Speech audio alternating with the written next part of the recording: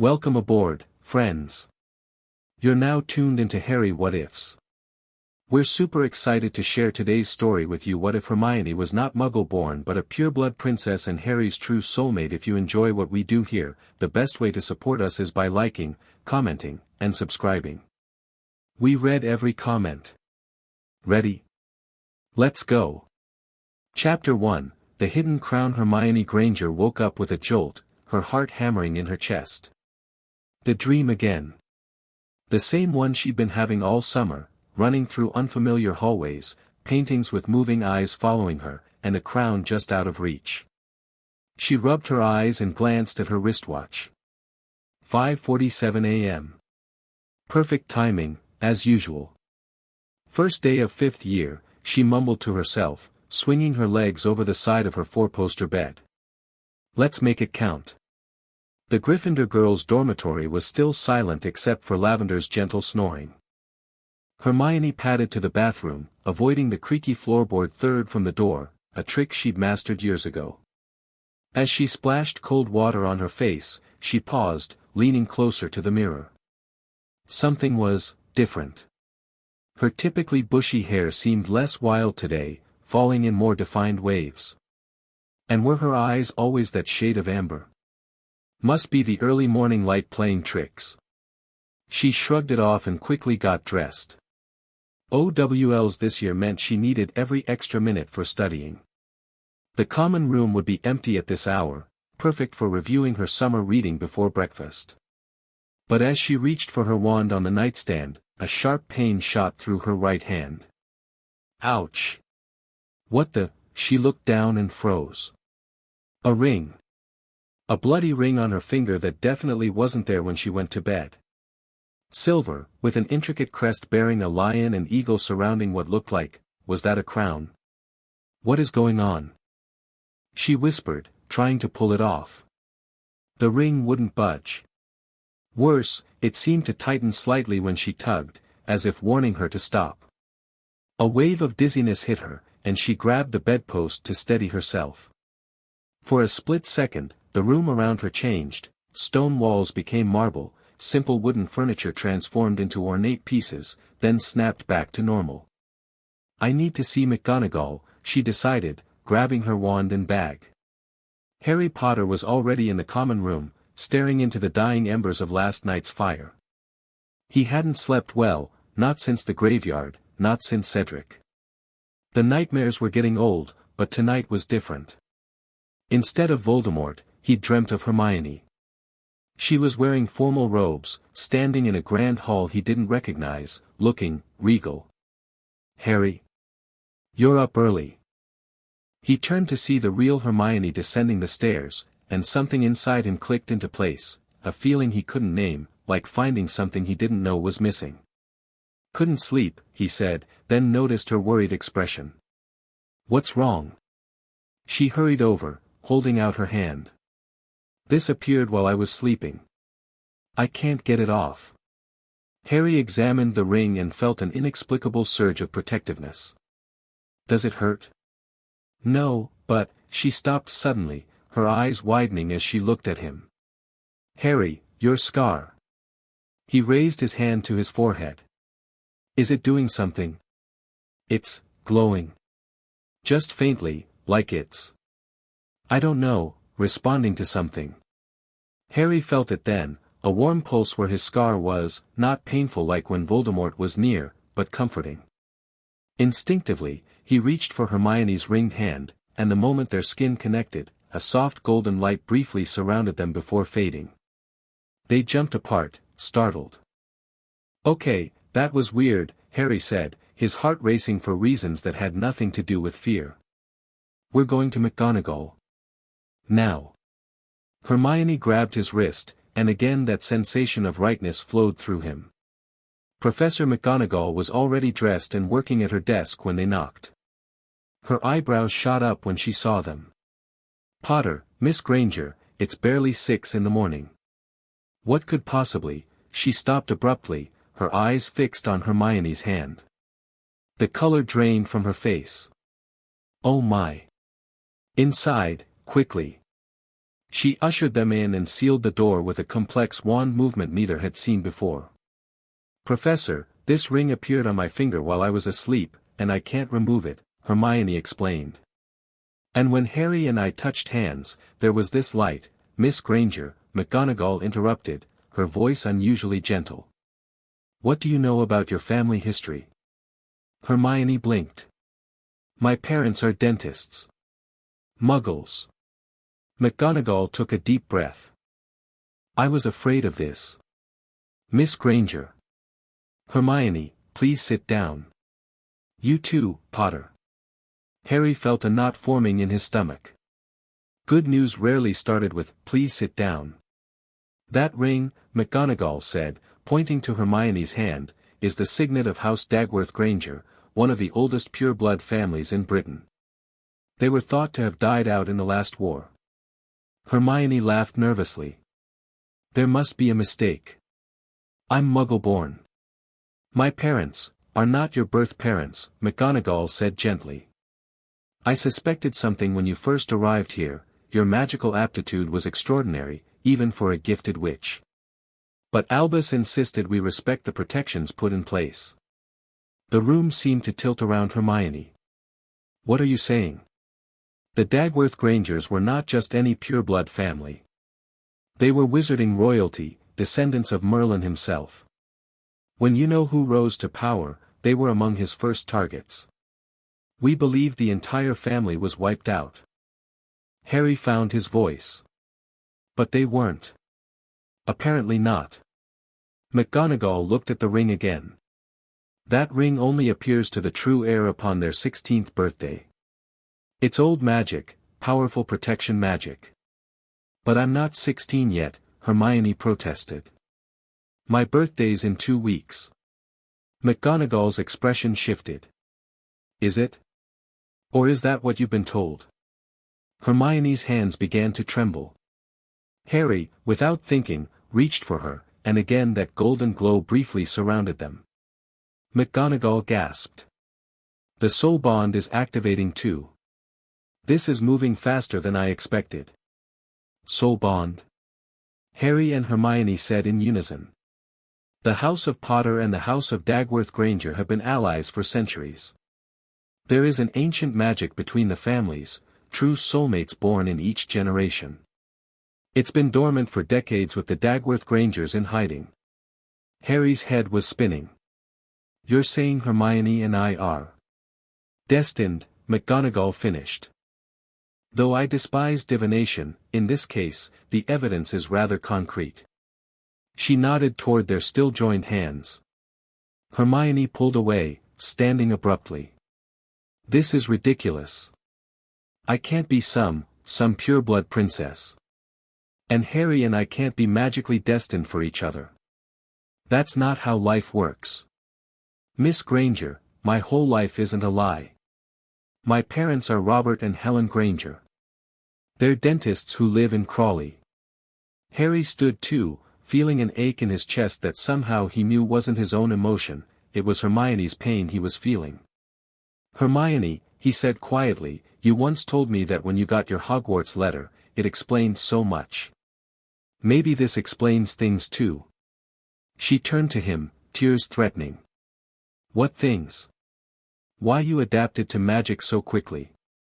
Why you're the brightest witch of our age?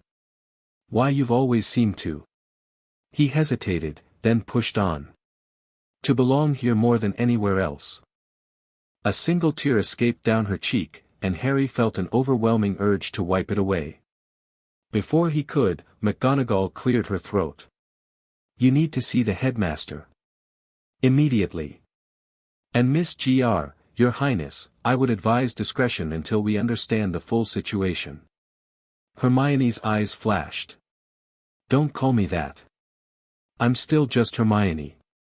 McGonagall's face softened. "Of course.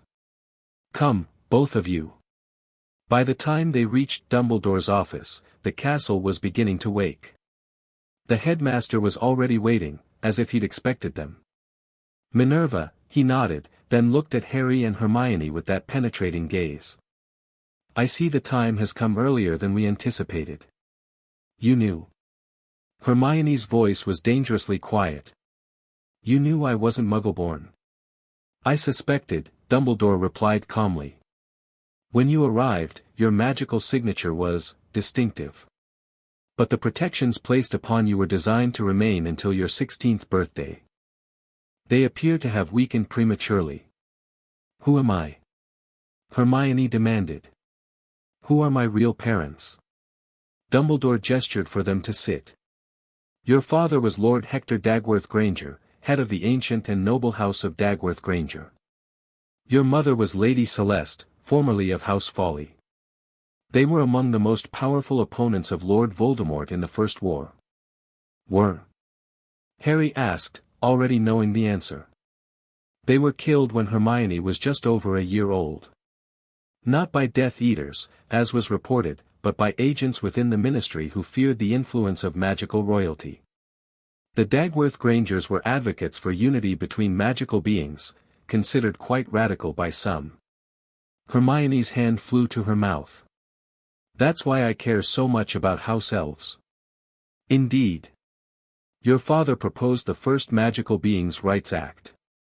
It failed spectacularly, but set in motion ideas that frightened those in power. Dumbledore's eyes twinkled briefly. The political establishment has always feared the Dagworth Grangers more than they feared dark wizards. Harry frowned. But who hit Hermione? Who placed her with Muggle parents? Your godmother, Hermione. Alice Longbottom. Hermione gasped. Neville's mother? Yes.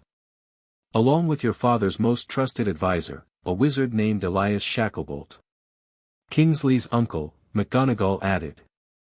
They placed you with a carefully selected Muggle couple, distant relatives of your father who had the same surname, making the transition seamless. Their memories were modified to believe you were their natural-born daughter. Hermione's voice was hollow. So my parents don't even know they're not my parents. They know they love you, Dumbledore said gently. That part requires no magic. Harry felt a surge of empathy. He knew what it was like to discover your life wasn't what you thought, though in his case, it had been an improvement to leave the Dursleys behind. Sir, Harry said, Professor McGonagall mentioned something about a soul bond between our families. Dumbledore's eyes darted to McGonagall. You told them that part already? It activated in my office, Albus. What was I supposed to do? Dumbledore sighed. The houses of Potter and Dagworth Granger formed an alliance during the Goblin Rebellions of 1612. The magic they used to seal their pact had unexpected side effects. Throughout history, certain descendants have found themselves drawn together by forces beyond ordinary attraction. Forces like what? Harry asked. Complementary magic. Emotional resonance. Protective enchantments that activate when either party is in danger. In some cases, limited ability to sense each other's emotional states or even share magical power. Hermione shook her head. That's ancient history. It can't apply to Harry and me.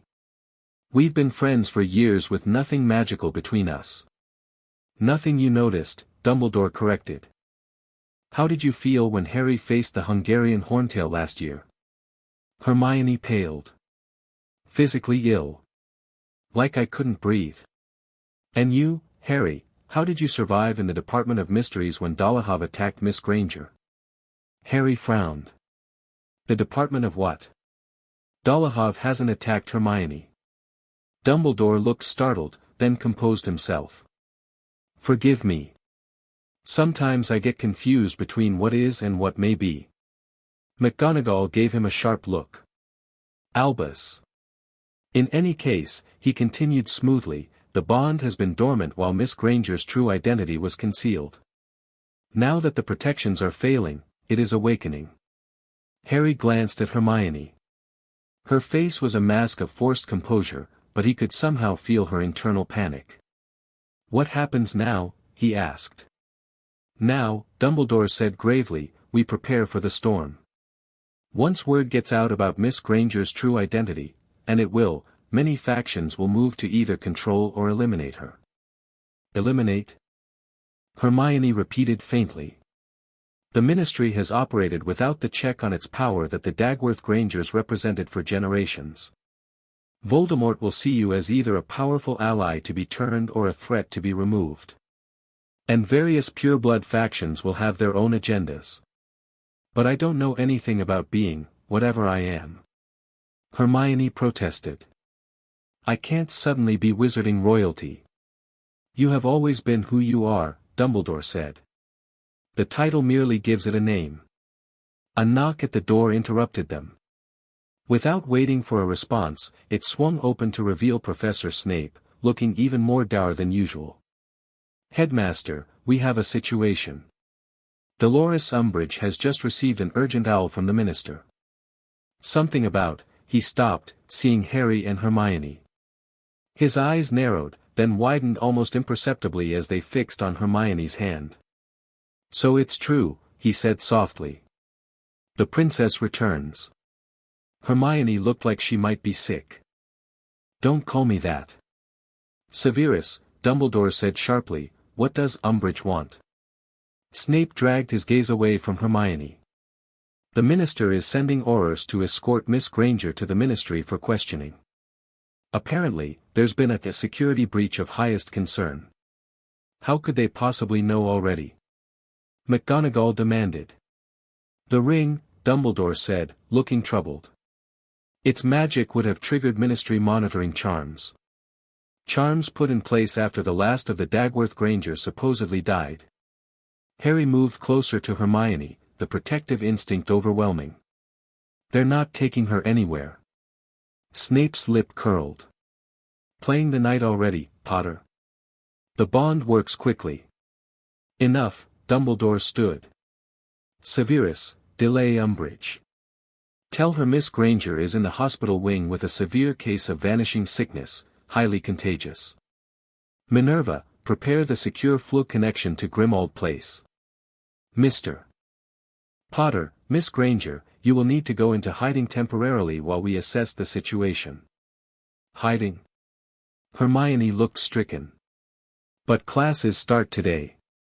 My OWLs will mean little if you're dead, Miss Granger, Snape said bluntly. We can't just run, Harry argued. That makes Hermione look guilty of something. I agree with Potter, McGonagall said, surprising everyone. Perhaps a strategic retreat this evening, but appearing in classes today would establish normalcy. Dumbledore considered this. Very well. But you'll need protection.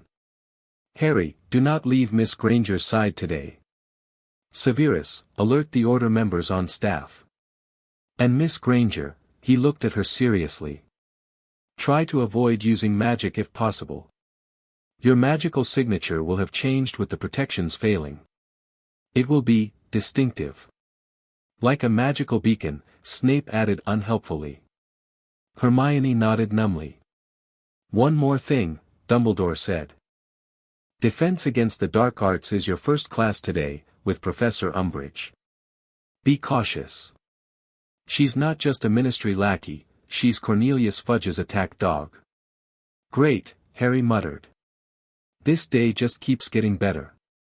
By breakfast time, Hermione had pulled herself together with remarkable composure, though Harry could sense her inner turmoil. They sat at the Gryffindor table trying to act normal while both felt anything but. Where were you two this morning? Ron asked through a mouthful of eggs. I looked for you everywhere. Library, Hermione said automatically. McGonagall's office, Harry said simultaneously. Ron raised an eyebrow. Right. So which is it? Both, Harry recovered. Hermione was in the library, I was talking to McGonagall about Quidditch, then we met up. On the first day back. You're mental, both of you. Ron shook his head and returned to his breakfast. Harry exchanged a glance with Hermione. They needed to get their story straight. And they needed to tell Ron the truth eventually, but not here, not now. As Hermione reached for the pumpkin juice, her sleeve pulled back, revealing the ring. Ginny, sitting across from them, gasped. Hermione.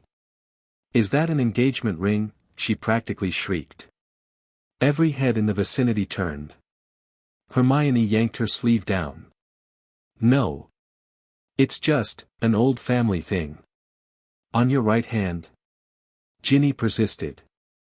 That's a signet ring. Those are for heads of magical houses. Since when do you know about pureblood traditions? Ron asked his sister. Ginny blushed slightly.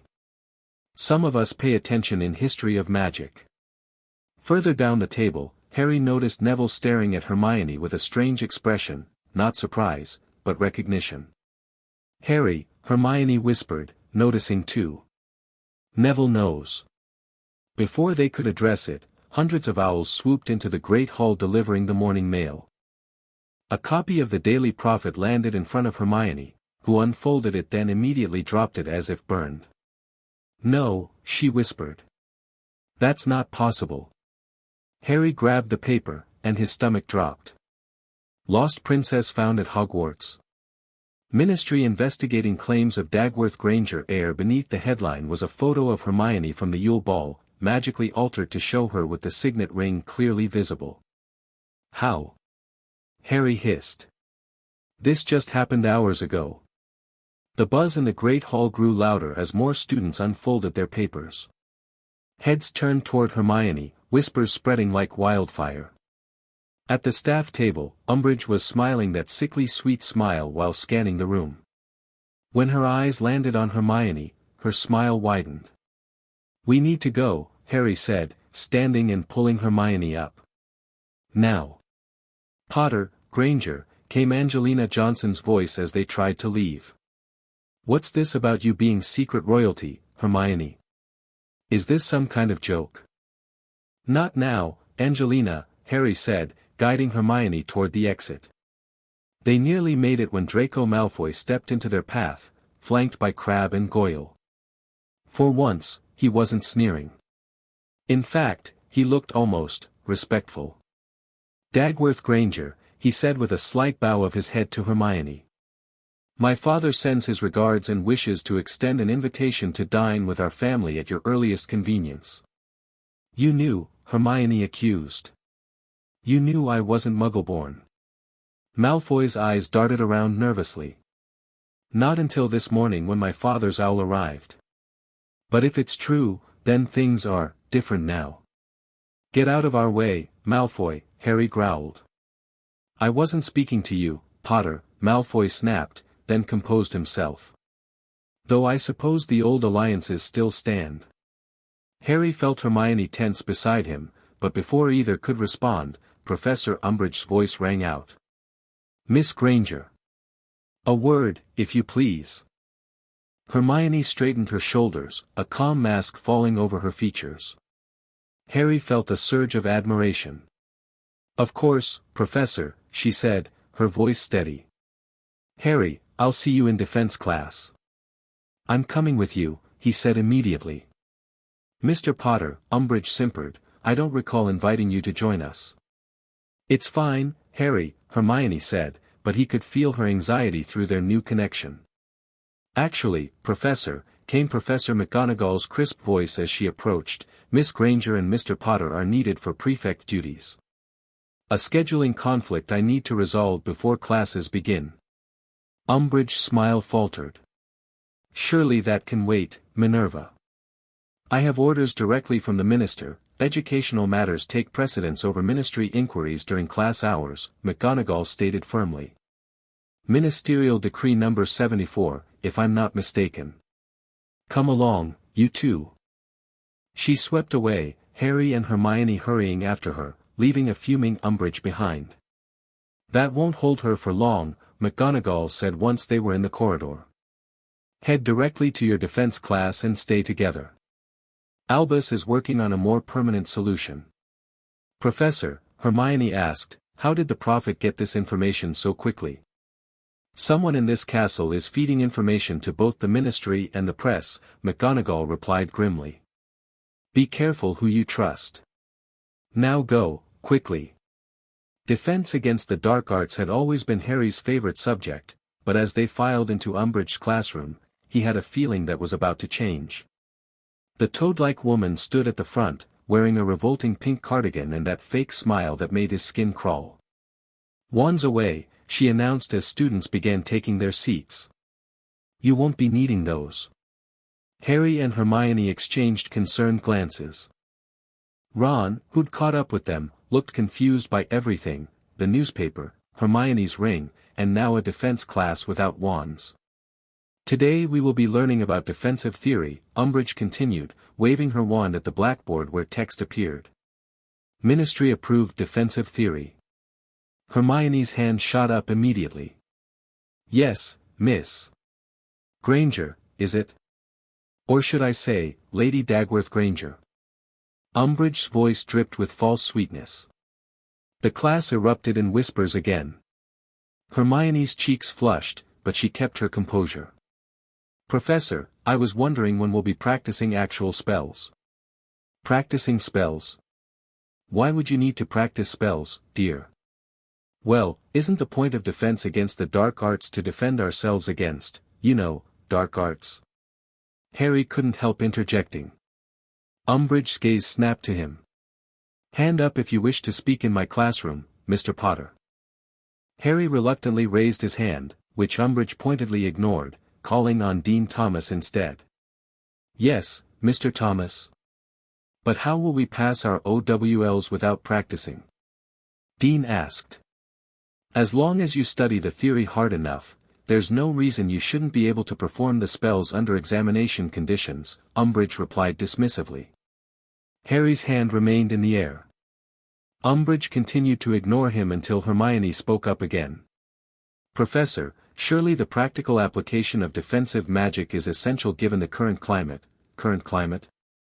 Umbridge's voice turned dangerously sweet. "What climate would that be, Miss Granger? Or are you referring to the climate of lies perpetuated by certain attention-seeking individuals claiming the return of a certain dark wizard?" The classroom went silent. Harry felt his temper rising and Hermione's hand on his arm, warning him to stay calm. "I was referring," Hermione said carefully, "to the educational climate where our OWLs determine our future careers." "Well, in that case," Umbridge began, but was interrupted by a strange humming sound. The signet ring on Hermione's finger was vibrating, emitting a soft golden glow. Hermione tried to hide it under the desk, but the light grew brighter. "Miss Granger, what is that?" Umbridge demanded, moving toward their desk.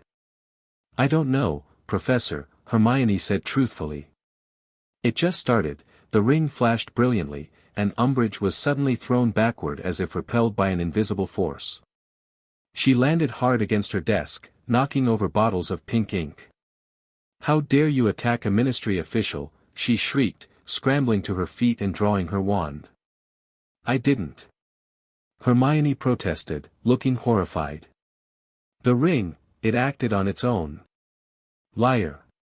Attacking a professor, that's grounds for expulsion." Umbridge pointed her wand directly at Hermione. "Ministry regulations clearly state, Professor Umbridge." McGonagall's voice cut through as she burst into the classroom. "Lower your wand immediately. This student attacked me." Umbridge was nearly foaming at the mouth. "I witnessed everything from the corridor," McGonagall lied smoothly. "Miss Granger's family heirloom has a protective charm that activated when you approached her aggressively. Quite common in ancient artifacts." "Family heirloom?" Ron whispered to Harry. "What's going on?" "Later," Harry muttered. Umbridge was turning an interesting shade of purple. "That girl is coming with me to the ministry this instant." "Actually," came Dumbledore's serene voice from the doorway, "she is not." The headmaster entered the classroom, followed by a tall, dark-skinned Auror that Harry recognized as Kingsley Shacklebolt. "Headmaster," Umbridge spluttered, "the minister has ordered." "The minister has no authority to remove students from Hogwarts without proper cause and procedure," Dumbledore interrupted gently. "Auror Shacklebolt is here to confirm that Miss Granger has broken no laws." Kingsley stepped forward.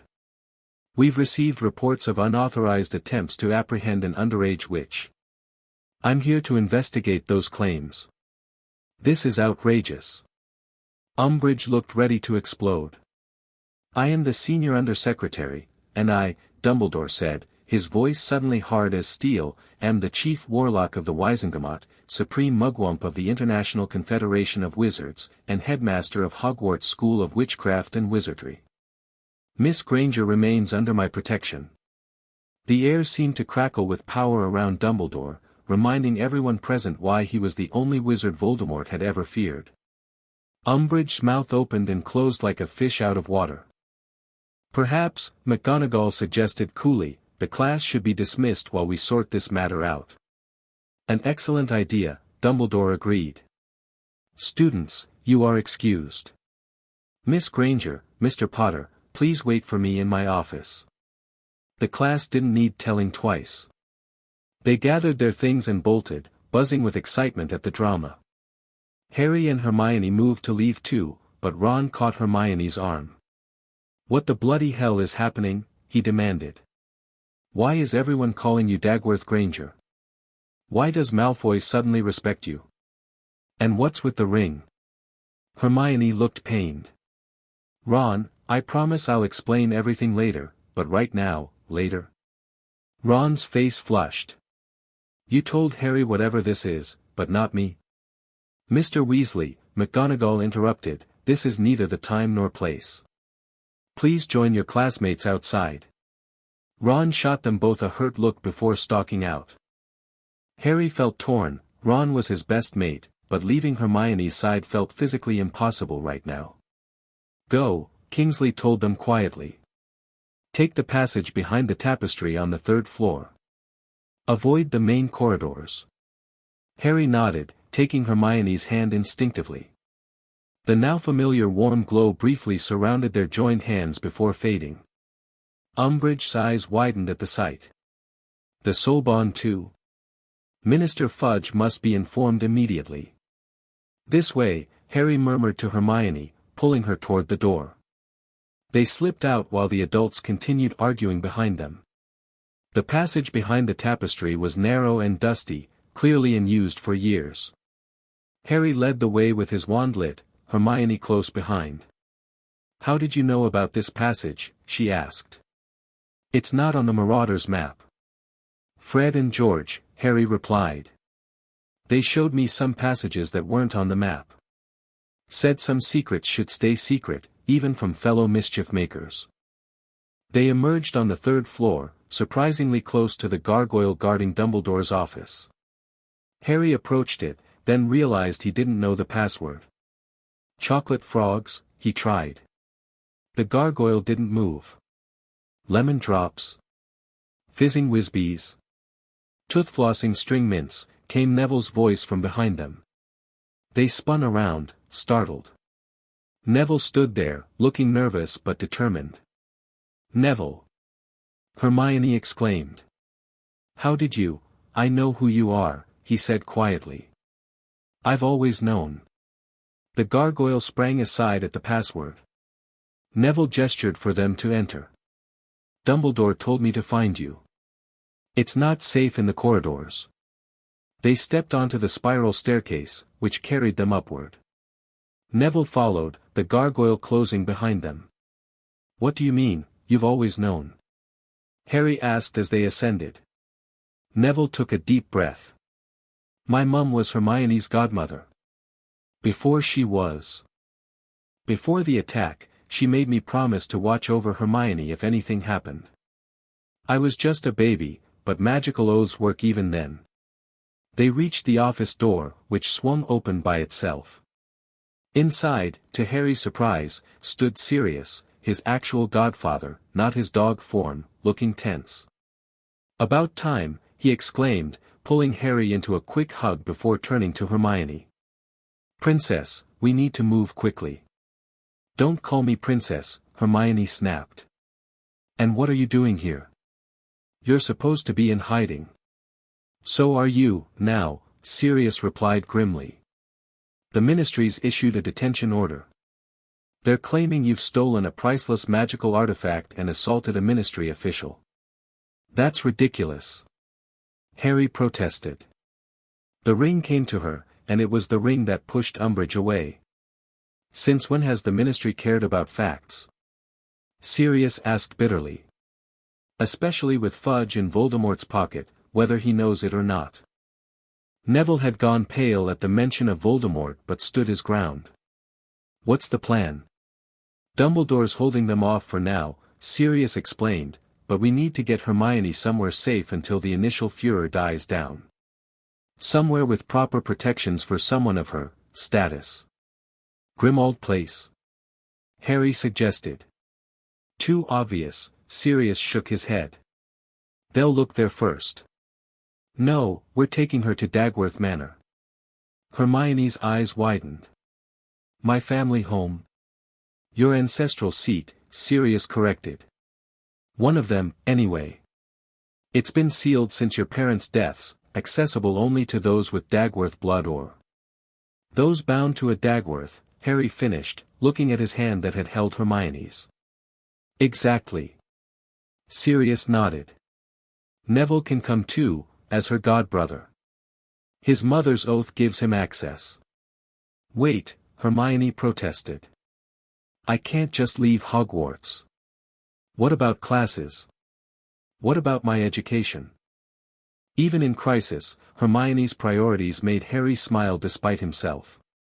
Dumbledore's arranging for a private tutor, Sirius assured her. This is temporary, just until we can ensure your safety and figure out exactly what's happening. And what about Harry? Hermione asked. He can't miss classes too. Sirius looked uncomfortable. Actually, he has to come. The soul bond is new and unstable. Separation could be problematic. Define problematic, Harry said warily. Physical pain, magical instability, emotional distress, Neville listed, surprising them with his knowledge. The old bonds were powerful.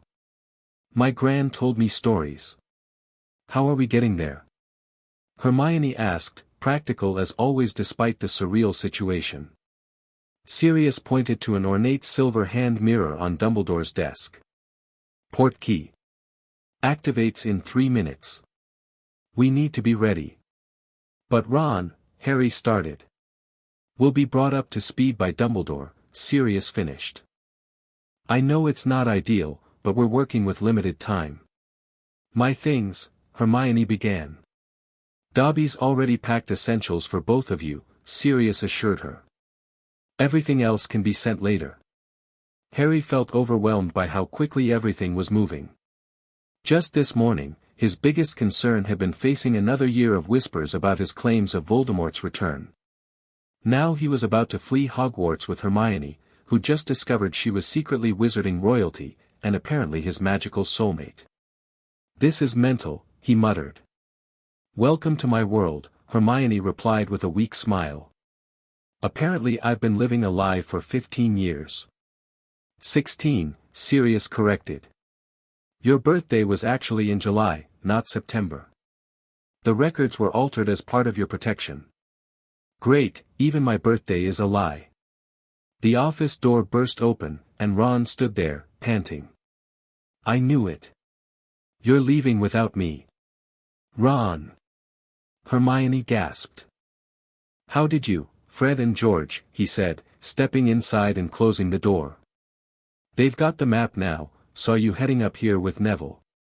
Mr. Weasley, this is a delicate situation, Sirius began. I know who Hermione is, Ron interrupted. Well, not exactly.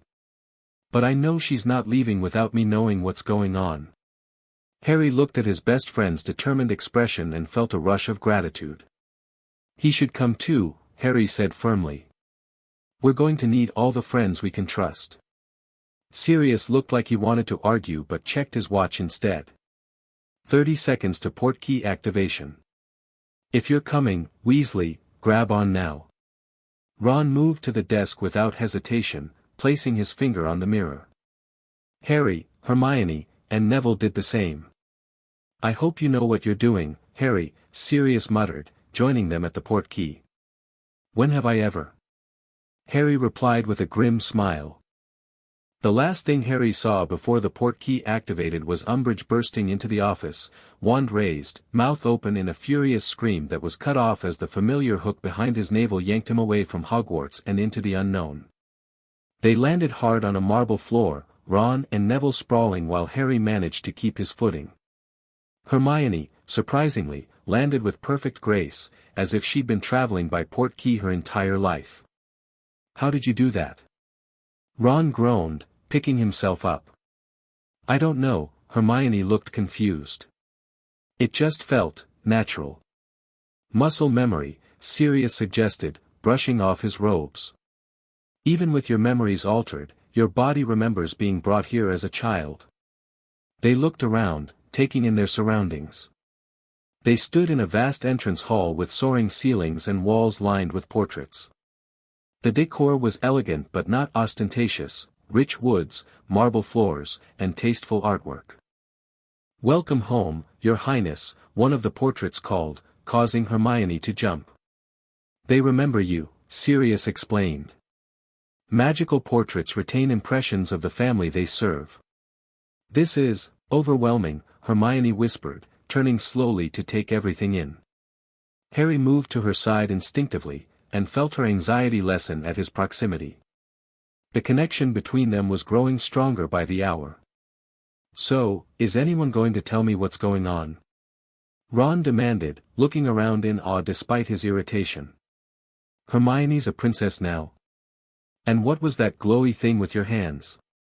Before anyone could answer, the grand doors at the end of the hall swung open, and a dignified older woman entered.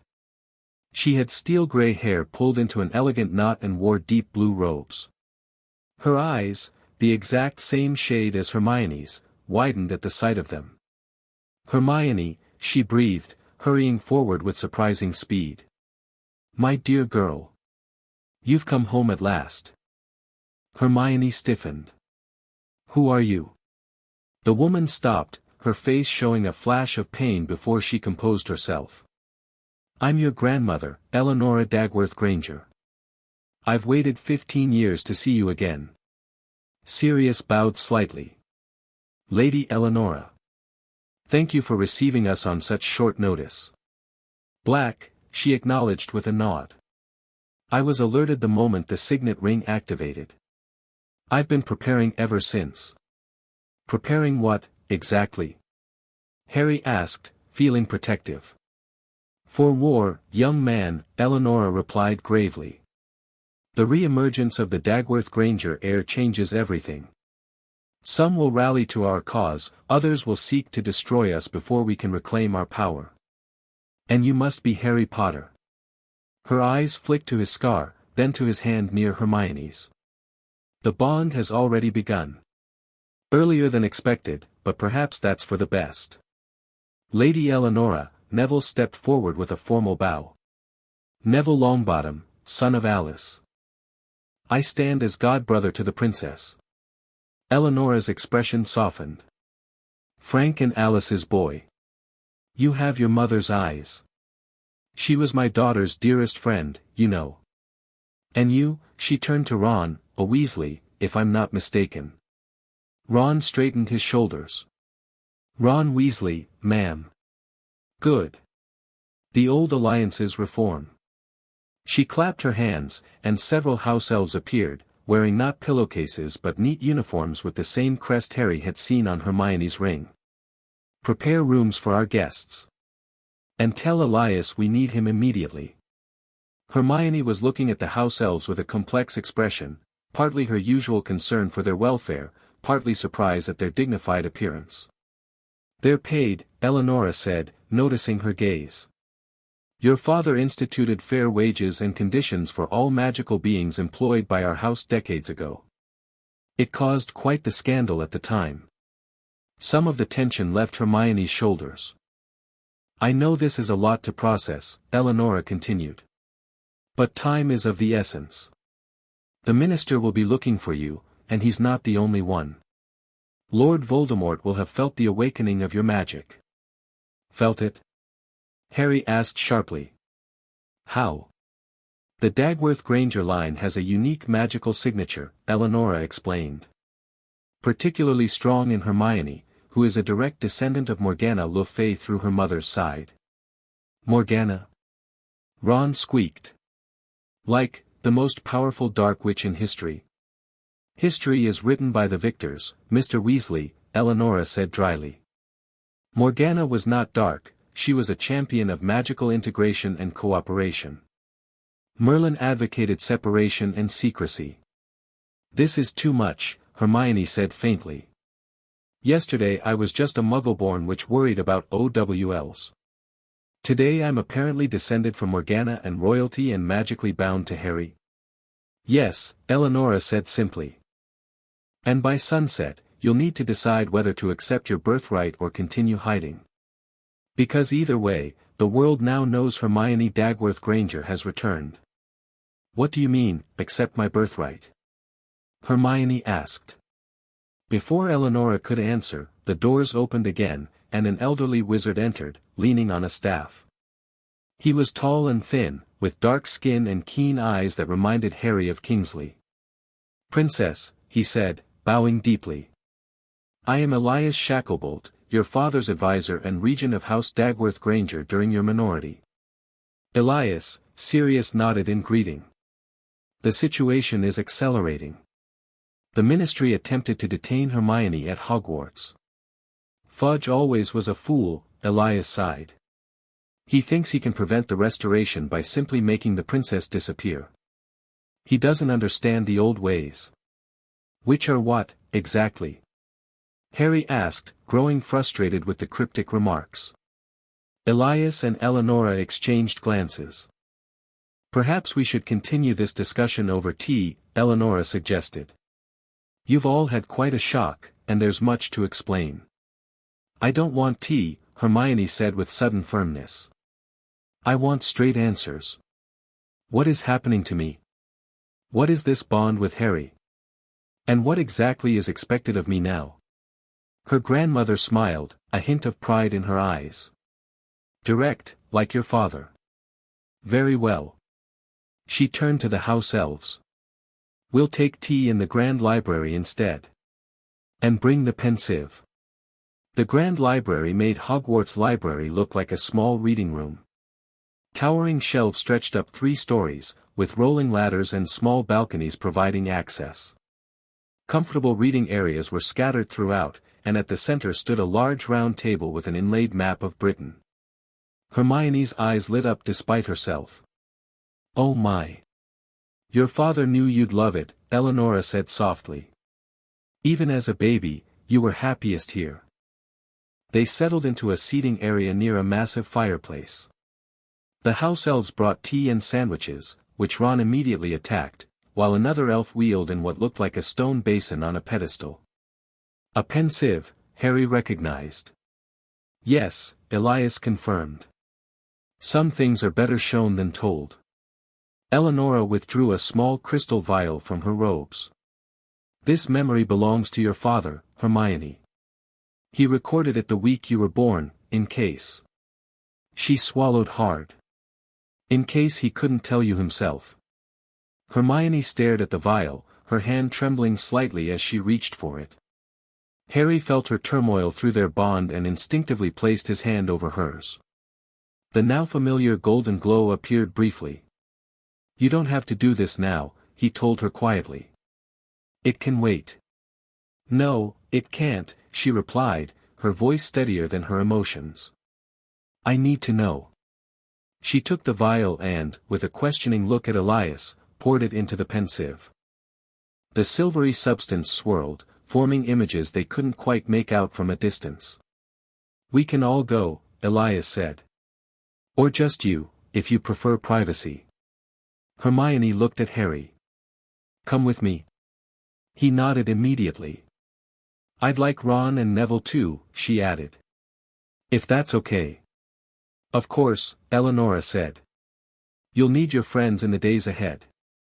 Hermione approached the pensieve, took a deep breath, and plunged her face into the swirling memories. Harry, Ron, and Neville followed suit. The world tilted and they found themselves in a different version of the same library. A tall, handsome man with Hermione's eyes and curly hair, though his was jet black, paced before the fireplace. He wore elegant robes and the same signet ring now on Hermione's finger. "Hello, my darling daughter," the man said, as if he could see them. "If you're viewing this memory, then something has gone terribly wrong, and I'm no longer there to guide you."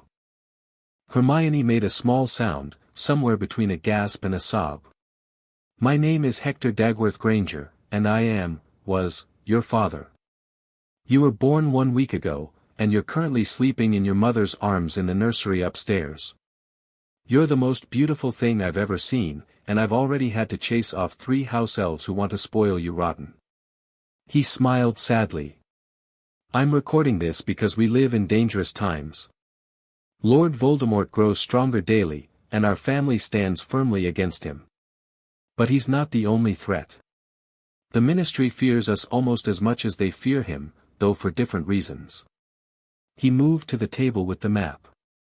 "The Dagworth Granger family isn't just another pureblood line, Hermione. We are the last remnant of Britain's magical royalty, descendants of Queen Maeve and King Dagda. Before the Statute of Secrecy, our family ruled both magical and non-magical Britain. After the statute, we became the guardians of magical Britain's independence." The map on the table glowed, showing various points of light across the country. "Our family maintains the ancient wards that protect magical Britain from discovery. We are the keepers of the old ways, the balance between magical species. And most importantly, we are the counterweight to the Ministry's power, the voice of the people when the government forgets whom it serves." He sighed deeply. "This makes us targets. Voldemort wants our power, the Ministry wants our submission. I've made arrangements for your safety if the worst should happen. You'll be hidden among Muggles, your magic temporarily bound, your true appearance slightly altered, until you come of age." He touched the ring on his finger, the same ring Hermione now wore. "This will find you when the time is right. It carries all the authority of our house. With it, you can activate our alliances, access our vaults, and claim your birthright." His expression grew more serious. "And now, the most difficult part to explain. Our family has always been bound to the House of Potter through an ancient soul bond. Every generation, a Potter and a Dagworth Granger find each other, their magic complementary, their destinies intertwined. Your mother and I believe your bondmate will be the son of James and Lily Potter, due to be born next July." Harry felt a jolt of surprise even though he'd already learned about the bond. "The bond is not a cage, Hermione. It's not a forced marriage or a limitation. It's a partnership of equals, a magical connection that strengthens both parties. You'll always have free will. But if history holds true, you'll find that your hearts align as naturally as your magic." He smiled softly. "Your mother's family, the Follies, thought she was mad to choose me over her arranged match. But our bond brought us together despite all obstacles. It will be the same for you and young Potter, I suspect." He walked back to the fireplace, his expression grave again.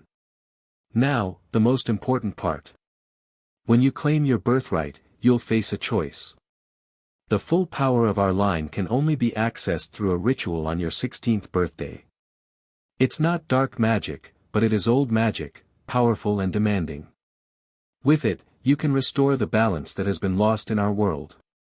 He looked directly at where Hermione stood, as if he could see her across time.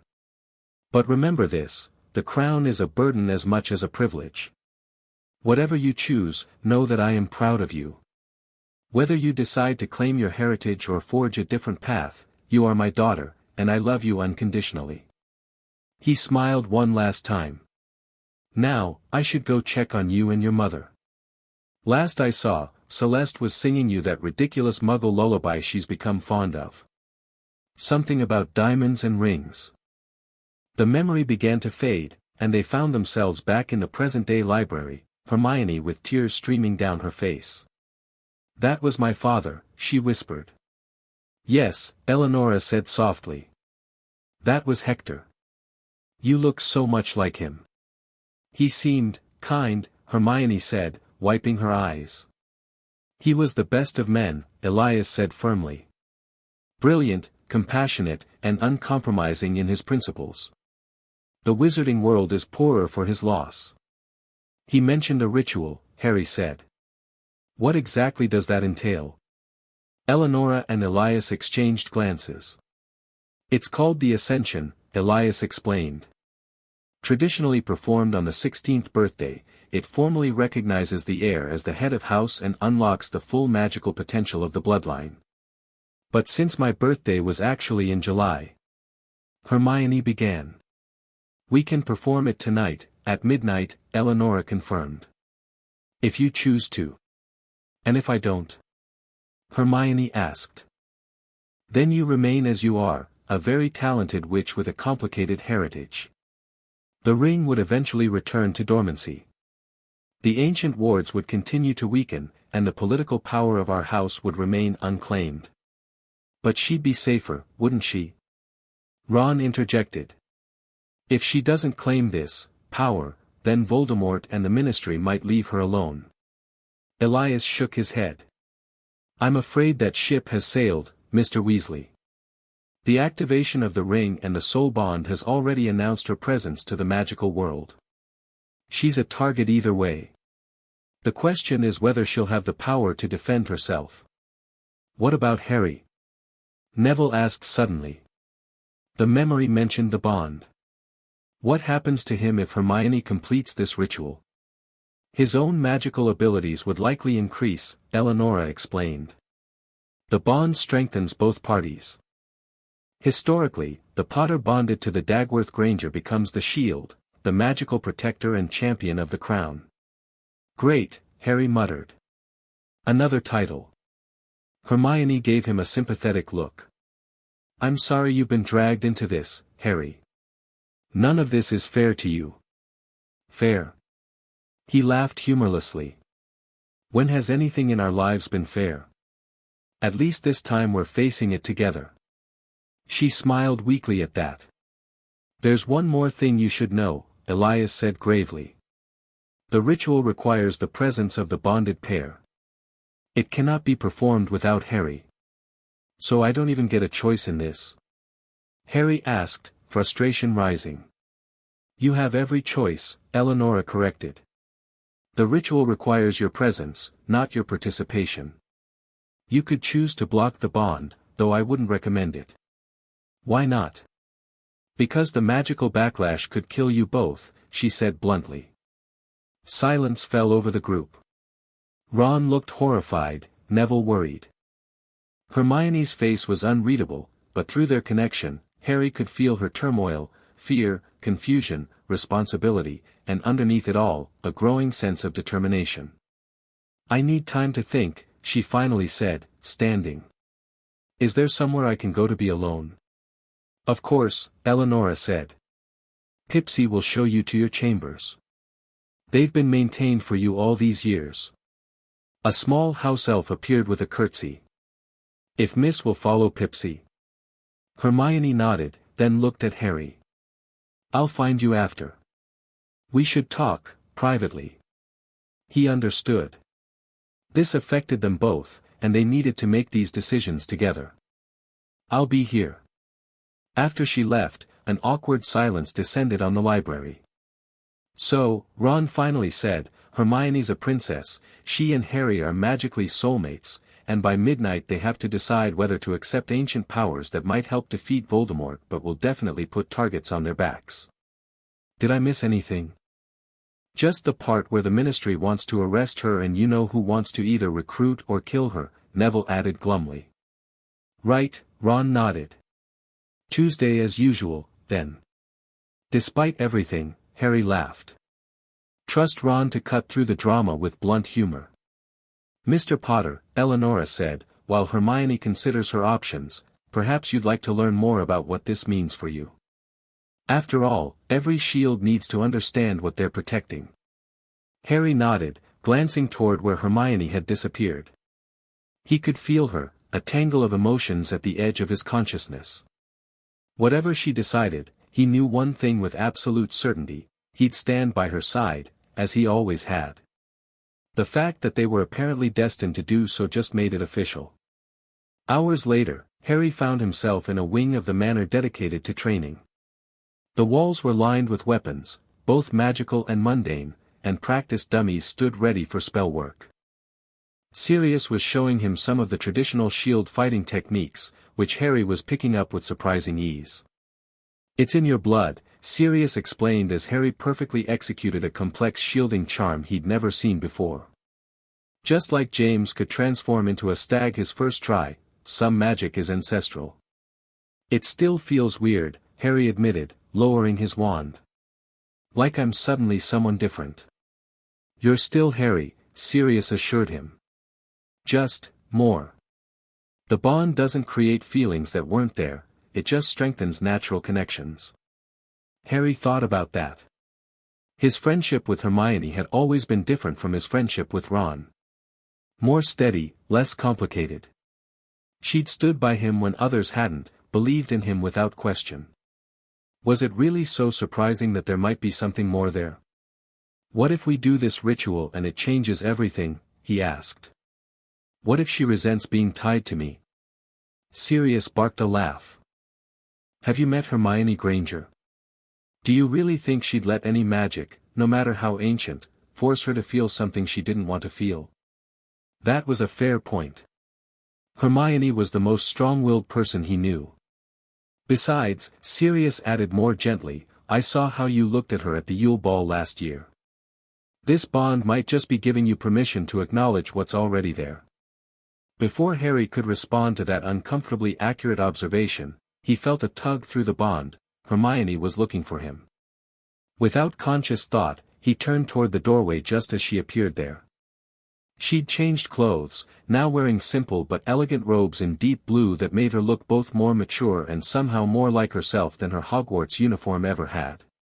Her hair was still curly but fell in more defined ringlets, and her posture had a newfound confidence. "There you are," she said, offering a small smile. "I felt you, practicing." "Shield training," Sirius explained, backing toward the door. "I'll leave you two to talk."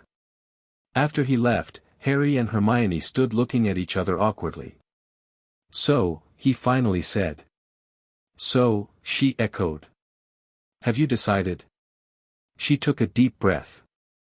"I think I have. But I wanted to talk to you first, because whatever I decide affects you too." He gestured to a bench along the wall, and they sat down, close but not touching. "My whole life, I've felt like I didn't quite fit anywhere," she began. "Not in the Muggle world, not entirely at Hogwarts. I thought it was just because I was Muggle-born, or because I liked books more than people." She smiled wryly. "Turns out I was royal the whole time. It's absurd. If anyone was secretly royal, it would be you," Harry said with a small smile. "You've always had this. I don't know, natural dignity." "That's a polite way of saying I'm bossy," she laughed. "Authoritative," he corrected. "It's not a bad thing." She looked down at the ring on her finger. "When I saw my father in that memory, I felt connected to him. And everything he said about protecting magical beings, about balance and responsibility, it resonated with me. Those are the things I care about too." "So you're going to do the ritual?" She nodded slowly. "I think I have to. Not just because of Voldemort or the Ministry, but because it's the right thing to do. If I have the power to help make our world better, don't I have a responsibility to use it?" It was such a Hermione thing to say that Harry couldn't help smiling. Always thinking about the greater good. "But," she continued, her voice softening, "I won't do it if you're not comfortable with what it means for you. This bond thing, it's not fair to force it on you." "Hermione," he said gently, "when have we ever not been connected? You've been by my side through everything, trolls, basilisks, time travel, triwizard disasters. If there's anyone in this world I'd be magically bound to, I'm glad it's you." Her eyes shimmered with unshed tears. "Really?" "Really," he confirmed. "Besides, according to your father, it's not like the bond creates feelings that aren't there. It just enhances what already exists." She blushed slightly at that. And what exactly exists, Harry Potter? It was his turn to blush, but he held her gaze. Something important. Something that scared me too much to look at directly before. And now? Now I'm looking. He reached for her hand, the one with the ring, and their fingers intertwined naturally. The golden glow was brighter this time, warmer. It's not just the magic, she whispered. I need you to know that. What I feel for you was there before all this. I know, he said, and realized it was true. The signs had been there all along, in her fierce loyalty, her unwavering support, the way her opinion mattered more than anyone else's. She leaned closer, and for a moment he thought she might kiss him, but instead she rested her forehead against his. The connection between them flared, not just physically but magically. He could feel her certainty, her nervousness, her affection. So we're doing this? He asked quietly. We're doing this, she confirmed. Together, like always. A throat cleared from the doorway, and they jumped apart. Ron stood there, looking uncomfortable but determined. Sorry to interrupt your, whatever this is, he said, gesturing vaguely between them. But there's news. Dumbledore sent a message. The Ministry's issued a warrant for both of you. And... He hesitated. And what, Ron? Hermione pressed. Death Eaters attacked your parents. Your Muggle parents, he clarified. Hermione gasped, standing quickly. Are they? They're fine, Ron assured her hastily. Order members were watching the house. Got them out in time. They're being moved to a safe location. Relief flooded through her so strongly that Harry felt it too. Whatever her complicated feelings about discovering her birth parents, the Grangers had raised her, loved her. They were still her family. There's more, Ron continued grimly. Umbridge has been named High Inquisitor of Hogwarts.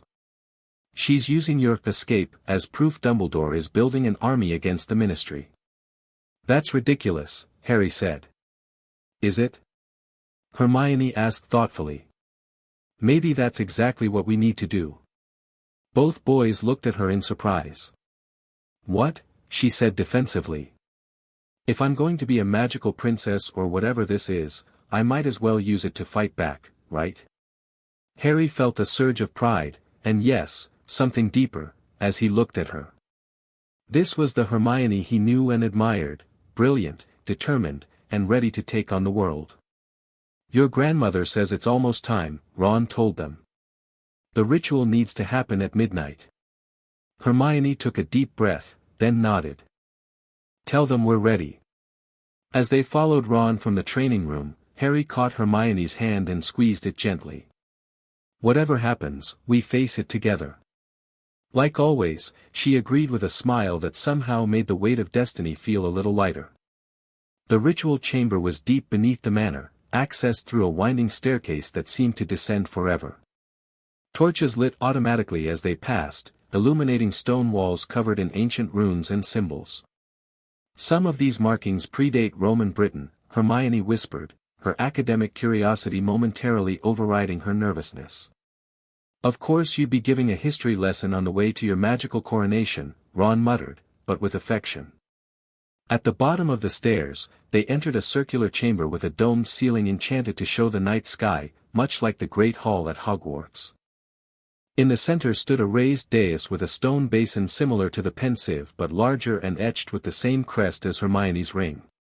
Eleonora, Elias, Sirius, and Neville were already waiting, along with several witches and wizards Harry didn't recognize, all wearing formal robes. The Privy Council, Eleonora explained, seeing their questioning looks. Advisors to House Dagworth Granger for generations. We gathered as soon as we felt the ring activate, said an elderly witch with steel-gray hair. Many of us believed this day would never come. Elias stepped forward. Princess, it's time to prepare. Lady Augusta will help you with the ceremonial robes. Harry was surprised to see Neville's grandmother step forward from among the council members. The Longbottoms have served as formal witnesses to the Ascension for 12 generations, she explained, seeing Harry's confusion. "Come, Your Highness." As Augusta led Hermione away, Sirius approached Harry with a bundle of dark red fabric. "Potter ceremonial robes," he explained. "As your godfather, it's my duty to help you prepare for your role as Shield." The robes were unlike anything Harry had worn before, made of a material somewhere between silk and dragon hide, lightweight but with a sense of ancient power woven into the fabric itself. They fit perfectly, as if made for him. "These were my father's?" he asked, adjusting the sleeves. "Your grandfather's, actually," Sirius corrected. "They adapt to each shield." Ron whistled low. "You look proper intimidating, mate." Harry grimaced. "Just what I need, more reasons for people to stare." "Get used to it," Sirius advised. "The shield walks half a step behind the crown in public but stands as an equal in private. It's a complex role, part bodyguard, part advisor, part, well, more than friend." Harry felt his face heat. "We haven't even. I mean, Hermione and I are still figuring out." "Relax," Sirius chuckled. "The romantic aspect tends to develop naturally. No one's expecting you to propose tonight." Before Harry could respond to that horrifying suggestion, the chamber doors reopened, and conversation ceased as Hermione entered. She wore robes of midnight blue that seemed to shimmer with embedded stars, her hair arranged with small diamond pins that caught the light. The signet ring glowed softly on her finger. But it was her expression that captivated Harry, determination mixed with a quiet dignity that transformed her from his best friend into something more, though no less Hermione. Their eyes met across the chamber, and through their strengthening bond, he felt her momentary panic. "Am I really doing this?" followed by resolve as he sent back his unwavering support. "It is midnight," Elias announced, checking a complex astronomical device near the dais. "We may begin." Hermione took her place at the stone basin, Harry standing opposite her as instructed. The council members formed a circle around them, wands raised. "Who presents Hermione Dagworth Granger for Ascension?" Elias intoned formally. "I, Eleanora Dagworth Granger, Dowager Countess and Regent, present my granddaughter, true heir of House Dagworth Granger," Hermione's grandmother responded. "Who stands as shield to the crown?" "I, Sirius Black, godfather and proxy, present Harry Potter, son of House Potter, bonded in magic and spirit," Sirius answered. "Who witnesses this ascension?" "I, Augusta Longbottom, proxy for House Longbottom, stand as witness," Augusta declared. One by one, the council members identified themselves and their roles. Harry noticed Ron shifting uncomfortably at the edge of the circle, clearly feeling out of place among all the formality. "Ronald Weasley," Harry called out suddenly. "Friend and loyal ally to both houses." Ron looked startled but stood taller as Elias nodded in acknowledgement. "The friendship of House Weasley is noted and honored." Hermione shot Harry a grateful smile across the basin. "Princess Hermione," Elias continued, "place your ringed hand in the basin." She did so, and the clear liquid within began to glow with the same golden light as their bond. "Harry Potter, place your hand atop hers." Harry reached across, their eyes meeting as his hand covered hers in the glowing liquid. The connection between them surged, almost overwhelming in its intensity. "Now, together, speak the oath of Ascension." Elias held out a parchment with ancient text. Harry and Hermione began to read in unison, their voices blending in perfect harmony. "By blood and magic, by right and responsibility, I claim my heritage. I stand as guardian of the ancient ways, protector of magical beings, keeper of the sacred balance. My magic in service to justice, my power tempered by wisdom, my heart guided by compassion. So I swear, so mote it be." The liquid in the basin erupted in a column of golden light that engulfed them both. Harry felt magic coursing through him, ancient, powerful, alive in a way he'd never experienced. Through the bond, he sensed Hermione's similar experience, but magnified tenfold. The chamber filled with blinding light, forcing everyone to shield their eyes. When it finally dimmed, Harry blinked away spots in his vision to see Hermione transformed. She looked the same, yet somehow more. Her magic was visible as a subtle aura around her, and the signet ring now sat as if it had always been part of her. But the most striking change was in her eyes. They held knowledge and power that hadn't been there before. "It is done," Elias announced. "All hail Hermione Dagworth Granger, Crown Princess of Magical Britain, Duchess of Avalon, Protector of the Ancient Wards, and Guardian of the Sacred Balance." The council members knelt, even Ron following suit after a moment's hesitation. Harry remained standing, somehow knowing the shield did not kneel. Hermione looked momentarily overwhelmed by the formal acknowledgement, but quickly composed herself. "Rise, please. We have work to do." As the council members stood, the chamber shook suddenly, dust falling from the ancient ceiling. "What was that?" Neville asked nervously. "The wards," Elias said, his expression grim. "Someone's attacking the manor." "Already?" Ron exclaimed. "How could they find us so quickly?" "The ritual," Eleonora realized. "It would have caused a magical surge detectable for miles." "Death Eaters?" Harry asked, already moving protectively closer to Hermione. "Or the Ministry," Sirius suggested. "Either way, we need to move." "No," Hermione said, her voice carrying a new authority. "No more running. This is my home, and I will defend it." Harry felt her determination through their bond and nodded. "What's the plan?" She smiled, a glint of the old Hermione, brilliant and ready for action, shining through the newfound regal bearing. "We fight back. We always do." Another tremor shook the chamber, stronger this time. The battle for Dagworth Manor, and perhaps for the future of magical Britain, had begun. Chapter 2, Blood and Bond. The manor shook again, dust cascading from the ancient ceiling. Harry's hand found Hermione's instinctively, their magic humming where they touched. "Third floor observation room," Eleonora commanded, already moving toward the stairs. "We need to assess the threat before responding." They rushed up the winding staircase, the ceremonial robes hampering their movement. Harry felt a new awareness of Hermione's position, literally staying half a step behind her, his body angled to protect her flank. It wasn't conscious, more like muscle memory he shouldn't have. "Is this part of the shield thing?" he whispered. "Ancestral magic," Sirius confirmed, noticing Harry's protective stance. "Your body remembers what your mind doesn't."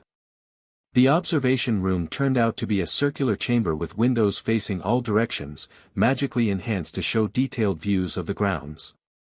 What Harry saw made his blood run cold.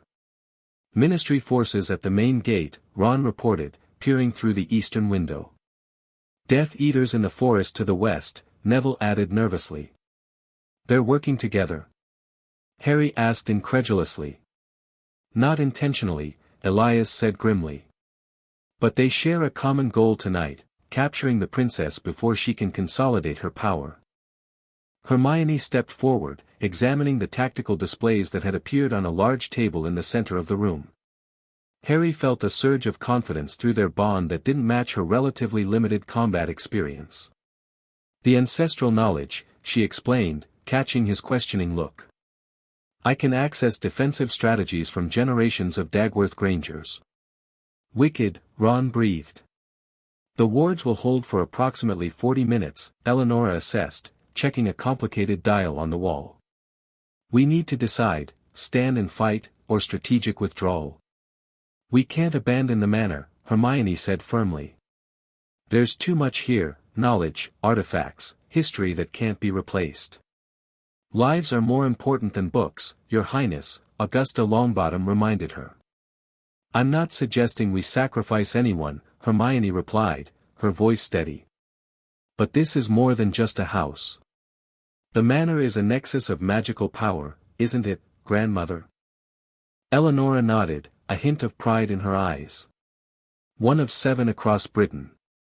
If we abandon it, we weaken the ancient protections over magical Britain," Hermione concluded. "We stay and defend it." Harry felt the rightness of her decision through their bond.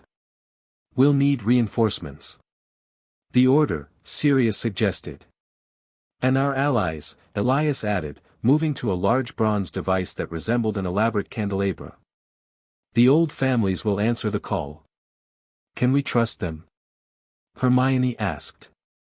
"Some, not all," Eleanor answered honestly. "But even those who might oppose you politically would defend the ancient system against ministry overreach or Death Eater destruction." Elias touched his wand to the device, which glowed briefly before sending sparks shooting out in multiple directions, disappearing through the walls. "The call is sent," he announced. "Now we prepare." The next 30 minutes were a whirlwind of activity. The manor transformed around them, ancient defenses awakening. Suits of armor marched to guard strategic positions, portraits served as lookouts, and house elves prepared emergency supplies. Hermione insisted on changing out of her ceremonial robes into something more practical: dragonhide boots, fitted trousers, and a reinforced jacket that looked medieval but moved like modern sportswear. "Battle attire," she explained as Harry raised an eyebrow. "Apparently my ancestors believed function over form when it came to combat." Harry had similarly changed into what Sirius called shield tactical gear, lightweight but magically reinforced, with holsters for his wand and several emergency potions. "Drink this," Eleanor instructed, handing them each a vial of golden liquid. "Recovery potion. The ritual took more out of you than you realize." The potion tasted like liquid sunshine and immediately restored energy Harry hadn't noticed he'd lost. "The first allies have arrived," Augusta announced, consulting a magical map of the grounds. Indeed, the flow of activity in the manor had increased, with unfamiliar witches and wizards operating into designated arrival points. Harry recognized a few faces from the Wisengamot sessions he'd attended during his trial last summer. "House Bones stands with Dagworth Granger," announced a stern-looking witch who Harry recognized as Susan Bones' aunt, the head of magical law enforcement. "Madam Bones," Hermione greeted her with newfound formality. "Your loyalty honors us." "This is not about loyalty, Your Highness," Madam Bones replied frankly. "It's about law. The Ministry has no authority to attack an ancestral seat without Wisengamot approval." "Fudge oversteps." More declarations followed as representatives from various magical houses arrived: Greengrass, Abbott, Shacklebolt, and surprisingly, Zabini. "Mother always said to back the winning side," Blaise Zabini remarked with a smirk as he joined them in the strategy room. "And you think that's us?" Ron asked skeptically. "The princess just completed the Ascension," Zabini replied, eyeing Hermione with new respect. "The magical surge was felt as far as Hogwarts. Old power is awakening. So yes, Weasley, I think that's the winning side." The wards shuddered again, more violently this time. "They've brought ward breakers," Elias reported grimly. "Good ones." "Time estimate?" Harry asked. 20 minutes, perhaps less." "Order members incoming," Sirius announced, checking a small mirror. "Remus, Tonks, Kingsley, officially investigating unauthorized ministry action, unofficially here to help." "We need to coordinate," Hermione said decisively, moving to the tactical map. "Defensive positions, counterattack strategies, civilian protection." Harry watched in amazement as she outlined a comprehensive battle plan, assigning people to positions based on strengths he couldn't possibly have known. "The ancestral knowledge again?" he asked quietly. She nodded. "It's strange, like having access to a library in my head. I'm not a different person, but I can draw on centuries of experience." "It suits you," he said honestly. A small smile lit her face, and through their bond, he felt a wave of affection that made his heart skip a beat. "If you two are done making eyes at each other," Ron interrupted, "we've got incoming on the south lawn." Harry turned to see Ministry forces emerging from the tree line, led by none other than Dolores Umbridge. "She doesn't waste time, does she?" he muttered. "She wants the glory of capturing me," Hermione observed coldly. "It would cement her position with Fudge." Not if I hex her first, Ron growled, raising his wand. No, Hermione placed a restraining hand on his arm. We maintain the defensive position. They attack an ancestral seat without provocation, they're in the wrong legally and magically. Princess is right, Madame Bones agreed. Let them make the first move against the wards. It strengthens our position. Hermione turned to Harry. I need to access the heart of the house, the central ward stone. Will you come with me? Always, he replied without hesitation. The heart of the house was located deep beneath the manor, past the ritual chamber where they'd performed the Ascension. As they descended the spiral staircase, Harry noticed the temperature dropping steadily. The ward stone predates the manor itself, Hermione explained, drawing on her new knowledge. The house was built around it, not the other way around. They entered a small, circular chamber with a ceiling that seemed impossibly high. In the center stood a rough-hewn stone pillar about waist height, covered in runes that glowed with a pulsing blue light. It's beautiful, Harry breathed, feeling the raw magical power emanating from the stone. And incredibly old, Hermione agreed, approaching it with reverence. Some of these runes predate written language. She placed her ringed hand on the stone, and the blue glow intensified, spreading up her arm in delicate patterns that resembled flowing water. I can feel them, she whispered. The attacks on the wards. Like fingers pressing against a bubble, searching for weak points. Harry moved to stand beside her, and without thinking, placed his hand over hers on the stone. The effect was immediate, the blue light surged, turning gold where their hands met, and the entire manor seemed to hum with renewed energy. The shield amplifies the crown's power, Hermione realized. It's not just protection, it's symbiosis. Through their connection, Harry could feel what she felt, the web of magical protections extending outward from where they stood, the pressure points where attacks focused, the ancient magic responding to their combined will. We can redirect the defensive energy, he suggested, instinctively understanding the ward structure. Strengthen the south approach where Umbridge is concentrating her forces. Together, they manipulated the flow of magic, guided by intuition and the ancestral knowledge now accessible to them both through their bond. The ward stone pulsed in response, the blue glow intensifying throughout the chamber. Someone's trying to breach from below, Hermione said suddenly, her eyes widening. The old escape tunnels, they're trying to come up underneath us. Harry felt it too, a dark, insidious magic probing at the foundations. Death Eaters, he confirmed grimly. That's not Ministry tactics.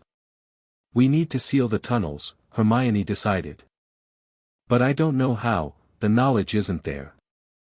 The tunnels must have been created after the ancestral memories were stored. Then we do it the old-fashioned way, Harry said, drawing his wand. We fight.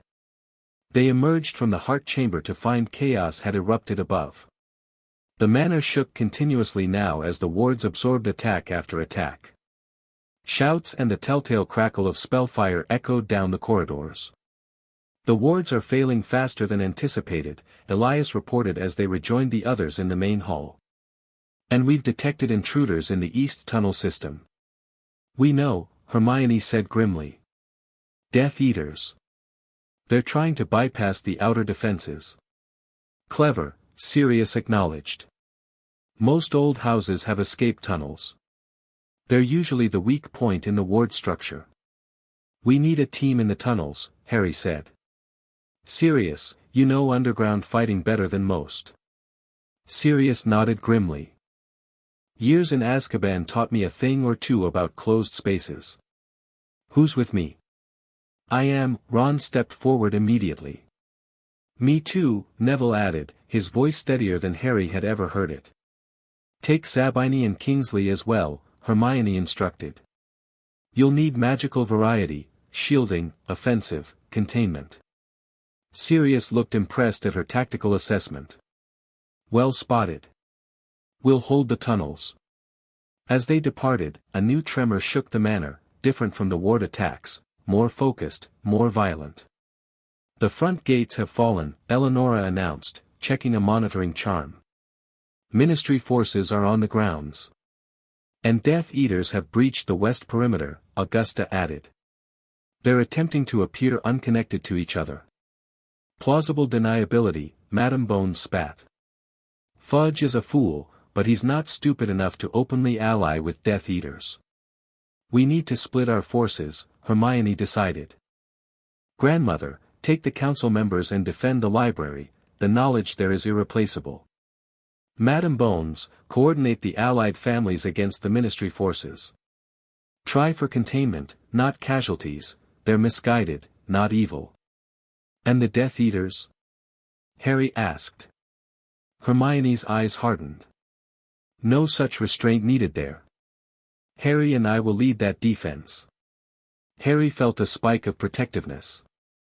Hermione, you can't put yourself on the front line, I can and I will, she interrupted firmly. The Ascension enhanced my magical abilities significantly. Besides, she added with a hint of her old smirk, who defeated a mountain troll at age 12. We did, he conceded with a reluctant smile. Exactly. We did. And we'll do this too. The west wing of the manor overlooked extensive gardens that sloped down to a small forest. It was from this forest that dark figures now emerged, wands raised, spells flying toward the house. The manor's outer wards had fallen, but secondary protections deflected the worst of the magic. Harry and Hermione stood on a balcony with a clear view of the approaching force. With them were Tonks, Remus, and 3 members of allied families Harry didn't recognize. I count at least 15 Death Eaters, Remus assessed. Including. His face darkened, Bellatrix Lestrange. Harry felt Hermione tense beside him. Neville's parents. She whispered. We keep her away from Neville at all costs, Harry decided. He shouldn't have to face her unprepared. Agreed, Hermione said. Then, addressing the group, they'll try to split us up. Stay in pairs, maintain line of sight with at least one other team at all times. Incapacitate if possible, but don't hesitate to use full force if threatened. Counter curse for Entral expelling curse is Viserys Reparo, Tonks reminded everyone grimly. Just in case. These aren't schoolyard hexes we're dealing with. The Death Eaters reached the formal gardens, destroying centuries-old topiary and statuary with casual malice. Harry felt Hermione's anger spike through their bond. Those peacock bushes were planted by my great-great-grandmother, she muttered. They're over 300 years old. We'll make them pay for the landscaping damage later, Harry assured her with a touch of gallows humor. She shot him a look that was half irritation, half amusement. Priorities, right. Incoming. Remus shouted as a barrage of spells hit the balcony. They ducked behind the stone balustrade as chunks of masonry exploded around them. They know we're here, Tonks said unnecessarily, her hair cycling through colors as her adrenaline spiked. Good, Hermione replied with unexpected ferocity. Let's make them regret it. She stood and cast with a speed and precision Harry had never seen from her before, Agravare Maxima. The spell, one Harry didn't recognize, shot from her wand in a wave of golden light, sweeping across the gardens. Instantly, the gravity in a 30-foot swath intensified 100-fold. Death Eaters crashed to the ground, pinned by their own suddenly massive body weight. Bloody hell, Tonks breathed. That's unspeakable level magic. Ancestral spell work, Hermione explained, already casting again. Limitations weave. A net of silvery light spread over the downed Death Eaters, binding their magic temporarily. It won't hold them long, she warned. 20 seconds at most. That was all the time their team needed. A coordinated barrage of stunning spells, body binds, and incarceration charms hit the immobilized Death Eaters. Nearly half were neutralized before Hermione's spells faded. The remaining attackers scattered, taking cover among the ruined gardens. One figure remained standing in the open, Bellatrix Lestrange, her wild hair blowing in the magical backlash of Hermione's spells, her face contorted with rage. Little princess playing with big girl magic, she cackled maniacally. My master wants to meet you, mudblood royalty. Hermione's jaw tightened at the slur, but Harry felt no hurt through their bond, only cold determination. Your master can send a formal request for an audience, she called back, her voice carrying a new authority that seemed to ripple through the air. Oh wait, he can't, he's a half-blood pretender hiding in the shadows. Bellatrix's face twisted in fury. How dare you? She raised her wand, unleashing a torrent of dark magic that crashed against the balcony's remaining protections in a shower of malevolent sparks. She's creating a diversion, Remus warned, pointing to movement at the sides of the garden where Death Eaters were advancing under cover of Bellatrix's assault. Split up, Harry ordered. Tonks, Remus, take the left flank. You three, right flank. Hermione and I will handle Bellatrix. As the team separated, Harry turned to Hermione. You know the grounds better than anyone now. Where can we draw her that gives us an advantage? Hermione's eyes unfocused briefly as she accessed the ancestral knowledge. The reflection pool, she decided. It's magically amplified, designed to strengthen defensive spells cast near it. Lead the way, Harry nodded. They dashed back through the manor, taking a different exit that opened onto a terrace overlooking a large ornamental pool. The water's surface was unnaturally still despite the magical battle raging nearby, reflecting the night sky perfectly. She's following, Harry confirmed, feeling that distinctive crawling sensation between his shoulder blades that always accompanied mortal danger. Good, Hermione positioned herself at the pool's edge. Let her come. They didn't have to wait long. Bellatrix blasted through the terrace doors, debris raining around her as she stalked toward them, wand raised. Nowhere to run, little children, she sang, her voice unervingly childlike. My lord will be so pleased when I bring him the princess's head. Your lord couldn't even kill me as a baby, Harry taunted, deliberately drawing her attention away from Hermione. What makes you think you'll do any better? It worked. Bellatrix's eyes locked on him, burning with hatred. Potter, she spat. Always in the way. Crucio. Harry dodged the unforgivable, feeling the heat of it pass inches from his face. He countered with a barrage of stunners, keeping Bellatrix's focus on him while Hermione began a complex series of wand movements behind him. Through their bond, he could feel her concentration, the buildup of magical energy as she accessed power that would have been beyond her just hours ago. Pathetic, Bellatrix laughed, deflecting his spells with contemptuous ease. Is this what Dumbledore teaches now? No wonder the Dark Lord will win. She cast again, this time a sickly purple curse that Harry didn't recognize. He instinctively raised a shield charm, but the dark magic shattered through it, clipping his shoulder and sending white-hot pain down his arm. Harry. Hermione's voice held fear, but their bond conveyed something else. She needed just a few more seconds. Gritting his teeth against the pain, Harry rolled to his feet and cast the most powerful offensive spell he knew. Reducto Maxima. The blasting curse hit the ground at Bellatrix's feet, not harming her but forcing her to jump back, breaking her attack rhythm. Now, Hermione, he shouted. Hermione thrust her wand toward the reflection pool, which began to glow with an intense silver light. Aqua captis memoriam. The water rose up in a perfect column before exploding outward, not as liquid but as thousands of tiny mirrors, each capturing the light of the moon.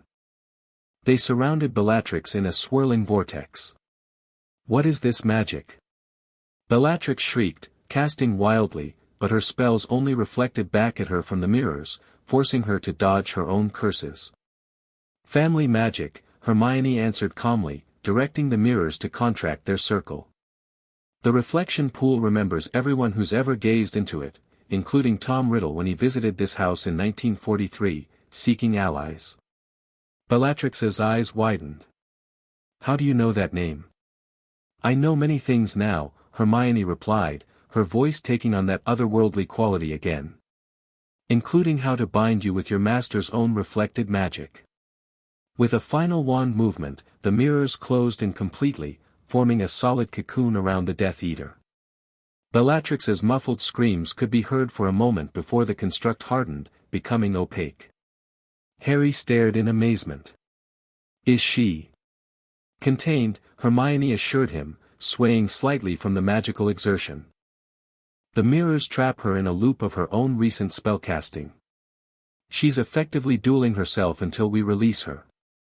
Harry caught her as she stumbled, feeling her exhaustion through their bond. That was incredible, he said softly. She smiled tiredly. Dagworth Granger specialty, reflection magic. Though I wouldn't have had the power to cast it without the Ascension. A loud explosion from elsewhere in the manor reminded them that the battle was far from over. We should rejoin the others, Hermione said, straightening with effort. Harry nodded, but kept his arm around her waist. Lean on me. The bond can help you recover faster if we maintain physical contact. She didn't argue, which told him just how depleted she really was. As they made their way back into the manor, Harry couldn't help asking, was it true? About Voldemort visiting this house? Yes, Hermione confirmed. My grandfather refused to support him. It was the beginning of the enmity between our families. One more reason he'll want you either controlled or dead, Harry said grimly. He can try, Hermione replied, a steely note in her voice that reminded Harry forcefully that this was still the girl who had punched Draco Malfoy and set a teacher on fire at age 12.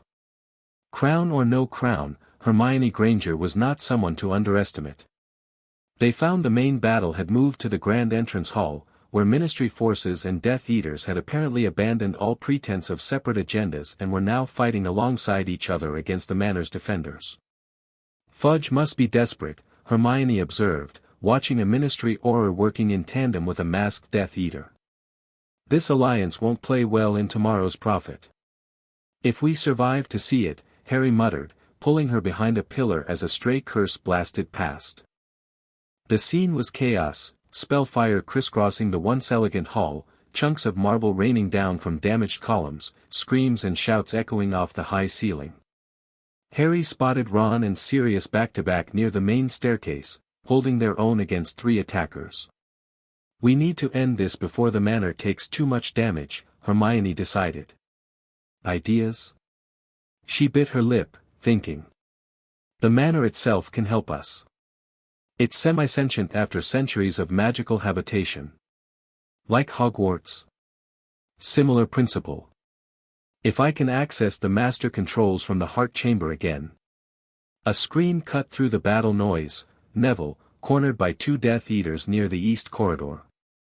Without hesitation, Harry sprinted toward him, Hermione following despite her exhaustion. Protego Maxima. Harry cast, the shield expanding to cover Neville just as a cutting curse would have hit him.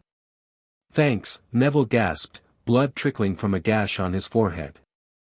The Death Eaters turned, and one laughed in recognition. Look who's joined us.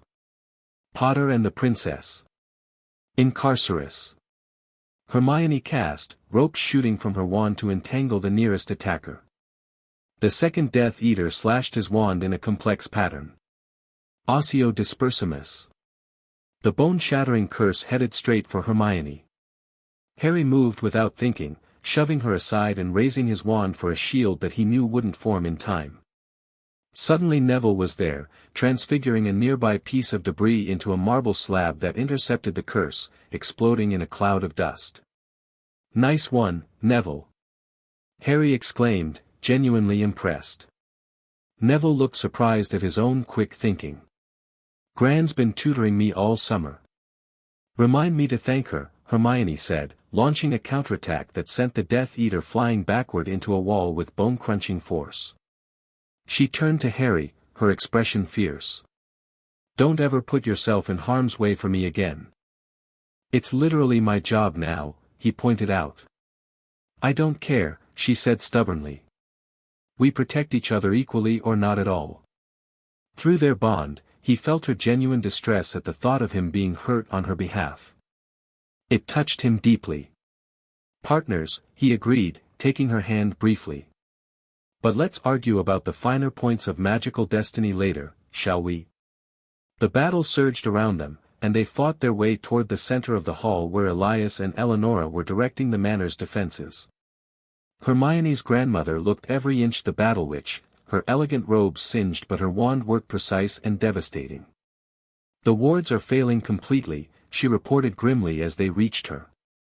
"Too many points of attack.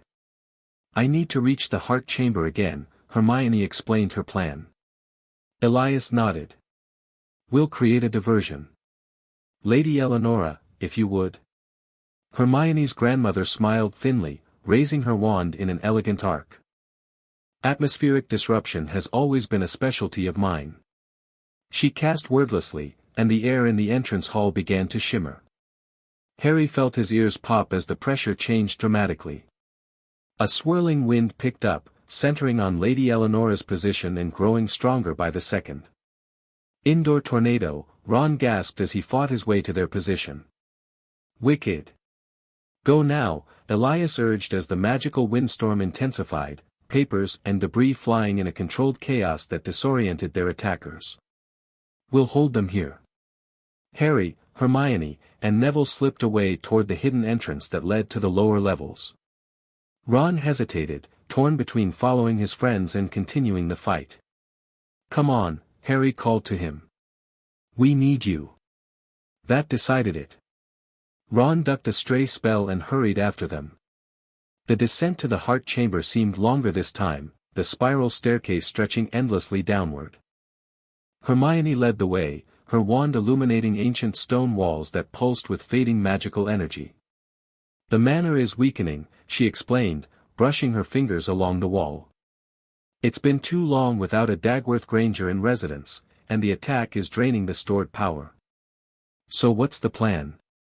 Ron asked, keeping watch behind them. "I'm going to fully awaken the manor's defenses," Hermione said. "They've been in dormant mode for 16 years. "What does that mean exactly?" Harry asked. Hermione's expression was grim. "It means the house will actively repel invaders rather than just resist them." "That sounds ominous," Neville commented. "These manors weren't just homes," Hermione explained, drawing on her ancestral knowledge. "They were fortresses in times of magical conflict. The defenses can be extreme." They reached the heart chamber to find it unnervingly quiet, the ward stone's blue glow now pulsing weakly like a failing heartbeat. "It's worse than I thought," Hermione murmured, hurrying to the stone. As she placed her hand on it, the signet ring flared, and the blue light brightened momentarily before dimming again. "It's not enough," she said, frustration evident in her voice. "The connection is too new, and I'm still learning how to channel the power properly." "What about the bond?" Harry suggested, moving to her side. "It helped before." She nodded, making space for him to join her at the stone. As his hand covered hers, the now familiar golden glow appeared at the point of contact, spreading into the ward stone and strengthening its blue light. "Better," Hermione acknowledged, but still not enough to fully activate the defenses. Ron stepped forward hesitantly. "Maybe, could more magic help? From friends?" Hermione looked surprised, then thoughtful. "It's not traditionally how it works, but the principles are sound. Magic is magic, after all, regardless of source." "We're with you," Neville said firmly, stepping up to the stone. "All of us." "The spell is Domus Defensor Exciter," Hermione instructed. "Focus on your connection to this house, through me, through our friendship, through the alliance of our families." Harry felt her drawing on the ancestral knowledge, directing the ritual with newfound confidence. The four friends positioned themselves around the ward stone, wands ready. "On my count," Hermione said. 3, 2, 1, Domus Defensor Exciter. They cast in unison, for streams of magic connecting with the ward stone. Harry felt the drain immediately, like a powerful current pulling at his magical core. Through the bond, he sensed Hermione channeling and directing the combined power, shaping it with skill that should have been beyond her years. The ward stone's blue light surged, growing brighter and brighter until it was painful to look at directly. The entire chamber began to vibrate, dust raining down from the ceiling. It's working! Hermione exclaimed, her voice strained with effort. The manor is awakening. Harry felt it through their bond, a vast, ancient consciousness stirring, like a sleeping giant slowly opening its eyes. It was neither fully sentient nor merely magical, it was something in between, a presence built from centuries of residual magic and purpose. And it was angry at the intruders. The vibration intensified, spreading outward from the heart chamber throughout the manor. Above them, they heard a deep, resonant boom, like a massive heartbeat. We should get back upstairs, Hermione suggested, swaying slightly as she removed her hand from the stone. The manor will handle the defenses now, but we need to direct it. Direct it how? Ron asked nervously. Make sure it knows who's friend and who's foe, she explained. Otherwise, it might just expel everyone. They hurried back up the spiral staircase, the vibration growing stronger with each step. By the time they reached the main level, the entire manor was thrumming with awakened magic. The scene that greeted them in the entrance hall was one of contained chaos. The marble floor had partially liquefied, trapping enemy combatants up to their knees while allowing allies to pass unhindered. Suits of armor that had previously been decorative now moved with deadly purpose, engaging Death Eaters and Ministry forces with medieval weapons. Bloody hell, Ron breathed. Remind me never to break into your house, Hermione. The manor's defenses were systematically isolating and neutralizing threats. Tapestries came to life, wrapping themselves around intruders.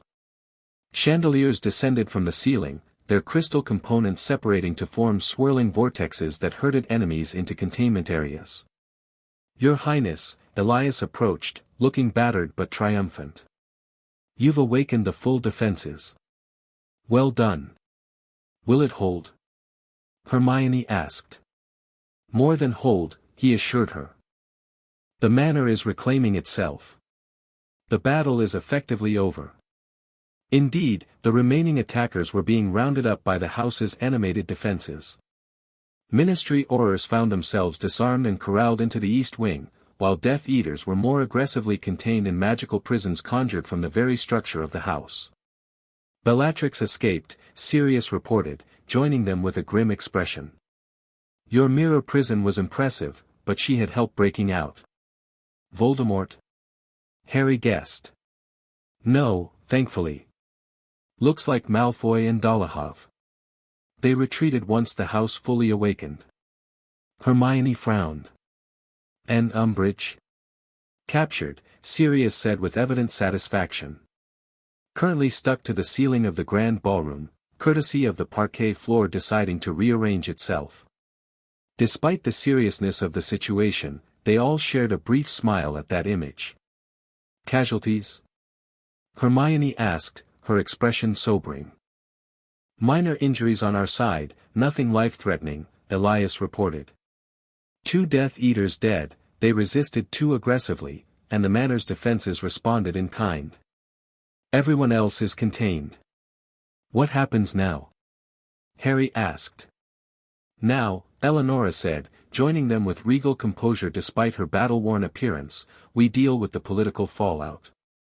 Madame Bones is already documenting the illegal ministry action.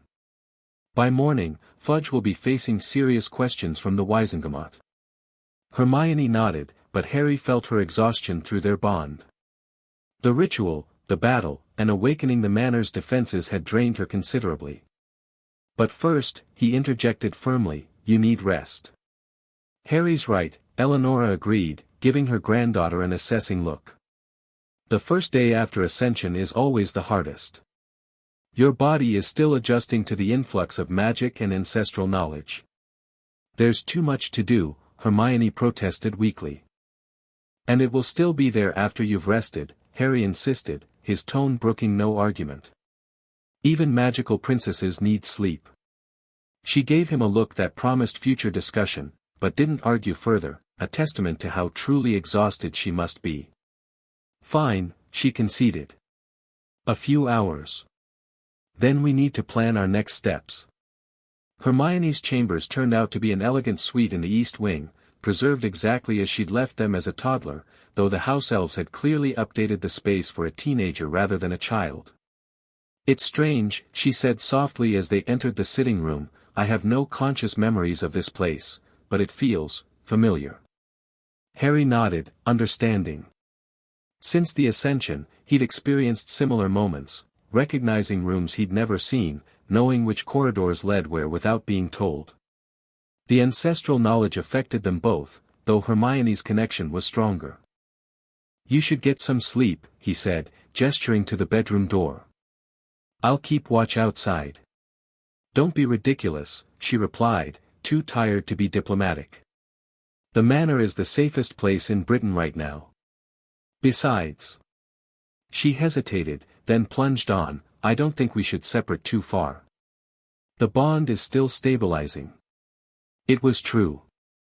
Even standing a few feet apart, Harry could feel a subtle pull urging him closer to her. The bond wanted contact, connection. "There's a perfectly good sofa right here," he pointed out, gesturing to an admittedly comfortable-looking piece of furniture near the fireplace. Hermione rolled her eyes, but he felt her relief through their connection. "Fine. But conjure yourself a proper bed at least." "Yes, Your Highness," he replied with a mock bow that earned him a light punch to the arm. "Don't you start with the Your Highness nonsense too," she warned. "I'm still just Hermione." "You've never been just anything," Harry said quietly, the sincerity in his voice making her blush. She disappeared into the bedroom, and Harry set about transfiguring the sofa into a comfortable bed. Despite the manor's protections, he found himself placing additional wards around the suite's entrance, the shield's instincts running deep. He had just finished when Ron and Neville arrived, looking as exhausted as he felt. "How is she?" Ron asked, genuine concern overriding any lingering jealousy. "Tired but okay," Harry replied. "This has been a lot to process."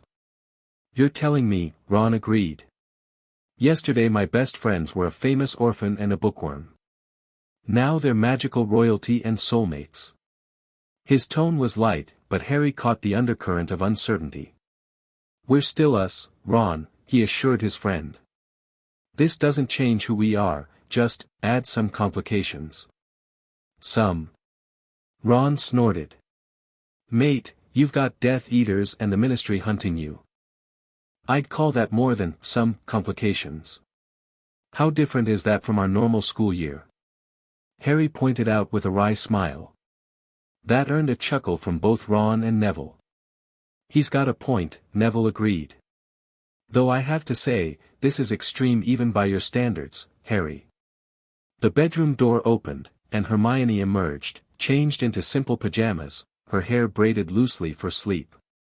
Despite her casual appearance, there was something different about her, a subtle shift in the way she carried herself, more confident, more regal. "You should all get some rest," she said, noticing their exhausted state. "Guest rooms are prepared down the hall." "Actually," Neville said hesitantly, "your grandmother asked me to give you this first." He held out an old, leather-bound journal. "It belonged to my mother. She thought you should have it." Hermione took the journal reverently. "Alice's diary?" "From around the time you were born," Neville confirmed. "Gran said it might help you understand everything." "Thank you, Neville," Hermione said softly, her fingers tracing the worn cover. "This means a lot." "There's something else," he added, reaching into his pocket and pulling out a small crystal vial. "A memory. From my mother to you. Gran preserved it before the attack." Hermione's eyes widened. "A message from my godmother?" Neville nodded. "For your 16th birthday. I was supposed to give it to you then, but..." He gestured vaguely, encompassing the chaos of recent events. She accepted the vial carefully, holding it as if it were infinitely precious. Through their bond, Harry felt her complex emotions, gratitude, sorrow for what happened to the Longbottoms, and a deep longing to connect with this part of her hidden past. "We'll leave you to it," Ron said with unusual perceptiveness. "Come on, Neville."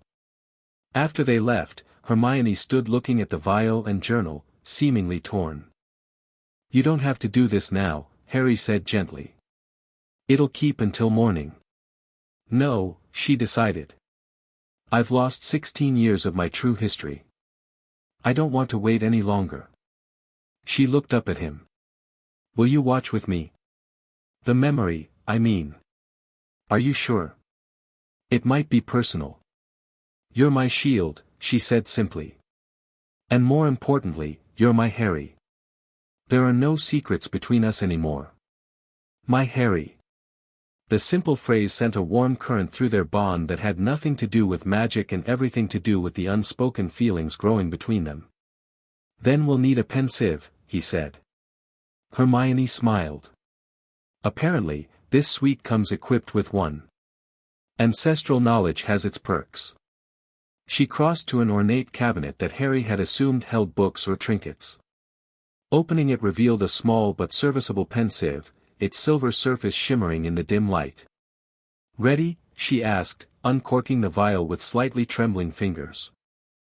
"Together," he replied, moving to stand beside her. She poured the memory into the basin, and together they bent forward, falling into the silvery depths of the past.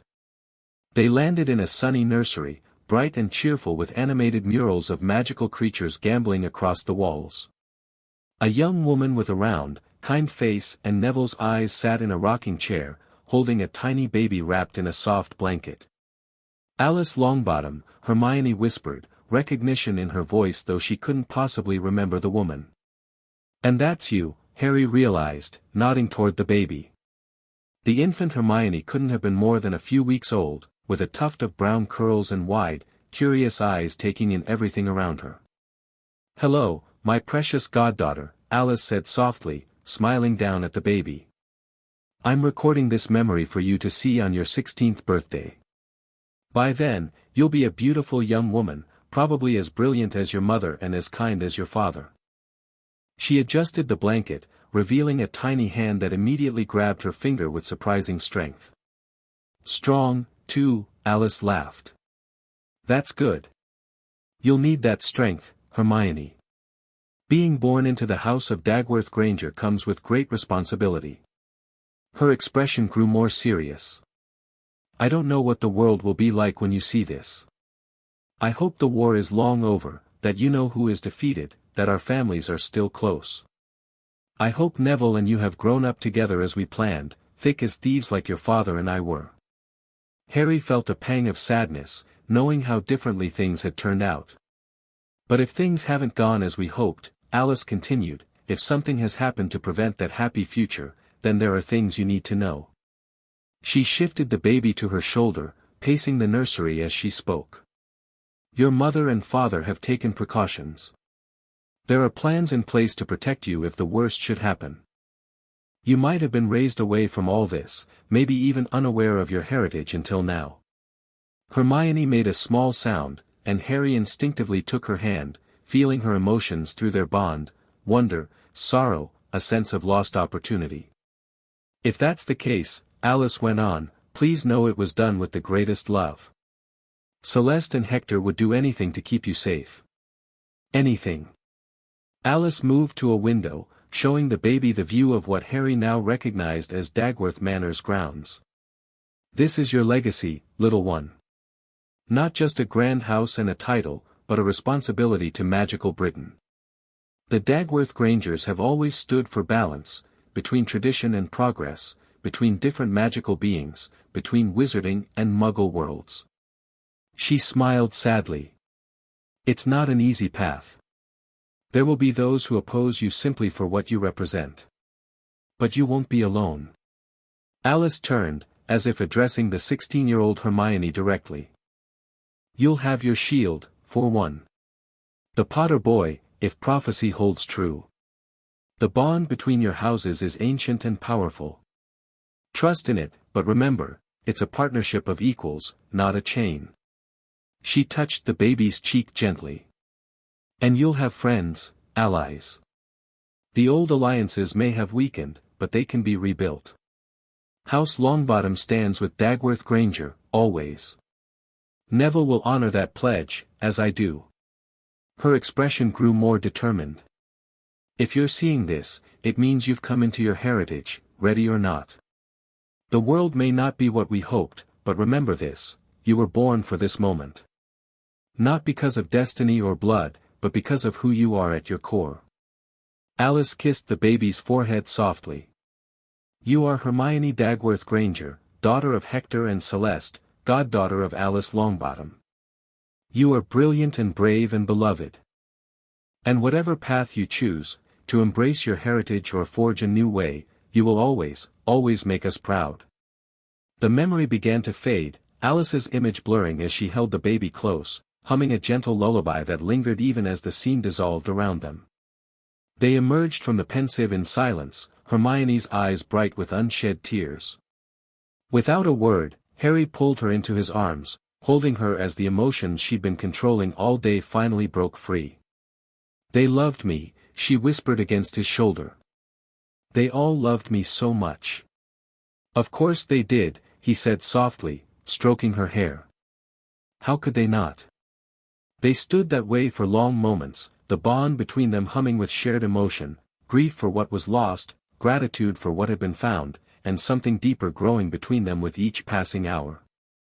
Eventually, Hermione pulled back, wiping her eyes. I should try to sleep. Tomorrow will be another long day. I'll be right here, Harry assured her, gesturing to his transfigured bed. She nodded, hesitating at her bedroom door. Harry. Thank you. For everything. Always, he replied simply. As the door closed behind her, Harry settled onto his bed, mind racing despite his exhaustion. In less than 24 hours, their entire world had changed. Hermione was a princess, he was her shield, and somewhere out there, both Voldemort and the Ministry were planning their next moves against them. Yet somehow, with Hermione by his side, it didn't feel impossible. Different, challenging, terrifying, yes. But not impossible. With that comforting thought, he finally drifted into sleep. He woke to darkness and the certainty that something was wrong.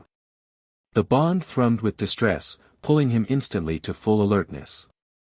Without hesitation, he grabbed his wand and moved to Hermione's door, knocking softly. Hermione? Are you okay? A muffled sound came from within, not quite a cry, but definitely not normal. Harry didn't wait for permission. He pushed the door open to find Hermione sitting bolt upright in bed, eyes wide and unfocused, her skin glowing with the same blue light as the ward stone. Hermione, he rushed to her side, but hesitated to touch her, unsure if it would help or harm. They're coming, she said in a voice that wasn't quite her own, deeper, older. The Dark Ones. They seek the library. Harry realized she was experiencing some kind of vision or connection through the manor's defenses. Who's coming, Hermione? Death Eaters? She shook her head, the blue glow pulsing. Deeper darkness. Ancient enemies of the house. They smell the awakening, the return of power. They hunger for the forbidden knowledge. A cold shiver ran down Harry's spine. This wasn't Voldemort, this was something else, something the awakened manor recognized as a threat. How do we stop them? He asked, deciding to treat this like any other crisis, practical solutions first, questions later. Hermione's eyes finally focused on him, recognition returning. Harry. What's happening to me?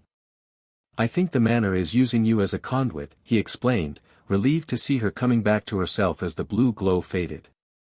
Warning us about some kind of threat to the library. She shook her head as if to clear it. It was so strange, like dreaming while awake. I could see shadows moving through the outer wards, searching for weaknesses.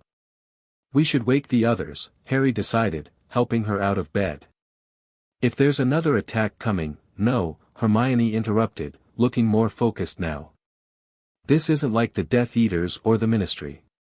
It's something older. The manor is more concerned than afraid.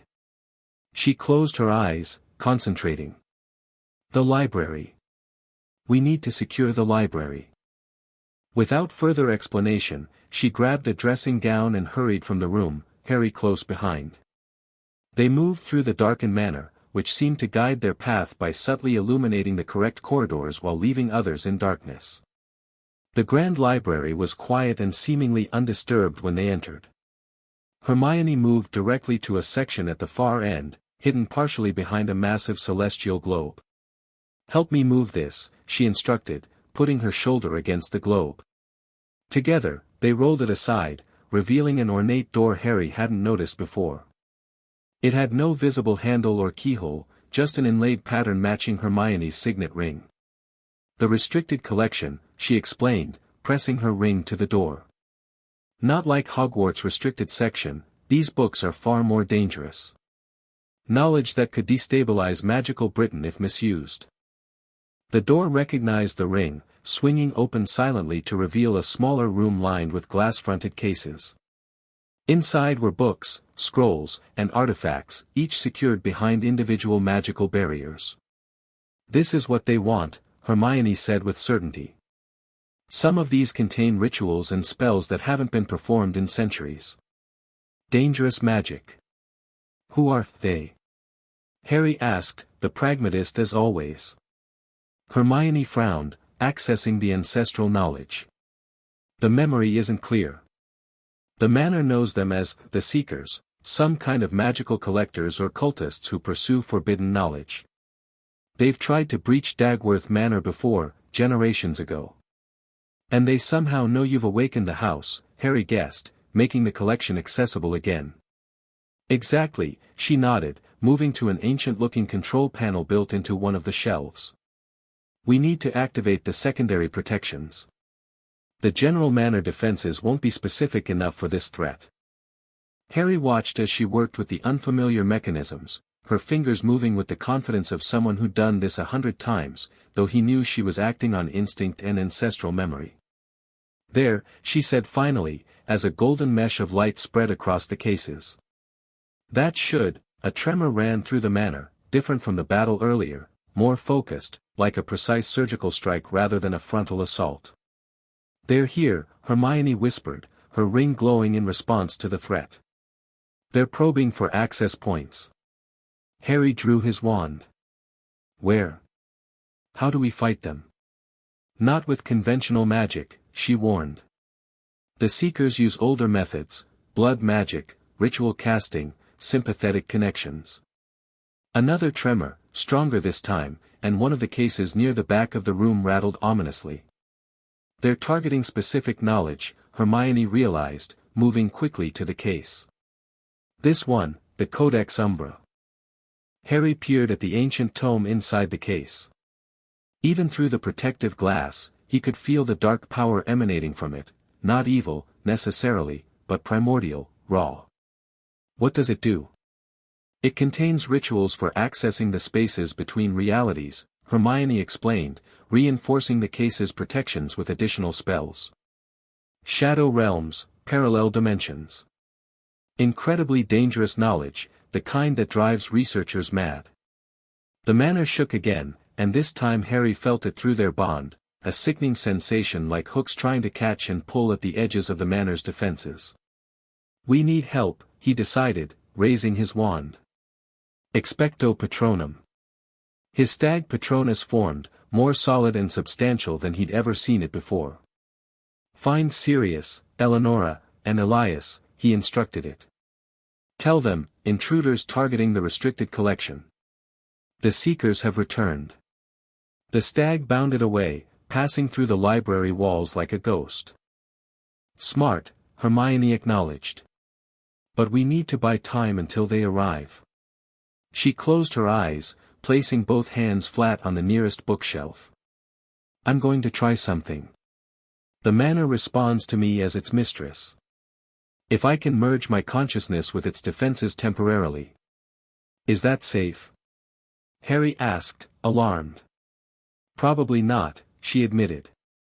"But neither is letting the Seekers breach the collection."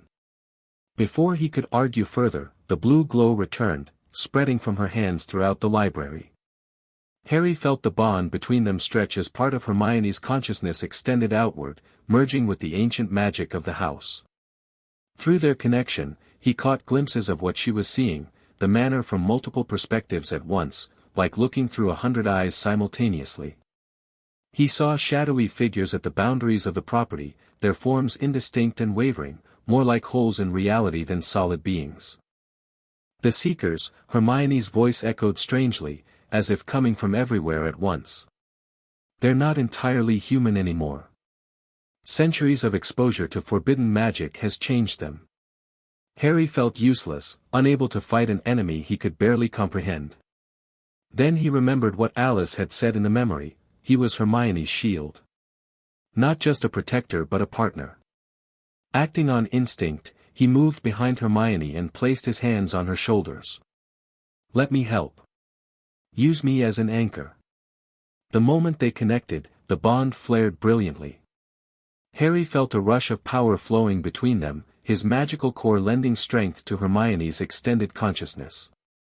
Through her awareness, he now saw clearly what they were facing: 7 figures in tattered robes that seemed to absorb light rather than reflect it, their faces concealed by hoods that revealed only darkness where features should be. They moved in perfect synchronization, performing some kind of ritual at 7 points around the manor's perimeter. "They're creating a sympathetic connection," Hermione explained, her voice still echoing oddly. "Using the number 7 to amplify their magic, trying to create a direct path to the Codex." "Can we disrupt it?" Harry asked.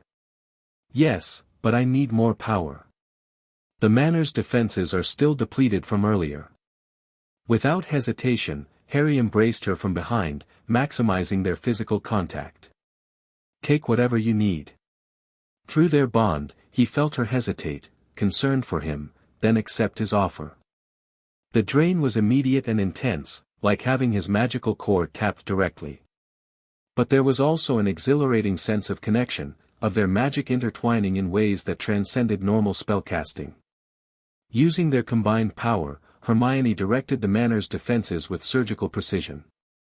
The very grounds of the estate responded, trees uprooting themselves to disrupt ritual circles, fountains shooting water at inscriptions being carved in the earth, statues animating to physically confront the intruders.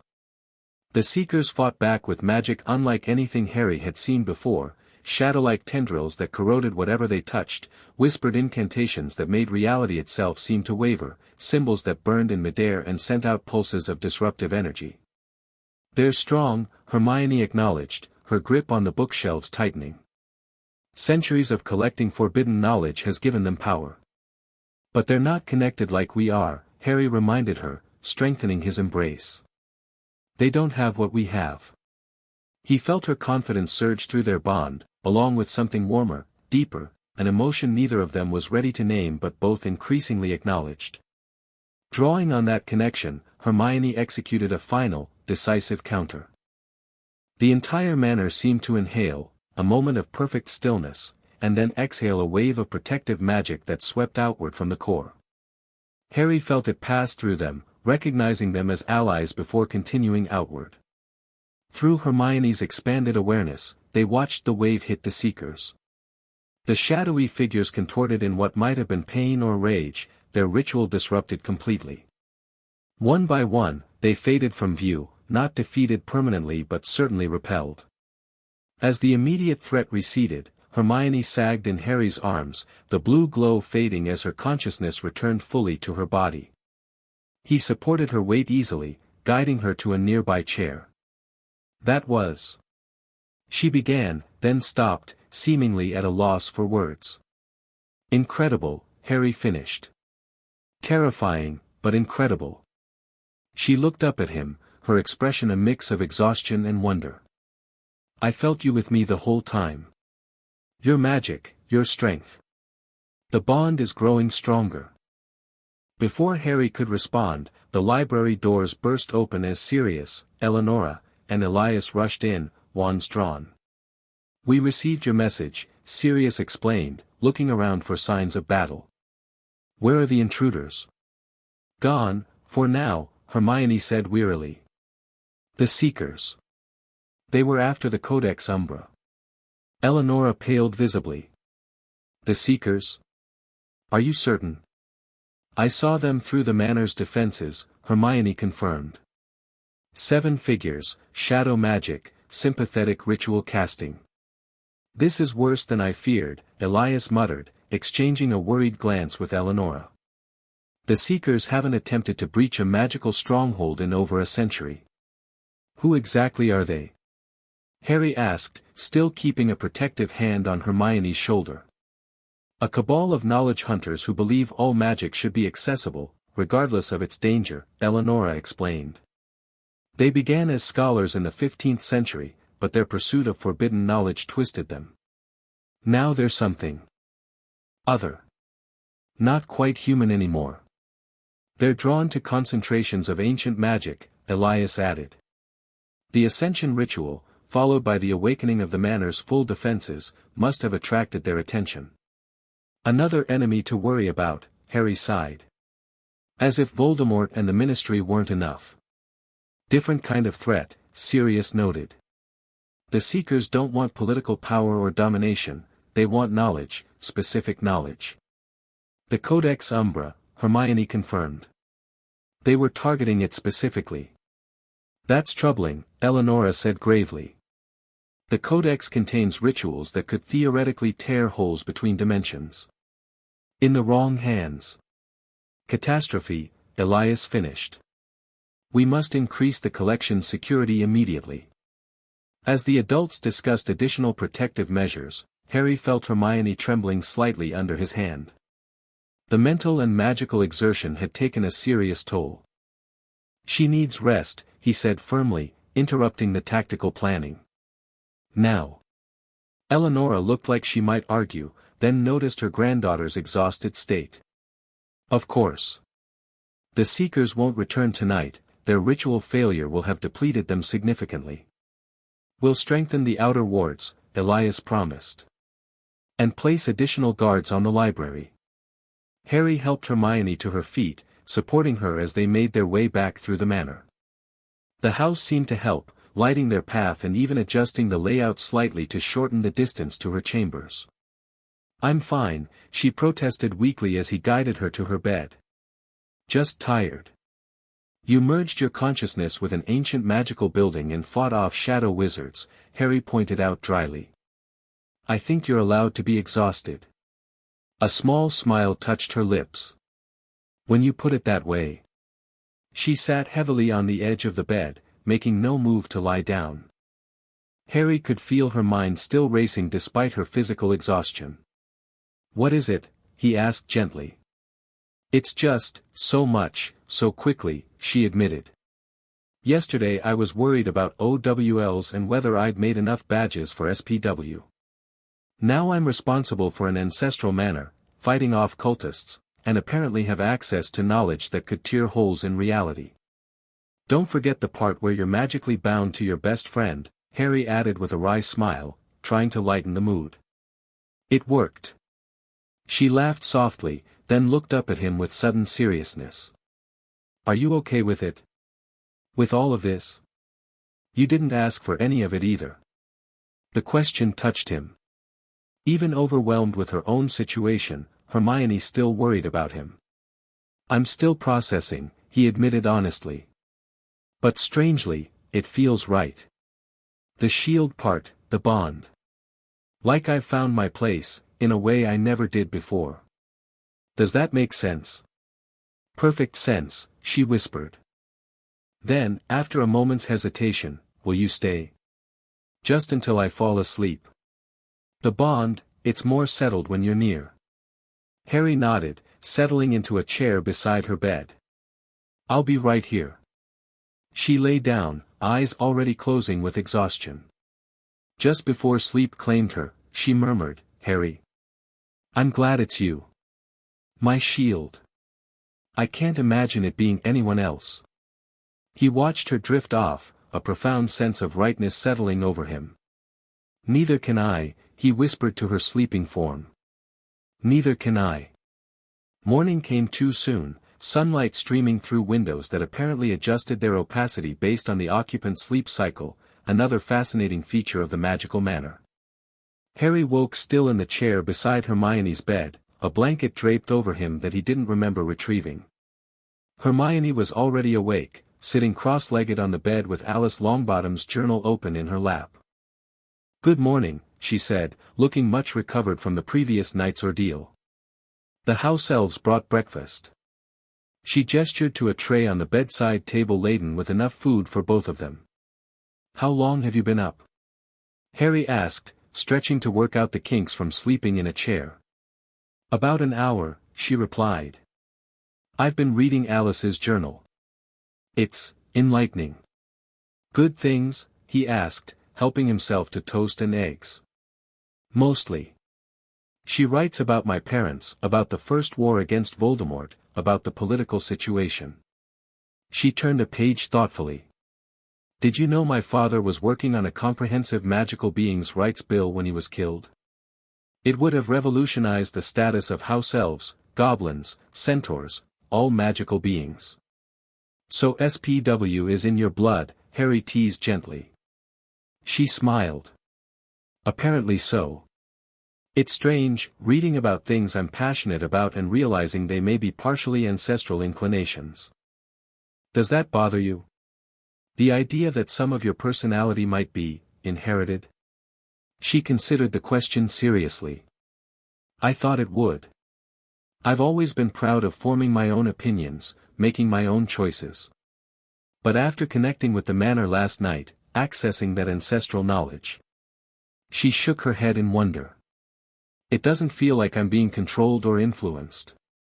It feels like I've found missing pieces of myself." Harry nodded, understanding. "Like when I first flew on a broomstick. Something in me just knew what to do, even though I'd never done it before." "Exactly," she agreed. "Nature and nurture both matter. I'm still me, shaped by growing up with the Grangers, by being a Muggle born at Hogwarts, by our friendship. But now I have this additional context that helps me understand why certain things always felt important to me." A knock at the door interrupted them. Ron peered in cautiously. "Everyone decent?" "Sirius sent me to fetch you." "Apparently, there's news." "What kind of news?" Hermione asked, closing the journal. "The political kind," Ron replied with a grimace. "The prophet's gone mental, the ministry's in chaos, and Dumbledore's called an emergency session of the Wizengamot." Harry and Hermione exchanged looks. "Give us 10 minutes to get ready," Hermione decided. Ron nodded and withdrew. Once the door closed, Hermione turned to Harry with a determined expression. "Ready for another day of royal chaos?" she asked with a hint of humor. "As long as we're in it together," he replied, finding he genuinely meant it. The manor's grand dining room had been transformed into an impromptu war room. Maps and documents covered the massive table, magical communications devices hummed and clicked, and a dozen people hurried about with purposeful energy. Sirius waved them over to where he stood with Eleonora, Elias, and to Harry's surprise, Professor McGonagall. "Professor!" Hermione exclaimed. "What are you doing here?" "Delivering news and collecting truants," McGonagall replied dryly, though her expression softened. "Though I must say, Your Highness, you've caused quite the uproar." She handed them a copy of the Daily Prophet. The headline screamed, "Magical Monarchy Returns." Hermione Dagworth Granger completes ancient Ascension ritual ministry forces repelled from ancestral manor. Below was a magical photograph of Dagworth Manor with its defenses visibly active, golden light pulsing along its walls. "How do they get these pictures?" Harry wondered aloud. "Rita Skeeter has her ways," Hermione muttered darkly. "Actually, we released this one ourselves," Elias corrected. "Controlled narrative. Better than whatever the ministry would claim." Hermione looked surprised. "That's unexpectedly savvy. Politics is as much about perception as reality, Princess," Eleonora reminded her. "The article is mostly accurate, though they've romanticized the battle considerably." Harry skimmed the article, raising an eyebrow at descriptions of himself as a devoted shield, who fought with fierce courage to protect his bonded princess. "They're really playing up the romantic angle," he noted with a flush. "Sex sells papers," Sirius shrugged. "Royal romance even more so."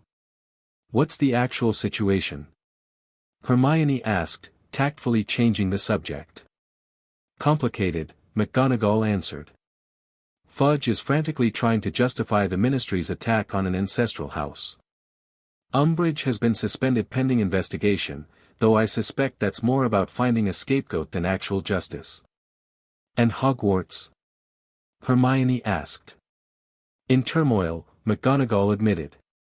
Your classmates are beside themselves with the news.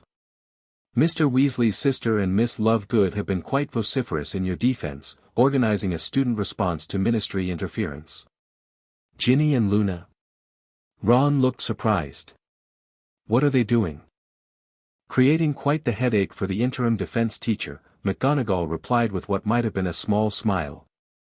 Something about Dagworthy's army to counter Ministry propaganda. That sounds like them, Hermione said fondly. More importantly, Elias interjected, the Wizengamot has called an emergency session for this afternoon. Your presence is requested, Your Highness. Requested or required? Harry asked sharply. Politely demanded, Eleanora clarified. They can't technically compel you to attend, but refusing would be politically unwise at this juncture. What do they want? Hermione asked. To assess the situation, Elias explained. The re-emergence of the Dagworth Granger line shifts the balance of power significantly. Some members will support you, others will fear your influence. And Voldemort's supporters will be looking for vulnerabilities, Sirius added grimly. I should go, Hermione decided. Show strength, establish my position. Harry corrected automatically. Where you go, I go. The shield traditionally accompanies the crown in all official capacities, Elias confirmed. Then we both go, Hermione nodded. Professor, what's Dumbledore's position in all this? Supportive but cautious, McGonagall replied. He welcomes the return of the Dagworth Granger line as a counterbalance to Ministry corruption, but he's concerned about how Voldemort will respond. Speaking of responses, Sirius said, sliding another document across the table, this arrived an hour ago by special courier. Harry recognized the elaborate wax seal immediately, the Malfoy family crest. Lucius Malfoy, he asked incredulously. Wasn't he just attacking us yesterday? Politics makes for strange bedfellows, Eleanora commented. The Malfoys have historically been aligned with House Dagworth Granger on certain issues, despite recent differences. Hermione broke the seal and unfolded the heavy parchment, reading aloud, to Her Royal Highness, Princess Hermione Dagworth Granger, Duchess of Avalon, etc. The ancient and noble House of Malfoy extends formal greetings and recognition of your ascension. In accordance with the Treaty of 1703, House Malfoy acknowledges its ancestral fealty and offers appropriate counsel during this time of transition. A formal delegation awaits your convenience. Signed, Lord Lucius Malfoy, head of House Malfoy. Fealty. Ron sputtered. Malfoy's owing fealty to Hermione. This is the best thing ever. It's political maneuvering, Elias cautioned. The Malfoys were indeed bound by oath to House Dagworth Granger centuries ago, but such bonds have been largely ceremonial for generations. Still, it's leverage, Hermione noted thoughtfully. And potentially useful. You're not actually considering working with Malfoy? Harry asked, unable to keep the disbelief from his voice. I'm considering all available options, Hermione replied diplomatically. Lucius Malfoy is a Death Eater, yes, but he's also a politician with significant influence. If I can use that influence without compromising our principles. You're thinking like a princess already, Eleanora observed with approval. I'm thinking like Hermione, she corrected firmly. I've always believed in using all available resources to achieve important goals. Harry couldn't argue with that.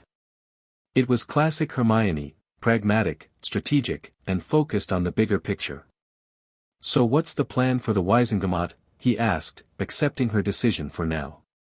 We present a united front, Elias outlined.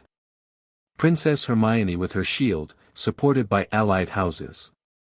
We emphasize continuity and tradition rather than revolution. The goal is to reassure the moderate factions while isolating Fudge's supporters. And I should wear? Hermione asked, looking uncertain for the first time. Formal robes of state, Eleanor decided. Royal but not ostentatious. You want to acknowledge your heritage without appearing to flaunt it. I'll have someone tutor you both on Wizengamot protocol before we leave, Elias added. It's rather archaic. More archaic than the shield walks half a step behind the crown? Harry asked dryly. Much, Sirius confirmed with a grin. Wait until you hear about the wand presentation ceremony. Before Harry could inquire further about this ominous-sounding ritual, Ron cleared his throat. So, what about me and Neville? Are we just staying here while you two go play politics? Hermione looked troubled. I hadn't thought. You'll both accompany us, Eleanor interjected smoothly. House Longbottom has a hereditary seat on the Wizengamot, which Neville is entitled to observe as heir.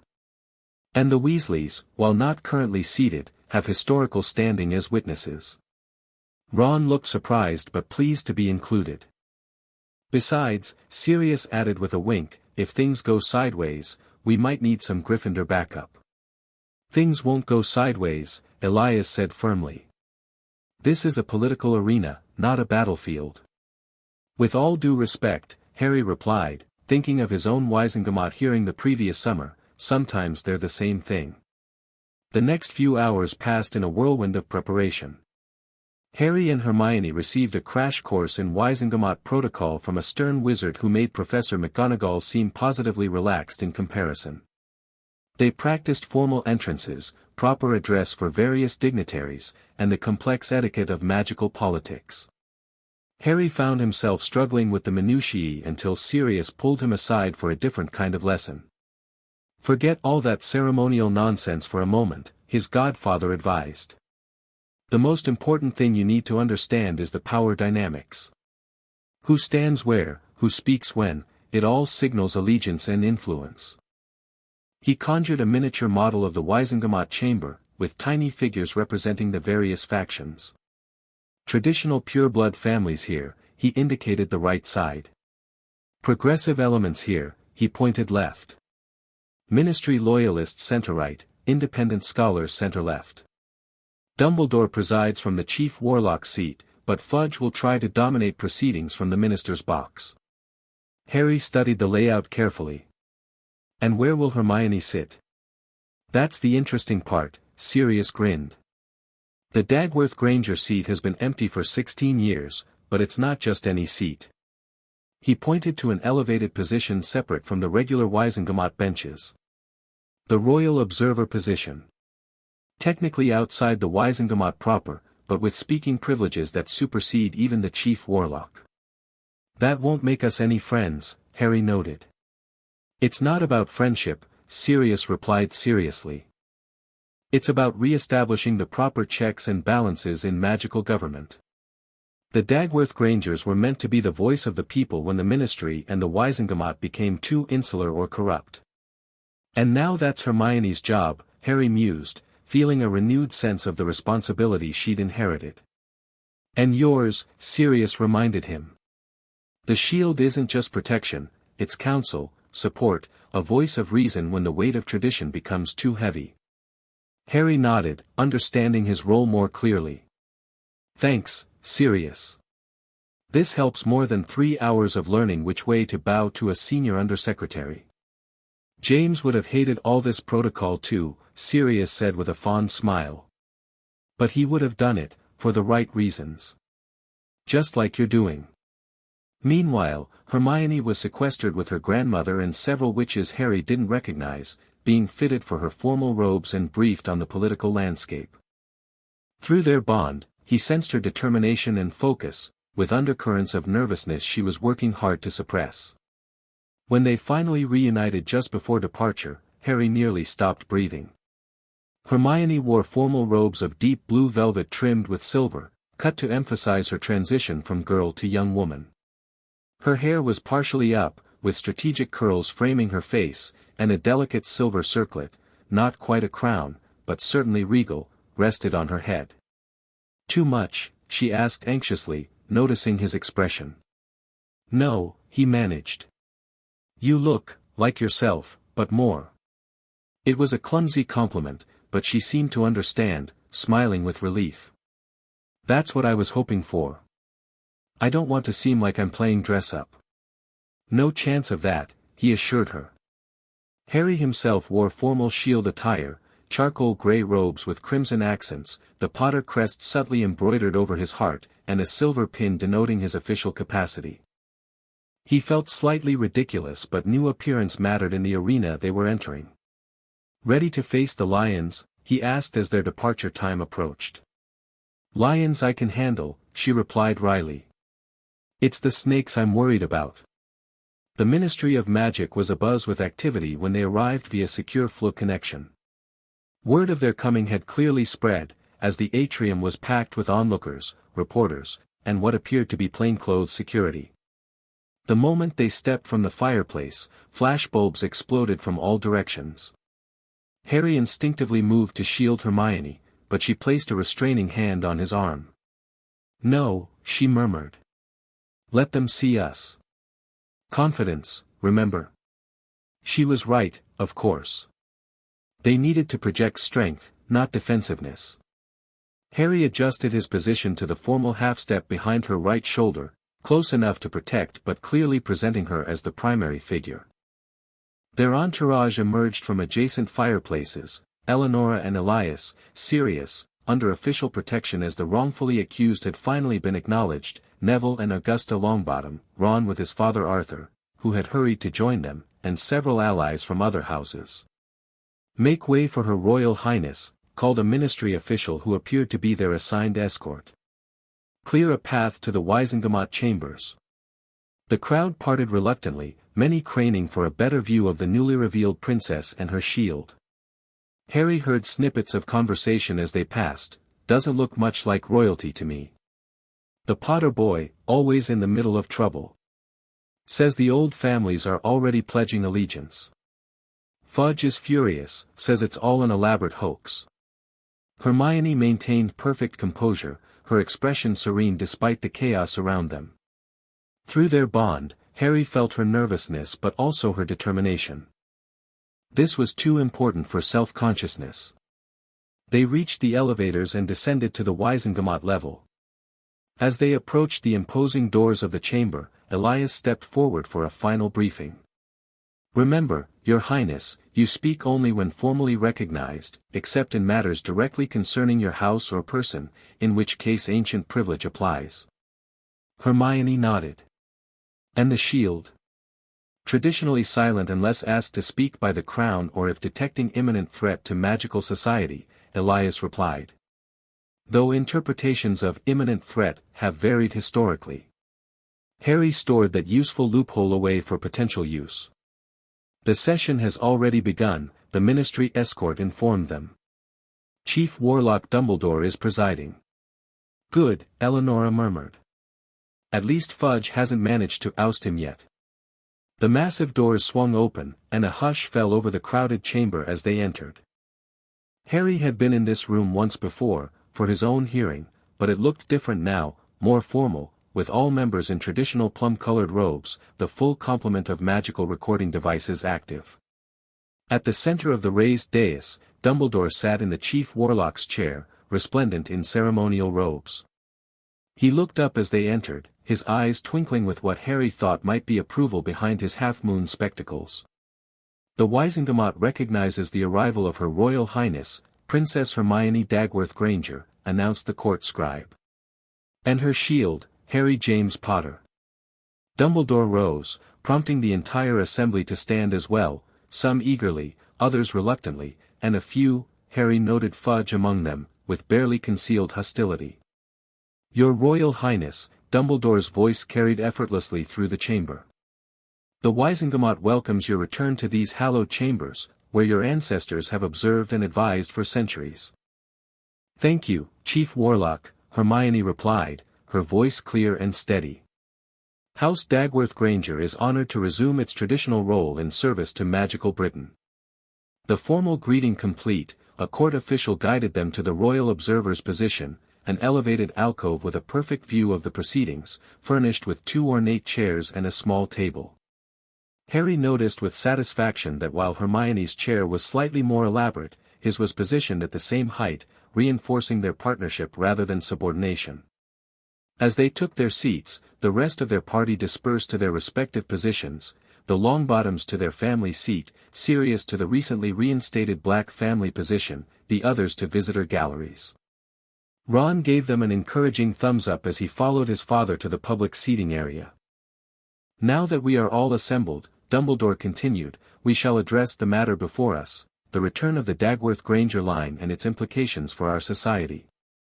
"If I may, Chief Warlock," interrupted Cornelius Fudge, rising from the minister's box with a sour expression.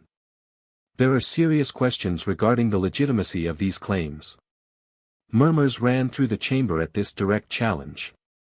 Harry felt Hermione tense beside him, but her expression remained impassive. "Minister," Dumbledore acknowledged with a slight incline of his head.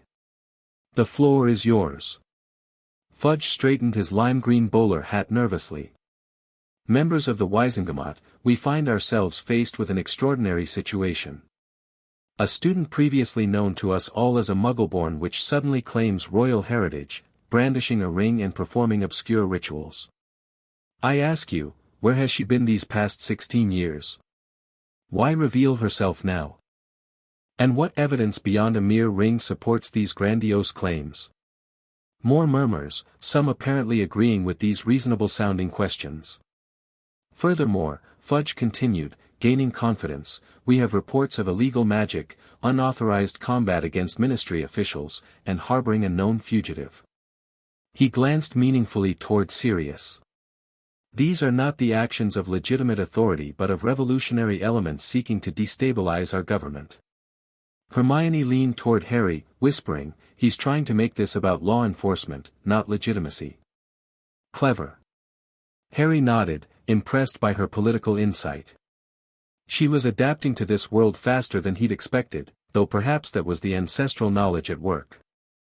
"If I may respond," came Augusta Longbottom's formidable voice as she rose from the Longbottom family seat.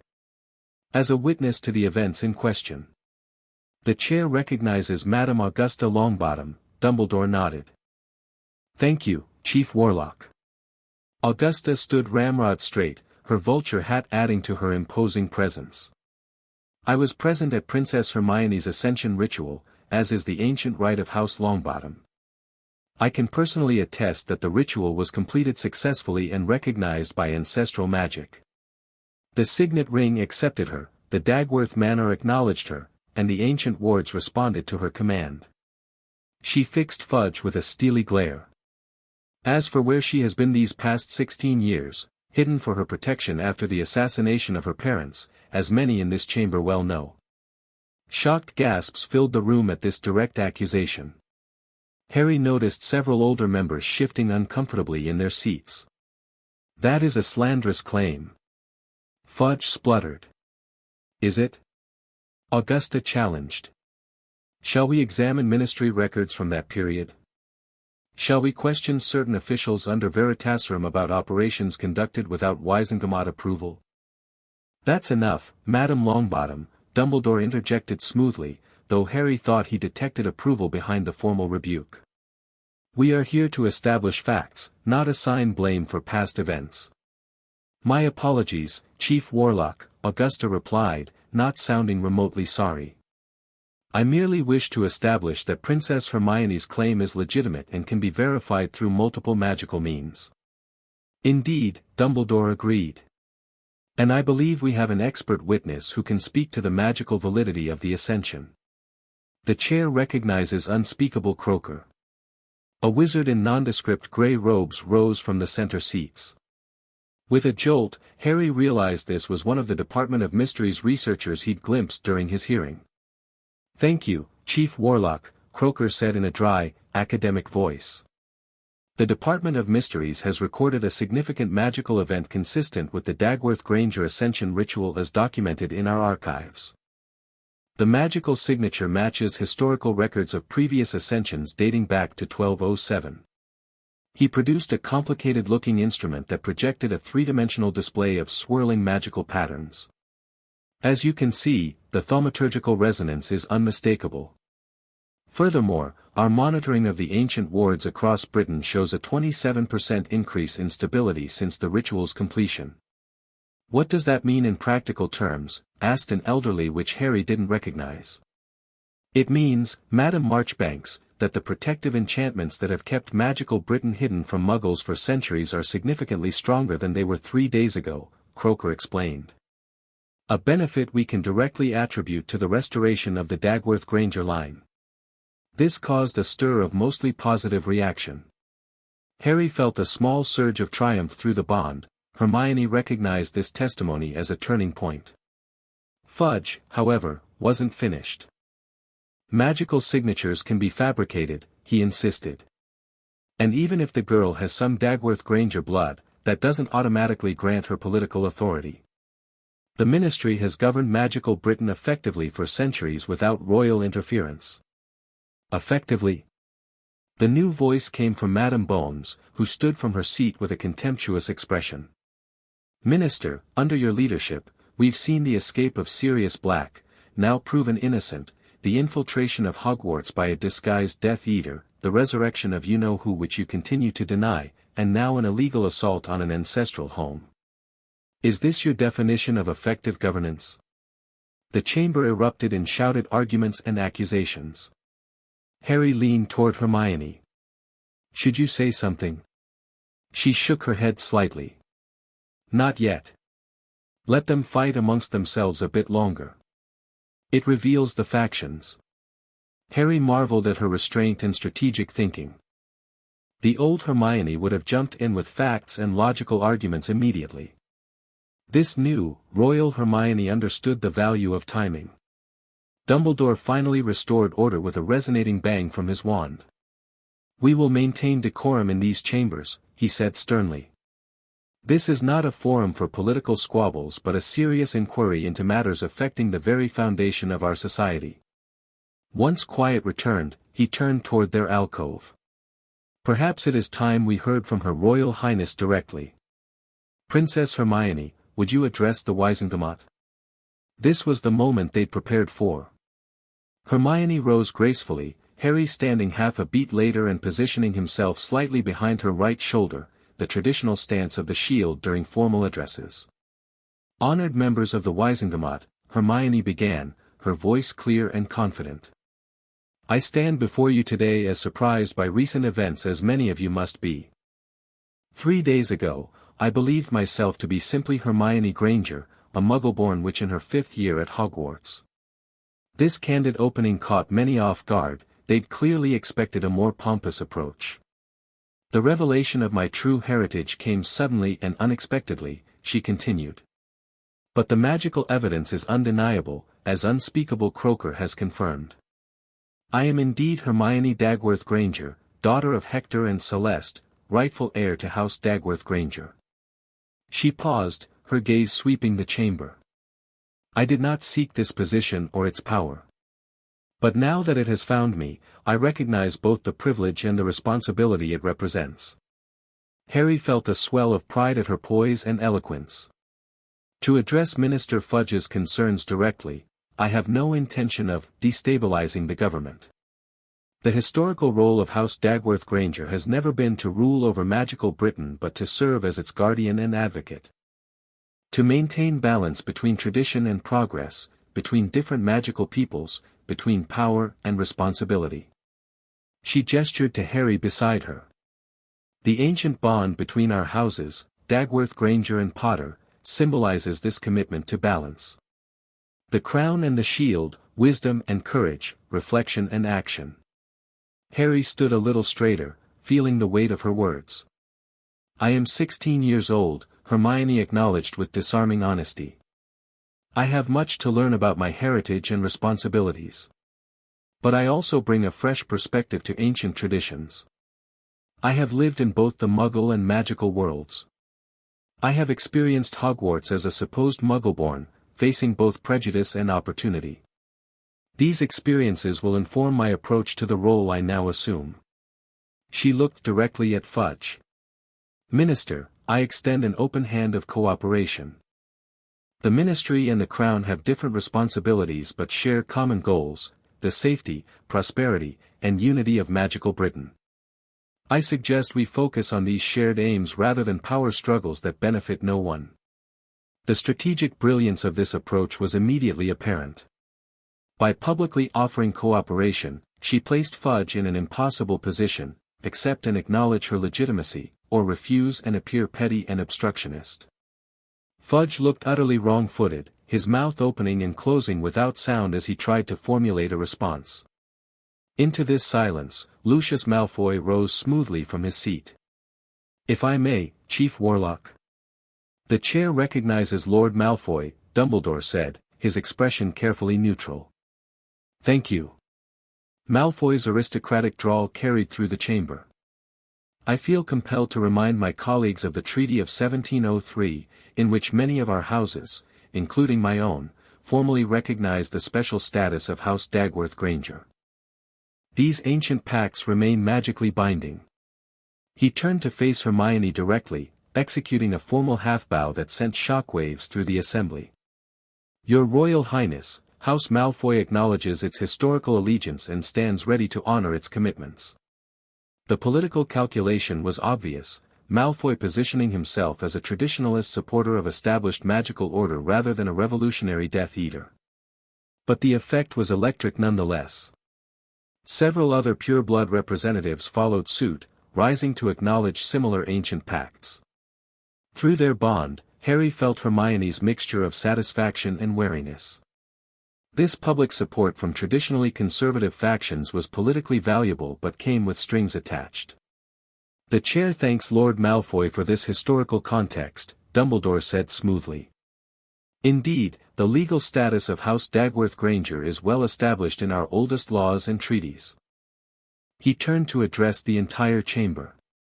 "It seems to me that the magical evidence, historical precedent, and legal frameworks all support the legitimacy of Princess Hermione's position. The question before us is not whether to recognize her status, but how to integrate this traditional institution with our current governance structures." This subtle reframing shifted the debate from questioning Hermione's legitimacy to discussing practical implementation, a significant victory. To that end, Dumbledore continued, "I propose the formation of a liaison committee between the Ministry, the Wisengamot, and the royal household to establish clear protocols moving forward." "Seconded," called Madame Bones promptly. "All in favor?" Dumbledore asked. The majority of hands rose, not unanimously, but a clear majority including many of the traditionally neutral members. "Motion carried," Dumbledore declared. "The committee will be formed with representatives from all relevant parties." Fudge looked like he'd swallowed something extremely unpleasant but managed a tight nod of acknowledgement. "And now," Dumbledore said, his tone indicating the session was nearing its conclusion, "one final matter of immediate practical concern, Princess Hermione's education. As she rightly noted, she is still 16 and her magical training remains incomplete." This brought a ripple of murmurs. Clearly, many hadn't considered this mundane reality. Hermione spoke again. "If I may, Chief Warlock." "Of course, Your Highness." "I wish to continue my education at Hogwarts," she stated firmly. "While I will need flexibility to attend to certain duties, I believe it's important both practically and symbolically that I complete my magical training in the traditional manner." This announcement clearly surprised many, who had perhaps expected her to demand private tutors or special treatment. "A commendable decision," Dumbledore approved. "Hogwarts has educated witches and wizards of all backgrounds for 1,000 years. It seems fitting that it should also educate Britain's magical princess." He looked to Harry. "And I presume Mr. Potter, as Shield, will also return?" "Yes, sir," Harry confirmed. "Where she goes, I go." "Very well. Arrangements will be made for your secure return to Hogwarts, with appropriate accommodations for your new status and responsibilities." With a few more formalities, the session was adjourned. As members began to disperse, many approached their alcove to offer formal greetings, thinly veiled political overtures, or simple curiosity. "That went better than expected," Hermione murmured to Harry during a brief lull between well-wishers. "You were brilliant," he told her honestly. "The perfect balance of humility and authority." She smiled, a flash of the old Hermione showing through the royal composure. "I just kept thinking, what would Harry say in the DA? Direct, honest, but confident." The comparison to his leadership of their secret defense group warmed him. "So we're going back to Hogwarts. If that's okay with you?" she asked, suddenly uncertain. "I know it complicates things, but I can't bear the thought of not finishing my education properly." "It's perfect," he assured her. "Hogwarts is home. Besides," she added with a mischievous gleam in her eye, "I can't wait to see Umbridge's face when we walk back in with official Wizengamot approval." Harry laughed, drawing curious looks from nearby dignitaries and used to such informality from the Crown and Shield. But neither of them cared. Beneath the titles and responsibilities, they were still Harry and Hermione, best friends facing another extraordinary adventure together. As they prepared to leave, Dumbledore approached for a more private word. "You handled that admirably, both of you," he said quietly. "But be warned, today was merely the opening move in a very complex game. Voldemort will not remain passive for long." "We know, Professor," Hermione replied. "And we're preparing." "Good," Dumbledore nodded. "Because I have received concerning reports. It seems Tom is very interested in certain ancient artifacts that may be connected to your family, Princess." "What kind of artifacts?" Harry asked, immediately alert. "Objects of power that have been lost for centuries," Dumbledore explained. "Items that, in the wrong hands, could threaten even your revitalized ancestral protections." The Seekers, Hermione realized. "They're not working alone." "Indeed," Dumbledore confirmed grimly. "It appears Voldemort has formed an alliance of convenience with these collectors of forbidden knowledge. A most troubling development." "The Codex Umbra," Harry guessed. "That's what they're after." Dumbledore looked impressed. "You are well informed." "Yes, the Codex and other artifacts mentioned within it. I believe Voldemort seeks alternate paths to power now that his return has been complicated by your continued existence, Harry." "What should we do?" Hermione asked. "For now, secure what knowledge you can from your ancestral home. I will share what I learned through secure channels." Dumbledore's eyes twinkled briefly.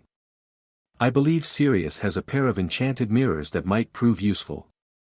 With that cryptic comment, he moved away to speak with other Wizengamot members, leaving Harry and Hermione to exchange concerned looks. "So much for a quiet return to Hogwarts," Harry muttered. "When have we ever had a quiet anything?" Hermione replied with a resigned smile. As they rejoined their entourage to depart, Harry couldn't shake the feeling that today's political victory, satisfying as it was, represented merely the calm before a much larger storm.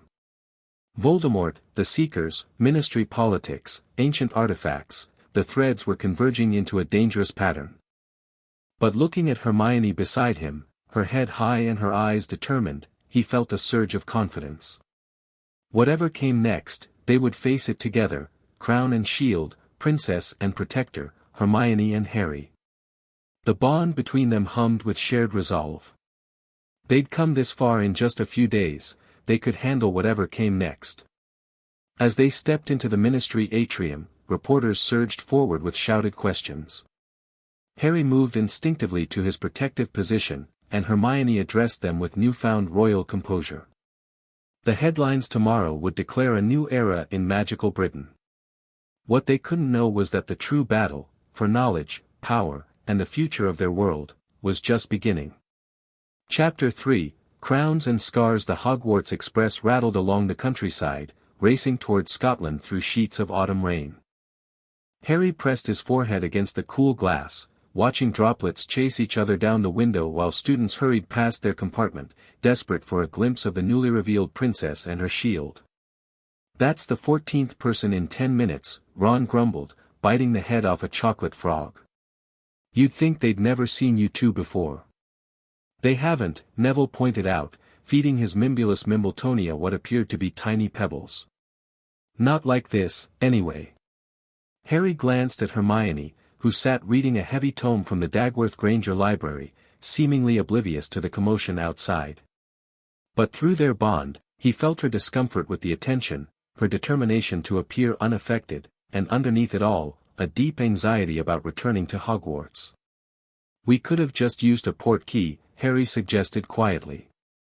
Hermione looked up, offering a small smile. And missed the traditional journey? Besides, we needed to show normalcy. Magic princess or not, I'm still a student.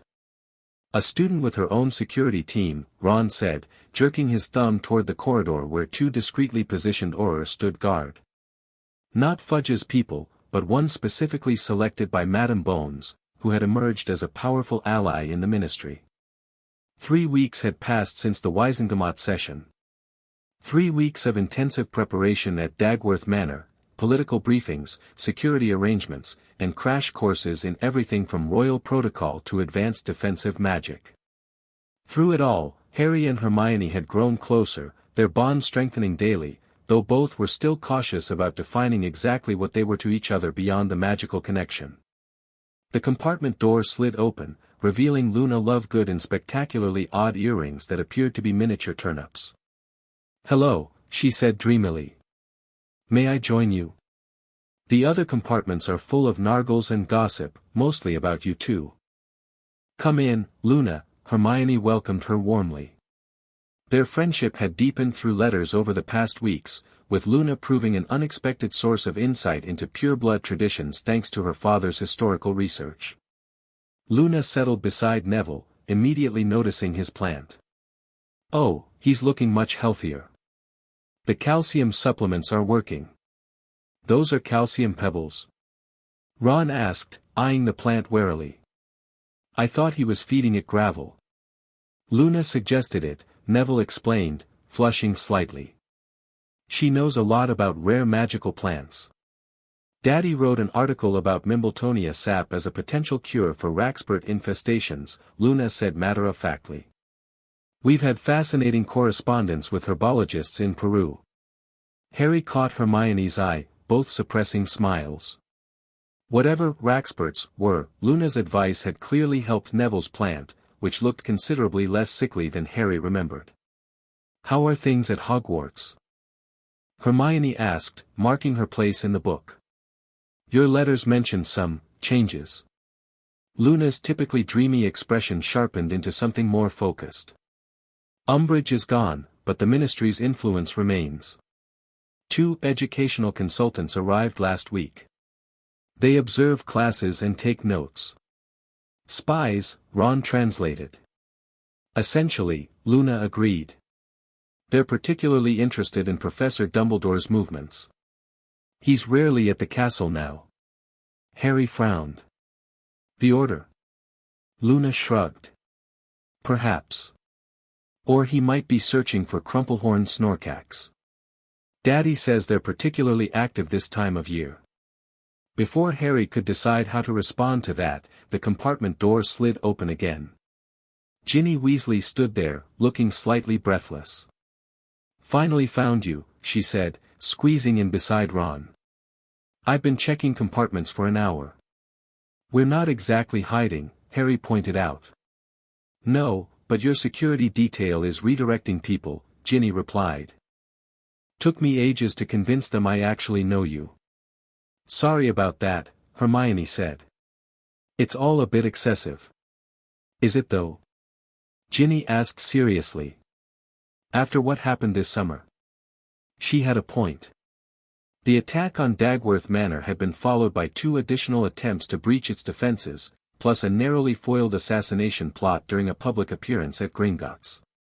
The threats came from multiple directions: Death Eaters, Ministry hardliners opposed to the return of magical royalty, and the mysterious seekers still pursuing forbidden knowledge. "Anyway," Ginny continued, "I wanted to let you know about the DA. We've kept it going, in your honor, actually." What do you mean? Harry asked. Ginny grinned. Officially, it's now Defensive Applications, a ministry-approved study group. Unofficially, everyone still calls it Dumbledore's Army, but some are starting to say it means Dagworth's Alliance instead. Hermione looked alarmed. That's not, I never intended, relax, Ginny assured her. We're not staging a revolution in your name. Just continuing practical defense training since our regular classes are still useless. Who's leading it?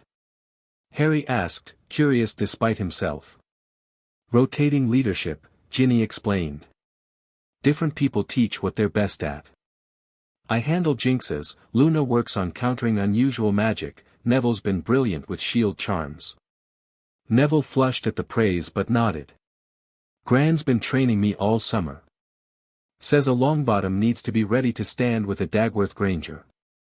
Speaking of standing with Hermione, Ginny said, lowering her voice, you should know the school's divided.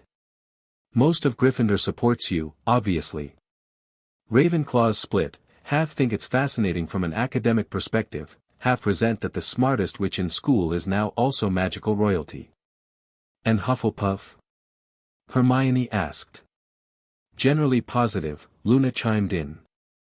Especially since Susan Bones told everyone how her aunt supports you. Slytherin's the interesting one, Ginny continued.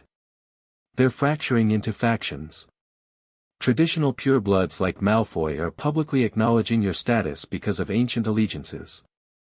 Others, especially those with Death Eater connections, are openly hostile. Great, Harry muttered. Just what we needed, more house division. Actually, Luna said thoughtfully, it's creating some unexpected alliances.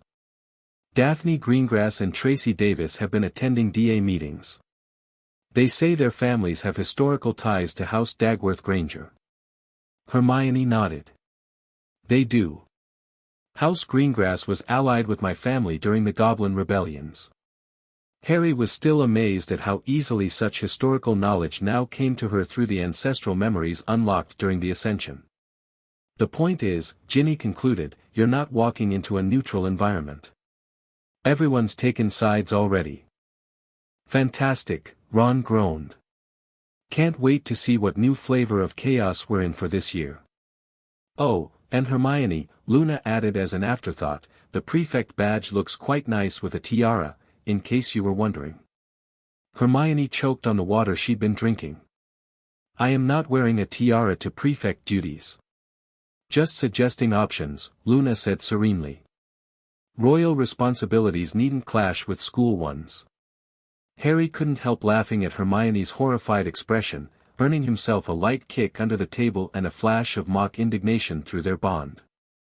As the train continued northward, Harry felt something he hadn't experienced in weeks, normalcy.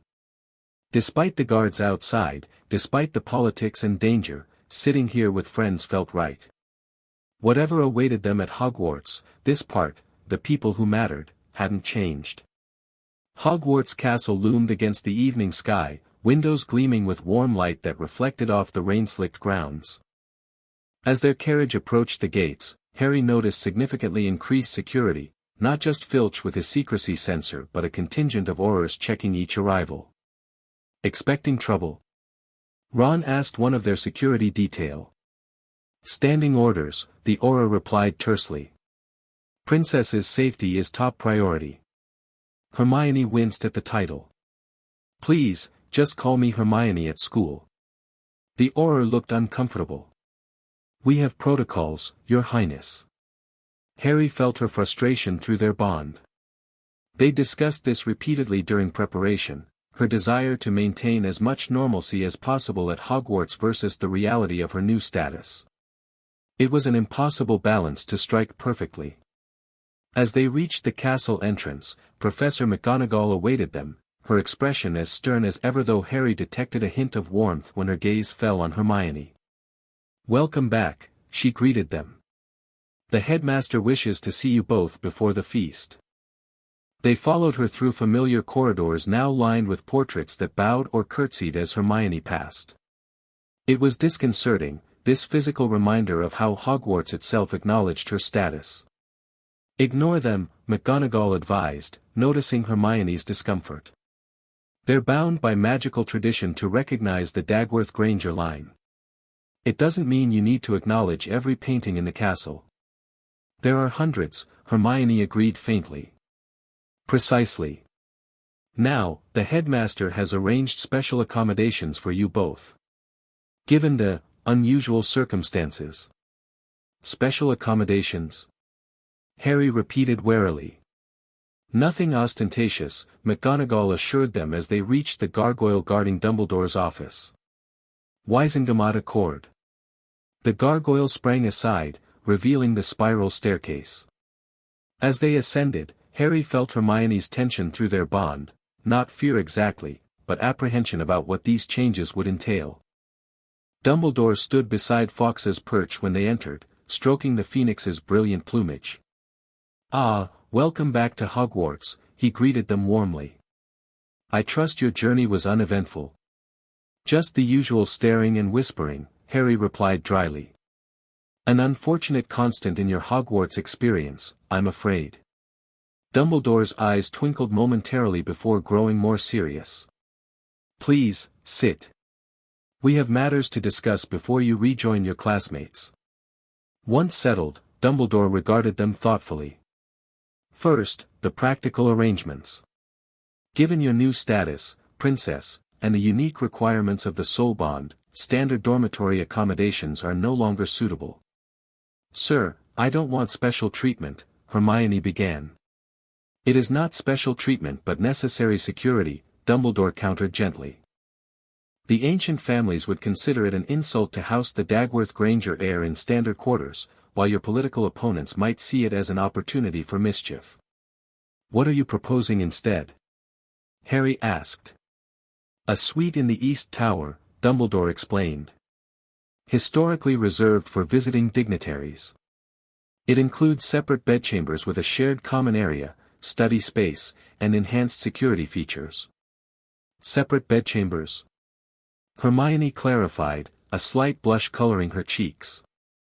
"Of course," Dumbledore replied, his expression carefully neutral though Harry detected a hint of amusement. "Though I understand the soul bond benefits from proximity, Hogwarts remains a school with certain proprieties to maintain." Harry felt his own face heating up. Their bond had indeed strengthened considerably in recent weeks, particularly when they were physically close. At the manor, they'd fallen into a pattern of spending evenings together in the library or gardens, often reading in comfortable silence or discussing the day's training.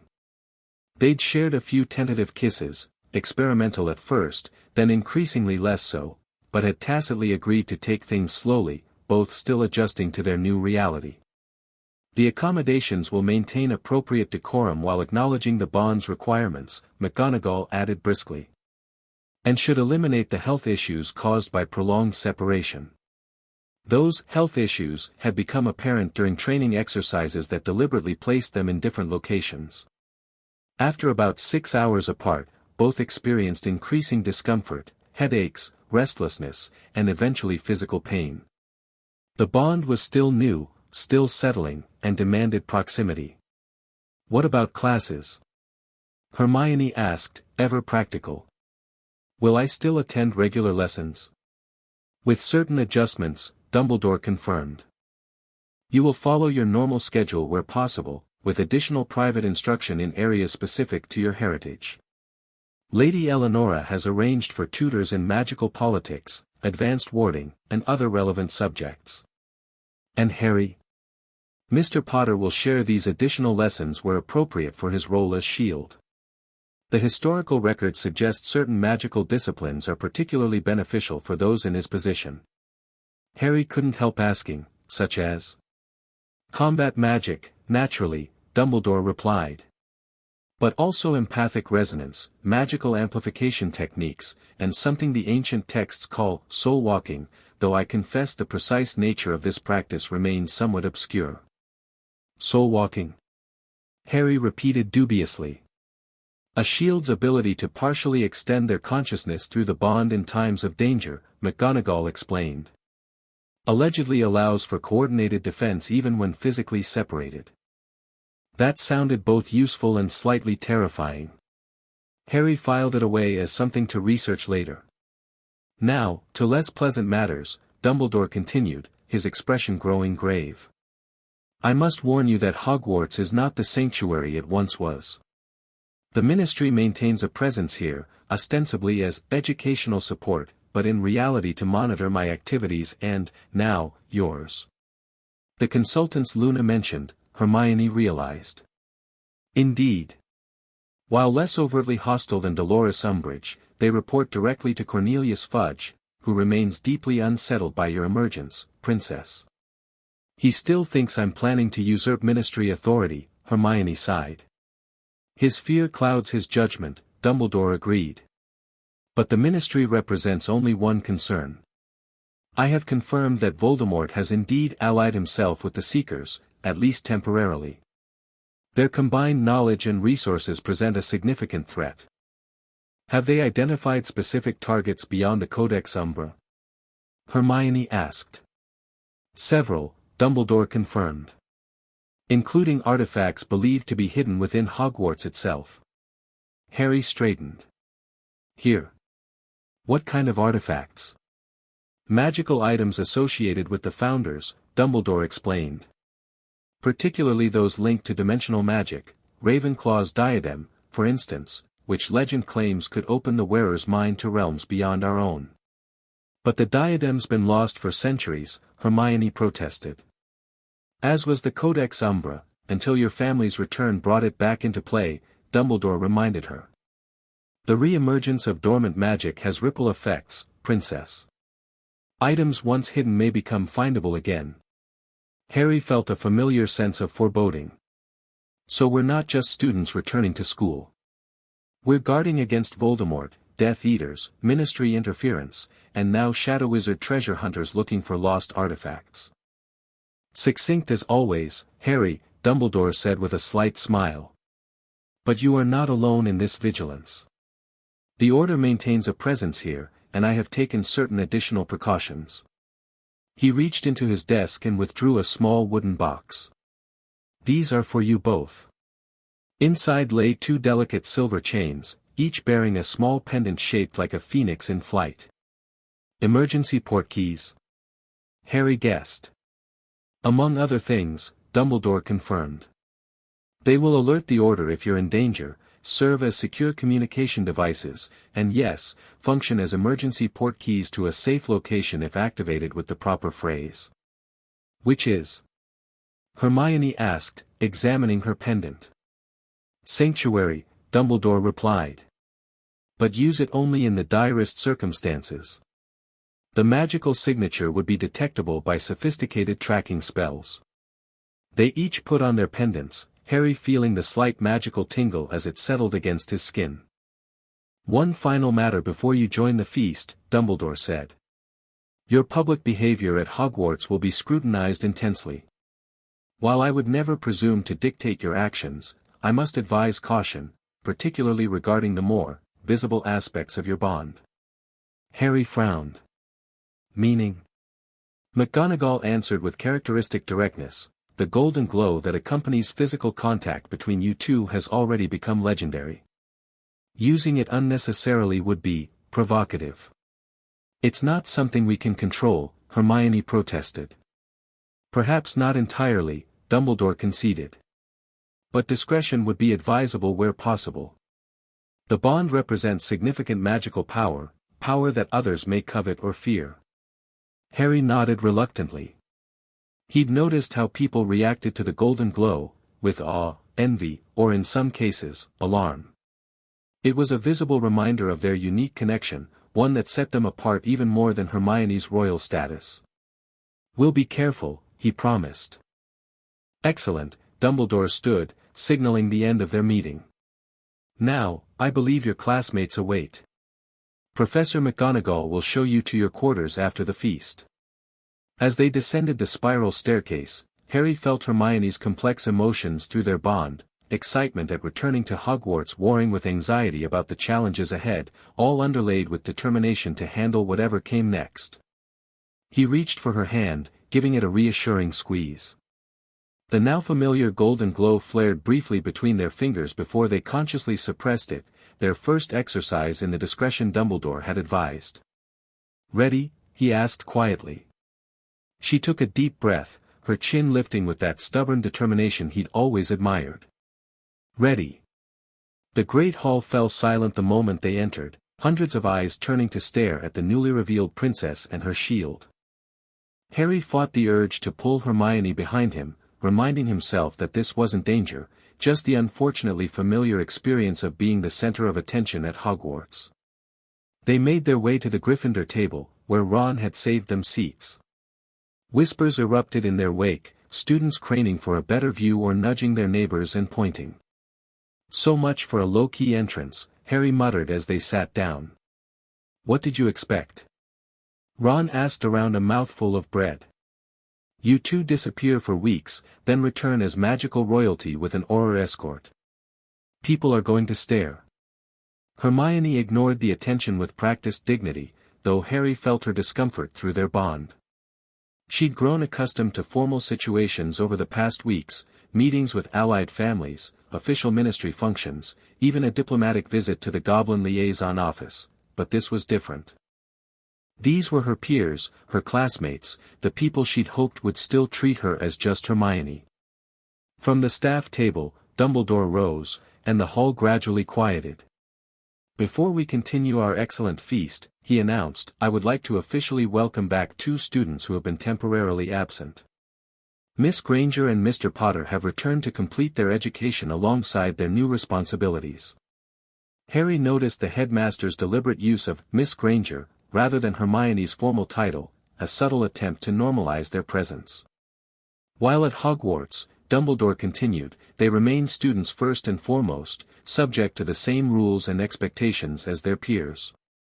I trust that all of you will respect their privacy and right to an education, just as you would wish your own rights respected. It was a clear message, though Harry doubted it would significantly reduce the gossip and staring. Some things never changed at Hogwarts. "Now, please continue enjoying your meal," Dumbledore concluded, sitting down and engaging Professor Flitwick in conversation as if nothing unusual had occurred. "Well, that was subtly done," Ginny commented. "Trying to make us seem normal," Harry agreed. "Good luck with that." Seamus Finnegan leaned across the table, eyes wide with curiosity. "Is it true you fought off 30 Death Eaters at that manor place?" "It wasn't 30, Hermione corrected automatically. "But you did fight Death Eaters," pressed Lavender Brown, who'd scooted closer to listen. "Among others," Harry replied vaguely. "And the Ministry really tried to arrest you?" Dean Thomas joined in. "Could we possibly discuss something else?" Hermione asked with forced patience. "How was everyone's summer?" The transparent attempt to change the subject fell flat as their classmates continued peppering them with questions, about the manor, the Ascension ritual, the golden glow people had read about in the Prophet, whether Hermione would wear a crown to Transfiguration. Through it all, Harry noticed Draco Malfoy watching them from the Slytherin table with a calculating expression. Unlike their classmates' excited curiosity, Malfoy's interest seemed more strategic, assessing, measuring, planning. Malfoy staring, he murmured to Hermione. She glanced over briefly. "His father's been surprisingly helpful with the traditional families. I think he's trying to position House Malfoy as our primary pure-blood ally." "You don't actually trust him?" "Of course not," she replied quietly. "But political reality means working with people whose ultimate goals differ from yours. The ancient allegiances give us leverage." It was such a practical, nuanced response, so typically Hermione yet informed by her new political awareness. Harry felt a surge of admiration through their bond, which she acknowledged with a small smile. Their moment was interrupted by Neville, who'd been unusually quiet since they sat down. Hermione? There's something you should probably know." His serious tone caught their attention. "What is it, Neville?" He gestured discreetly toward the Ravenclaw table, where a tall, aristocratic boy Harry vaguely recognized as a seventh year was watching them with intense interest.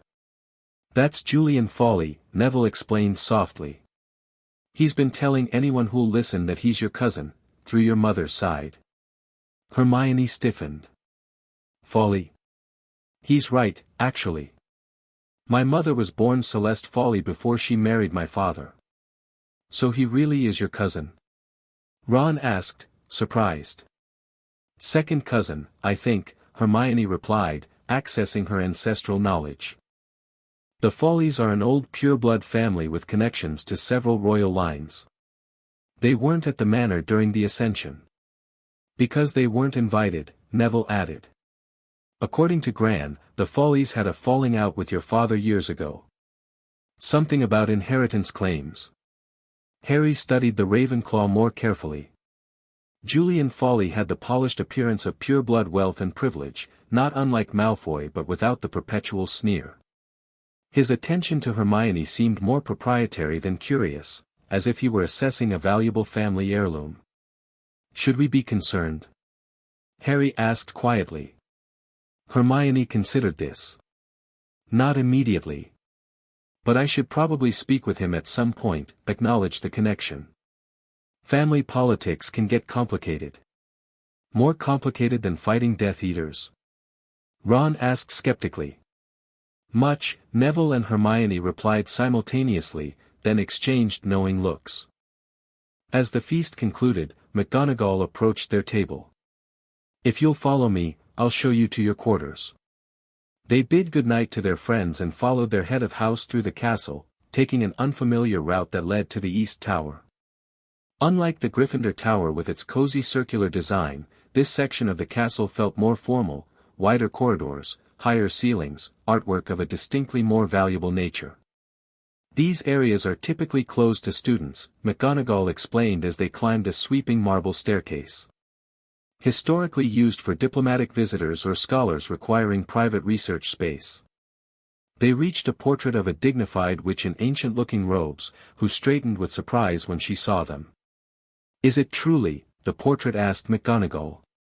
Yes, Lady Helena. Princess Hermione Dagworth Granger and her shield, Harry Potter.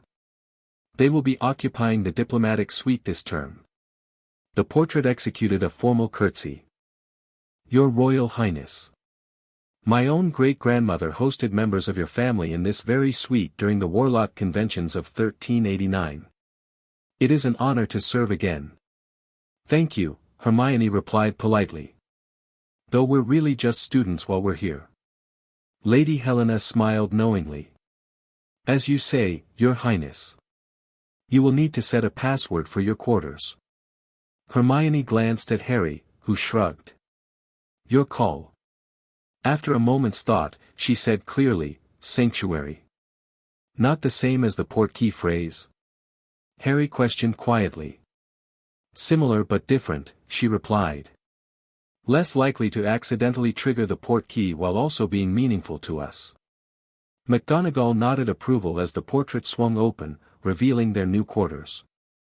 The room beyond exceeded Harry's expectations. A spacious common area with comfortable seating arranged around a fireplace, large windows overlooking the lake, bookshelves already filled with texts, and doorways leading to what he assumed were their separate bedrooms.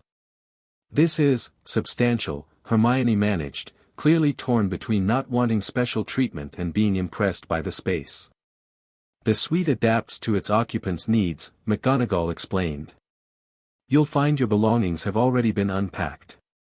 The common area can be used for study or receiving visitors. The portrait will announce anyone seeking entrance. She indicated a small alcove near the entrance. This area is designated for your security detail. Aurors will maintain a rotation outside your quarters during night hours, with more discreet monitoring during the day. Harry noticed how carefully the space balanced their dual identities, students needing to study and sleep, but also public figures requiring security and appropriate accommodations for their status. Your class schedules, McGonagall continued, handing them each a parchment. You'll notice some adjustments from the standard fifth-year curriculum. Harry examined his schedule, finding the usual subjects plus additional sessions labeled Shield Combat Arts, Bonded Magical Theory, and Diplomatic Protocol. These additional classes will typically take place evenings and weekends, McGonagall explained. Lady Eleonora has arranged for specialists to flow in for instruction. What about the DA? Harry asked. Will we still be allowed to participate? The Defense Association is now an officially sanctioned study group, McGonagall replied carefully. Your participation would be politically significant. Translation: attending would make a statement, one the Ministry might not appreciate. We'll think about it, Hermione decided diplomatically. Very well. McGonagall moved toward the exit. Classes begin tomorrow. I suggest you both get some rest. The next few days are likely to be challenging. After she left, Harry and Hermione explored their new accommodations. Their bedrooms were equally sized and similarly appointed, four-poster beds, desks, wardrobes, and private bathrooms. Harry's room had a subtle color scheme of deep red and charcoal gray, while Hermione's featured midnight blue and silver, the colors of House Dagworth Granger. This is surreal, Hermione said when they reconvened in the common area. A month ago we were in the Gryffindor dormitories like normal students. We were never normal students, Harry pointed out wryly. Not with my scar in your brains. She smiled at that, some of the tension leaving her shoulders as she settled beside him on one of the sofas. True. But this is a different level of not normal. Through their bond, he felt her conflicted emotions, appreciation for the accommodations but concern about further separation from their peers, determination to fulfill her responsibilities but anxiety about balancing everything. One day at a time, he suggested, taking her hand and allowing a small flicker of their golden glow to manifest. We handled Death Eaters, the Ministry, and Shadow Wizards. We can handle Hogwarts. With you, I think I can handle anything, she admitted softly. The simple sincerity of her statement warmed him more than any grand declaration could have. He leaned forward, brushing his lips against hers in a gentle kiss that deepened when she responded enthusiastically, her fingers threading through his hair. Their bond hummed with shared emotion, comfort, desire, and something deeper neither had named aloud yet. The golden glow spread between them, illuminating the room with warm light. When they finally separated, both slightly breathless, Hermione rested her forehead against his. We should probably practice controlling that glow, she murmured. For discretion's sake. Probably, he agreed, making no move to pull away. But not tonight. She smiled against his lips. Not tonight. Classes the next day proved every bit as challenging as McGonagall had predicted, though not academically. The difficulty lay in the constant attention, the whispers that followed them through corridors, and the carefully neutral treatment from professors who clearly didn't know whether to address Hermione by her title or her name. Potions was particularly uncomfortable. Snape, never pleasant in the best circumstances, seemed especially conflicted about Hermione's new status. His instinctive disdain for Gryffindors warred visibly with pure-blood traditions regarding magical royalty. Miss Granger, he finally settled on, his tone clipped as he inspected her perfect strengthening solution. Adequate. Coming from Snape, it was practically effusive praise. Harry's potion received the usual scathing criticism, royal connection notwithstanding. Transfiguration proved easier, as McGonagall maintained her usual brisk professionalism while subtly discouraging anyone from making a fuss. When Lavender attempted to ask Hermione about her coronation mid-lesson, McGonagall's withering look could have curdled milk. If you have time for gossip, Miss Brown, perhaps you have mastered vanishing vertebrates? No. Then I suggest you concentrate on your work. By lunchtime, Harry felt drained from the constant scrutiny. Through their bond, he sensed Hermione's similar exhaustion, though she maintained a composed exterior. How do you do it? He asked quietly as they found seats at the Gryffindor table. Stay so calm with everyone staring. I'm not calm inside, she admitted, her mental voice reaching him through their strengthening connection. But I remember what Lady Eleonora taught me, appearance shapes reality in politics. If I act affected, it gives others power over me. It was sound advice, if difficult to implement. Harry tried to emulate her composure, though his instinct when annoyed had always been to snap rather than maintain dignity. They were halfway through lunch when the first test of that composure arrived in the form of Draco Malfoy, who approached their table with Crabbe and Goyle flanking him as usual. But rather than his typical swagger, Malfoy moved with formal precision, stopping at a respectful distance. "Your Highness," he said with a slight bow toward Hermione. "House Malfoy extends formal greetings upon your return to Hogwarts." The great hall quieted, students watching this unexpected interaction with fascination. Hermione straightened almost imperceptibly, her expression shifting to what Harry now recognized as her royal face, polite but reserved, attentive but revealing nothing. "Thank you, Mr. Malfoy. House Dagworth Granger acknowledges House Malfoy's courtesy." It was the minimum acceptable response according to Pureblood protocol, acknowledging without encouraging, maintaining appropriate distance.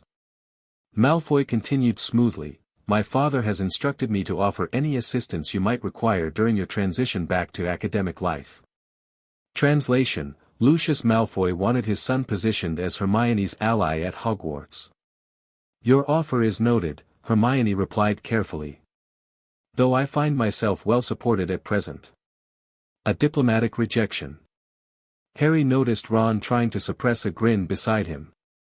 Malfoy nodded, apparently having expected this response. "Of course. Nevertheless, the offer stands." "Good day, Your Highness." He inclined his head again, then withdrew without his usual parting sneer. "Well, that was weird," Ron commented once Malfoy was out of earshot. "That was politics," Hermione corrected. "Establishing position without committing to anything." "He didn't even insult Harry," Ron marveled.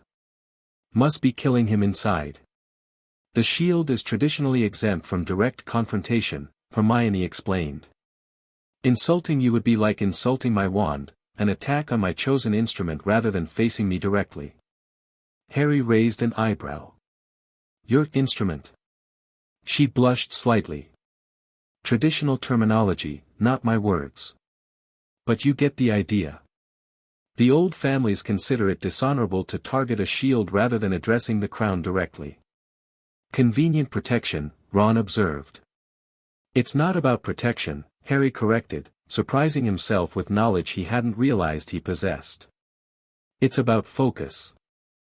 The shield's attention should remain on defending the crown, not managing personal conflicts." Hermione looked at him curiously. "That's exactly right. Ancestral knowledge?" "Must be," he agreed. More and more often, he found himself accessing information about his role that he'd never consciously learned, muscle memory extending to historical and tactical awareness. Their discussion was interrupted by the arrival of another visitor, Julian Fawley, Hermione's supposed cousin from Ravenclaw, approaching with considerably less ceremony than Malfoy but no less purpose. "Hermione," he greeted her, deliberately casual. "Or should I say, cousin. I've been hoping we might speak." His approach triggered Harry's instinctive wariness. Unlike Malfoy's formal distance, Fawley positioned himself as familiar, entitled to personal connection. "Mr. Fawley," Hermione replied, a hint of coolness in her tone. "I understand we may share family connections." "More than connections," he corrected with an easy smile. "My grandfather and your mother were siblings. That makes us second cousins, practically family." "I'm still learning about my maternal relatives," Hermione said carefully. "The Fawleys weren't represented at my Ascension." A subtle reminder that his family hadn't been among those who acknowledged her. Fawley's smile tightened almost imperceptibly. "An unfortunate oversight. Historical tensions between our families that preceded both of us. I'm hoping we might move beyond that now." "A laudable goal," Hermione agreed neutrally. "Perhaps we could discuss family history sometime when I'm not in the middle of lunch." Of course," Fawley backpedaled smoothly. "I just wanted to introduce myself properly. The Fawleys have a long, proud history in magical Britain, almost as distinguished as the Dagworth Grangers. I'd be happy to fill in any gaps in your knowledge about our shared heritage." Harry didn't miss the presumption in his offer, positioning himself as an authority on Hermione's own family. "Thank you," Hermione replied, maintaining her diplomatic tone. "I'll consider your offer." Recognizing dismissal, Folly nodded. "Until later, then. Cousin." With a final smile that didn't quite reach his eyes, he returned to the Ravenclaw table. "I don't like him," Ron declared immediately. "You don't know him," Hermione pointed out, though Harry felt her own reservations through their bond. "I don't need to. He's got that same slimy look Malfoy gets when he's plotting something." "He's certainly interested in establishing a connection," Harry observed. "Question is, why now?" The Follies lost significant political influence after the First War, Neville offered unexpectedly, joining the conversation. They were suspected of Death Eater sympathies but never proven. "Julian's father works in the Department of International Magical Cooperation, mid-level position with aspirations for advancement." They all stared at him, surprised by this detailed knowledge. "What?" Neville shrugged. "Gran makes me study political alignments of all the old families. Says it's essential knowledge for navigating pureblood society." "She's right," Hermione agreed, impressed. "Julian's likely trying to leverage family connection to restore Folly influence. Or he has more specific goals," Harry suggested, his protective instincts heightened. "Access to Dagworth secrets, magical knowledge, political advantage. We'll keep an eye on him," Hermione decided. "Along with everyone else who suddenly wants to be my best friend." Their afternoon classes passed in similar fashion, constant attention, formal acknowledgments from students with pureblood connections, and curious stares from everyone else. By dinner, Harry felt as if he'd run an emotional marathon, and through their bond, he knew Hermione felt the same.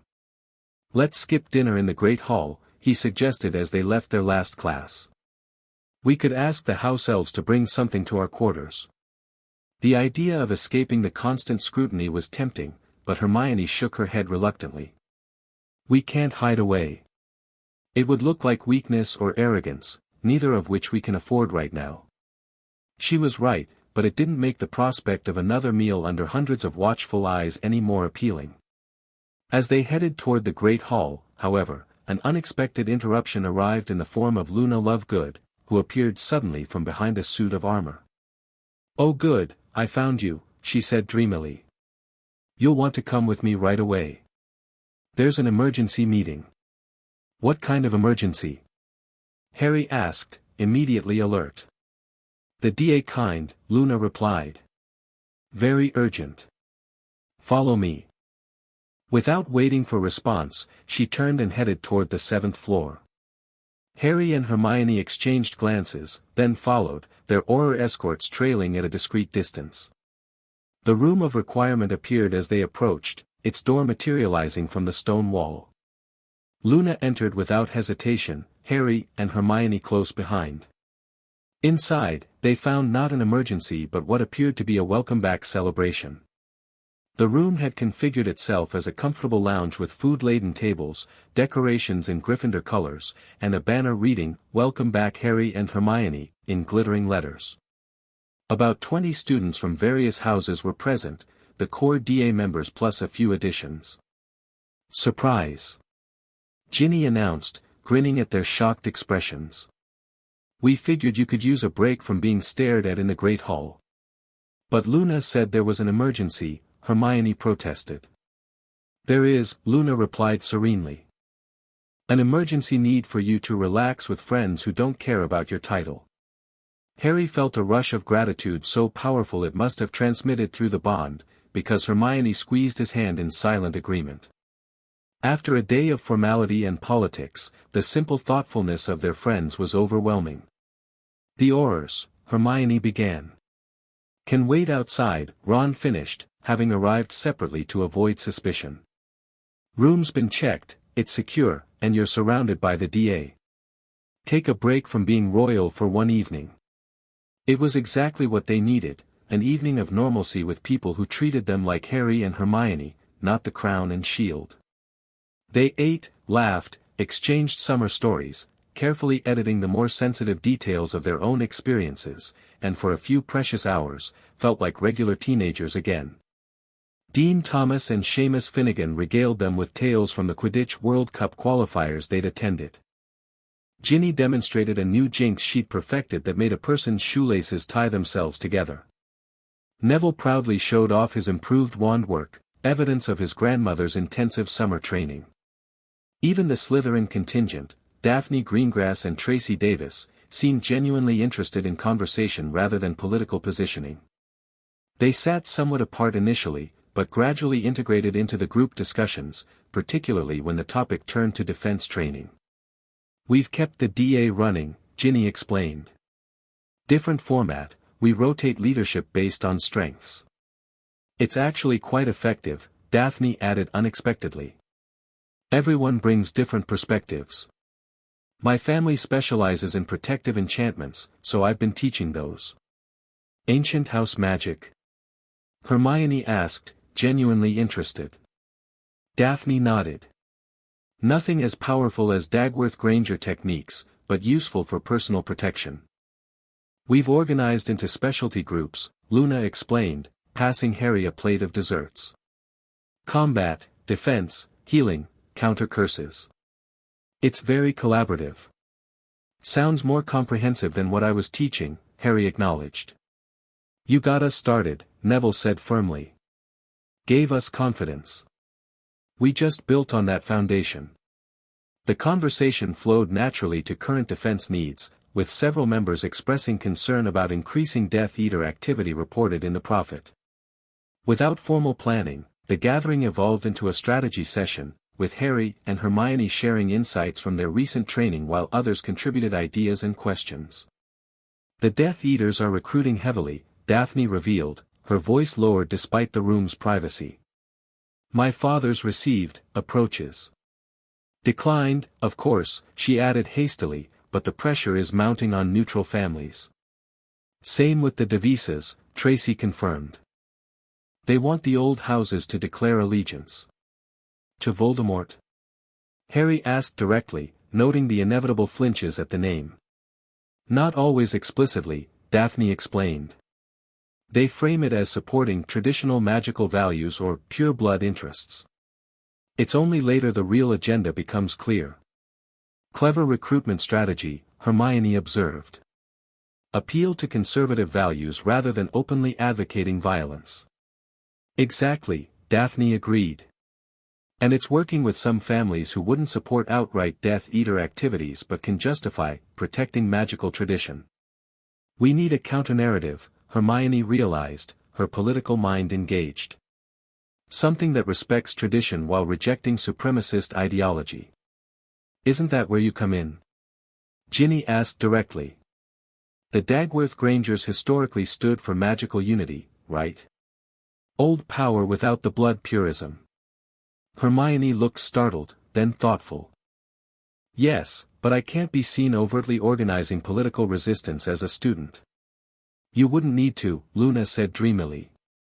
"Just be visible supporting unity. Others would rally to that banner." "A banner like the DA?"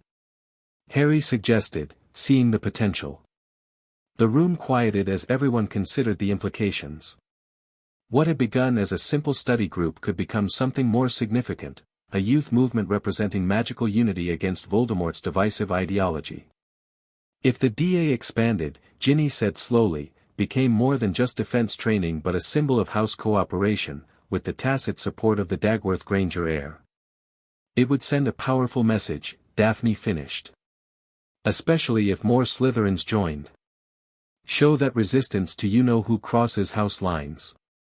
That's exactly the kind of visible unity we need, Hermione agreed, her expression animated in a way Harry hadn't seen since before all the royal complications. This was Hermione in her element, organizing, planning, building coalitions. Dumbledore's army becomes Dagworth's alliance in more than just nickname, Ron mused. But still focused on practical defense, Harry insisted, not wanting to lose the group's original purpose. Political symbolism is important, but people need to be able to protect themselves. Both, Luna suggested simply. Learning to fight while standing together. That's more powerful than either alone. As the discussion continued, Harry felt something he hadn't expected: hope.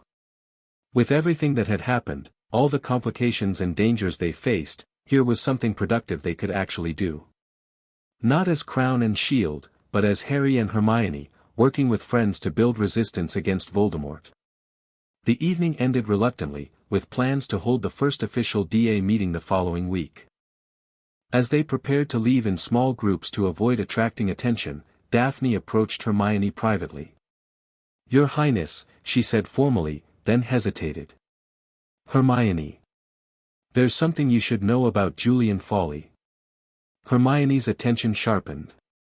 "What about him?" "He's been asking questions about the Dagworth Granger library. Specifically, about certain restricted texts that might be housed there." "What kind of texts?" "Ancient magic. Dimensional theory. The kind of knowledge the Seekers pursue." Daphne's expression was grave. "My father says the Fawleys had connections to knowledge collectors in the past. Nothing confirmed, but, be careful." "Thank you," Hermione said sincerely. "This is valuable information." After Daphne left, Hermione turned to Harry, her expression troubled. "The Seekers again. They seem to have connections everywhere." "We'll add Fawley to our watch list," Harry decided. "Between him, Malfoy, and the Ministry spies, we've got plenty to keep an eye on." "Just another day at Hogwarts," Hermione said with a wry smile that didn't quite reach her eyes. As they finally returned to their quarters, escorted by the patiently waiting Aurors, Harry felt the day's events settling into a familiar pattern: threats from multiple directions, political complications, and the constant balance between their public roles and private selves. But tonight had also shown something important: they weren't alone. The DA represented not just practical defense but genuine support, friends who saw past titles and prophecies to the people underneath.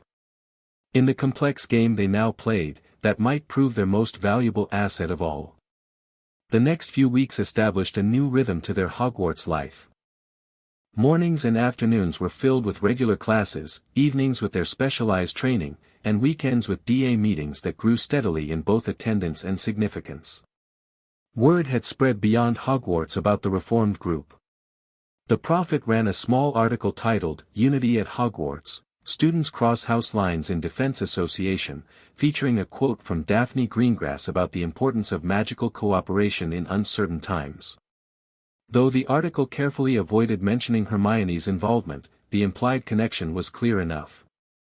Their specialized training proved both fascinating and exhausting. Shield combat arts, taught by a gruff ex-Auror named Wilkinson, focused on advanced defensive magic specifically designed for protecting others, spells that could extend shields to cover multiple people, redirective barriers that could return hostile magic to its caster, and tactics for creating secure perimeters under attack. "The shield isn't just a bodyguard," Wilkinson explained during one particularly intense session. "You're a force multiplier, enhancing the crown's magical effectiveness while maintaining protective coverage." He had them practice synchronized casting, Harry defending while Hermione attacked, then reversing roles, gradually reducing the verbal communication between them until they relied solely on their bond to coordinate. The results were impressive even to their demanding instructor. "Natural aptitude," he grunted after they successfully repelled a complex attack sequence without exchanging a single word. The bonds developing faster than expected. Bonded magical theory proved equally challenging, though in an intellectual rather than physical sense. Their instructor, a soft-spoken witch named Professor Amalthea, specialized in ancient magical connections like theirs. "Soul bonds manifest differently depending on the individuals involved," she explained. "Yours appears primarily protective and amplifying in nature, which aligns with the historical pattern between your houses." They learned to channel magic through their connection, Hermione initiating a spell that Harry could complete, creating effects neither could achieve alone. They practiced maintaining the bond across increasing distances, gradually extending their range from adjacent rooms to opposite ends of the castle. The most intriguing aspect was what Professor Amalthea called resonance visualization, learning to actually see their magical connection. Close your eyes, she instructed during one session. Focus not on each other but on the space between you. Magic leaves traces, patterns in reality itself. Harry concentrated, sensing rather than seeing at first, a warm current flowing between himself and Hermione. Gradually, with practice, the sensation took visual form, a golden thread connecting them, pulsing with shared energy. "It's beautiful," Hermione whispered the first time they both successfully visualized it. "And useful," Professor Amalthea added practically. In crisis situations, being able to visually track your connection can help maintain it under stress. Their other specialized subject, diplomatic protocol, proved less immediately engaging but necessary. Taught by Lady Eleonora herself, who fled in weekly from Dagworth Manor, these sessions covered everything from formal address conventions to treaty negotiations to the complex web of alliances and obligations among magical families. "Politics is perception," she reminded Hermione repeatedly. "How you're seen matters as much as what you do." For Harry, these lessons were often tedious but illuminating. He'd never considered the implications of who sat where at formal functions or how the phrasing of a request could signal alliance or opposition. While Hermione absorbed the intricacies naturally, he struggled with what seemed like arbitrary rules, until Sirius, visiting during one session, framed it differently. "Think of it as battle strategy," his godfather suggested. "Different terrain, same principles, knowing your opponents, recognizing signals, positioning for advantage." That perspective helped, transforming diplomatic protocol from mysterious etiquette to tactical considerations Harry could appreciate. Between classes, training, and the DA, they had precious little personal time, often falling into bed exhausted only to start again the next day. But they carved out moments for themselves, quiet evenings in their common room, occasional walks by the lake under Auror's supervision, stolen kisses in briefly empty corridors. Their bond continued to strengthen, evolving in unexpected ways. They could now communicate basic thoughts without speaking, sense each other's locations within the castle, and even share magical energy when one was depleted. The golden glow appeared less frequently as they gained better control, manifesting only when emotions ran particularly high or they deliberately channeled power together. As October progressed, however, the relative stability of their new routine was increasingly interrupted by concerning developments beyond Hogwarts. The prophet reported mysterious disappearances reminiscent of the First War, strange magical disturbances in historically significant locations, and growing division within the ministry itself. "Fudge is losing control," Hermione observed one morning, reading between the lines of a particularly convoluted political article. "These policy disagreements are actually factions forming, those who acknowledge Voldemort's return versus those still in denial." "Good," Ron said bluntly. "About time people faced reality." "It's complicated," Hermione sighed. "Political instability creates openings Voldemort can exploit. We need the ministry functioning effectively, even if Fudge himself is problematic." Such nuanced political awareness had become typical of Hermione's thinking, always considering multiple angles, evaluating long-term implications rather than immediate satisfaction. Harry sometimes missed her more straightforward approach to problems, though he admired her growing sophistication. Their most direct connection to outside events came through order meetings, which they now attended via Enchanted Mirror when unable to leave Hogwarts. These sessions revealed concerning patterns: increased Death Eater recruitment, mysterious break-ins at magical archaeological sites, and evidence of cooperation between previously unaligned dark magical groups. "The Seekers are expanding their search," Sirius reported during one such meeting. "Not just targeting Dagworth holdings anymore but anywhere with connections to Founder artifacts or dimensional magic. They've attempted access at 3 different historical sites associated with Ravenclaw," Remus added. "Looking for clues to the diadem, we believe." "And Voldemort's role in this?" Hermione asked. "Providing muscle while they provide expertise," Moody growled from elsewhere in the mirror frame. "Classic alliance of convenience. He wants power, they want knowledge. Temporarily aligned interests." "Any activity around Hogwarts?" Harry asked, concerned about the castle's known connections to the Founders. Nothing confirmed, Kingsley's deep voice replied. But increased interest in Hogsmeade. Unknown individuals asking questions about castle access, historical passages, that sort of thing.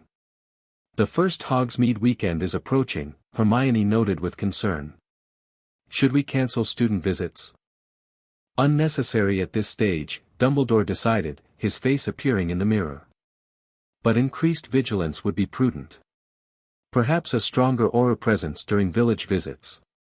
The meeting continued with discussions of protective measures and intelligence gathering, but afterward, Harry couldn't shake his uneasiness. Through their bond, he sensed Hermione shared his concerns. "They're getting closer," he said quietly once they were alone in their common room. "The Seekers, Voldemort. Whatever they're looking for, the search is intensifying. And likely to intersect with Hogwarts eventually," Hermione agreed. "Given the founder connections. We should increase DA training," Harry decided. "Focus more on practical defense, less on theory. If something happens. We need everyone prepared," she finished his thought. "I agree." With this new urgency, they revamped the DA curriculum, emphasizing combat-ready spell work, quick response tactics, and emergency protocols. Attendance continued to grow, now including students from all houses, even several more Slytherins who, while not openly defying their house's Death Eater connections, clearly sought protection and training. Julian Fawley also began attending, which Harry viewed with suspicion despite Hermione's diplomatic acceptance of her cousin's participation. He watched Fawley carefully during meetings, noting his particular interest whenever dimensional magic or founder artifacts were mentioned, even tangentially. "He's fishing for information," Harry told Hermione after one session where Fawley had asked seemingly casual questions about Ravenclaw's historical connection to certain types of magic. "I know," she agreed. "But keeping him close lets us monitor what he's interested in. Keep your friends close and your enemies closer," Harry quoted wryly. "Something like that," she smiled. "Besides, he's not necessarily an enemy, just someone with potentially conflicting interests." This measured approach to potential threats reflected another change in Hermione, a growing political pragmatism that sometimes concerned Harry. While he still saw things in relatively straightforward moral terms, she increasingly navigated shades of gray, weighing competing factors rather than making absolute judgments. Their different perspectives came to a head unexpectedly during the first Hogsmeade weekend in late October. Despite security concerns, they'd decided to attend, partly to maintain normalcy, partly because their constant presence in the castle was becoming claustrophobic. With enhanced aura protection arranged by Madame Bones, the visit seemed reasonably safe. The village welcomed them with a mixture of curiosity and respect. Shopkeepers bowed or curtsied when Hermione entered, offering special attention that she politely deflected. They visited the usual student haunts, Honeydukes, Zonkos, the Three Broomsticks, trying to enjoy a normal outing despite the Aurors maintaining discreet perimeter security. The complication arose when Lucius Malfoy appeared in the village, ostensibly on ministry business, but making a point of publicly greeting Hermione with elaborate courtesy. "Your Royal Highness," he bowed formally in the middle of High Street, creating an instant spectacle. What a fortuitous encounter. "I was hoping for an opportunity to discuss certain matters of mutual interest." Harry felt Hermione's instant calculation through their bond, weighing the political implications of public association with a suspected Death Eater against the potential intelligence value and the consequences of openly snubbing a powerful pureblood ally. "Mr. Malfoy," she acknowledged with appropriate formality. "What matters did you wish to discuss? Perhaps somewhere less public?" Malfoy suggested smoothly, gesturing toward Madame Putafoot's tea shop nearby. Harry immediately objected through their bond. "Absolutely not. He's isolating you from witnesses." "He won't try anything in a village full of Aurors," Hermione responded silently. "And we might learn something valuable." "It's too risky," Harry insisted, shifting slightly to his protective position beside her.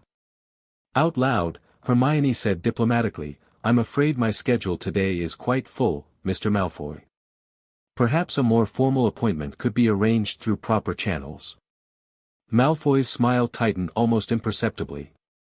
Of course, Your Highness. Though the matter concerns certain historical artifacts that might interest you. Particularly those associated with Ravenclaw. The deliberate mention of exactly what the Seekers were pursuing sent alarm bells ringing. Harry tensed, his hand moving instinctively toward his wand, but Hermione maintained perfect composure. Indeed. Then I suggest you share that information with the appropriate Ministry Department. Good day, Mr. Malfoy. It was a clear dismissal.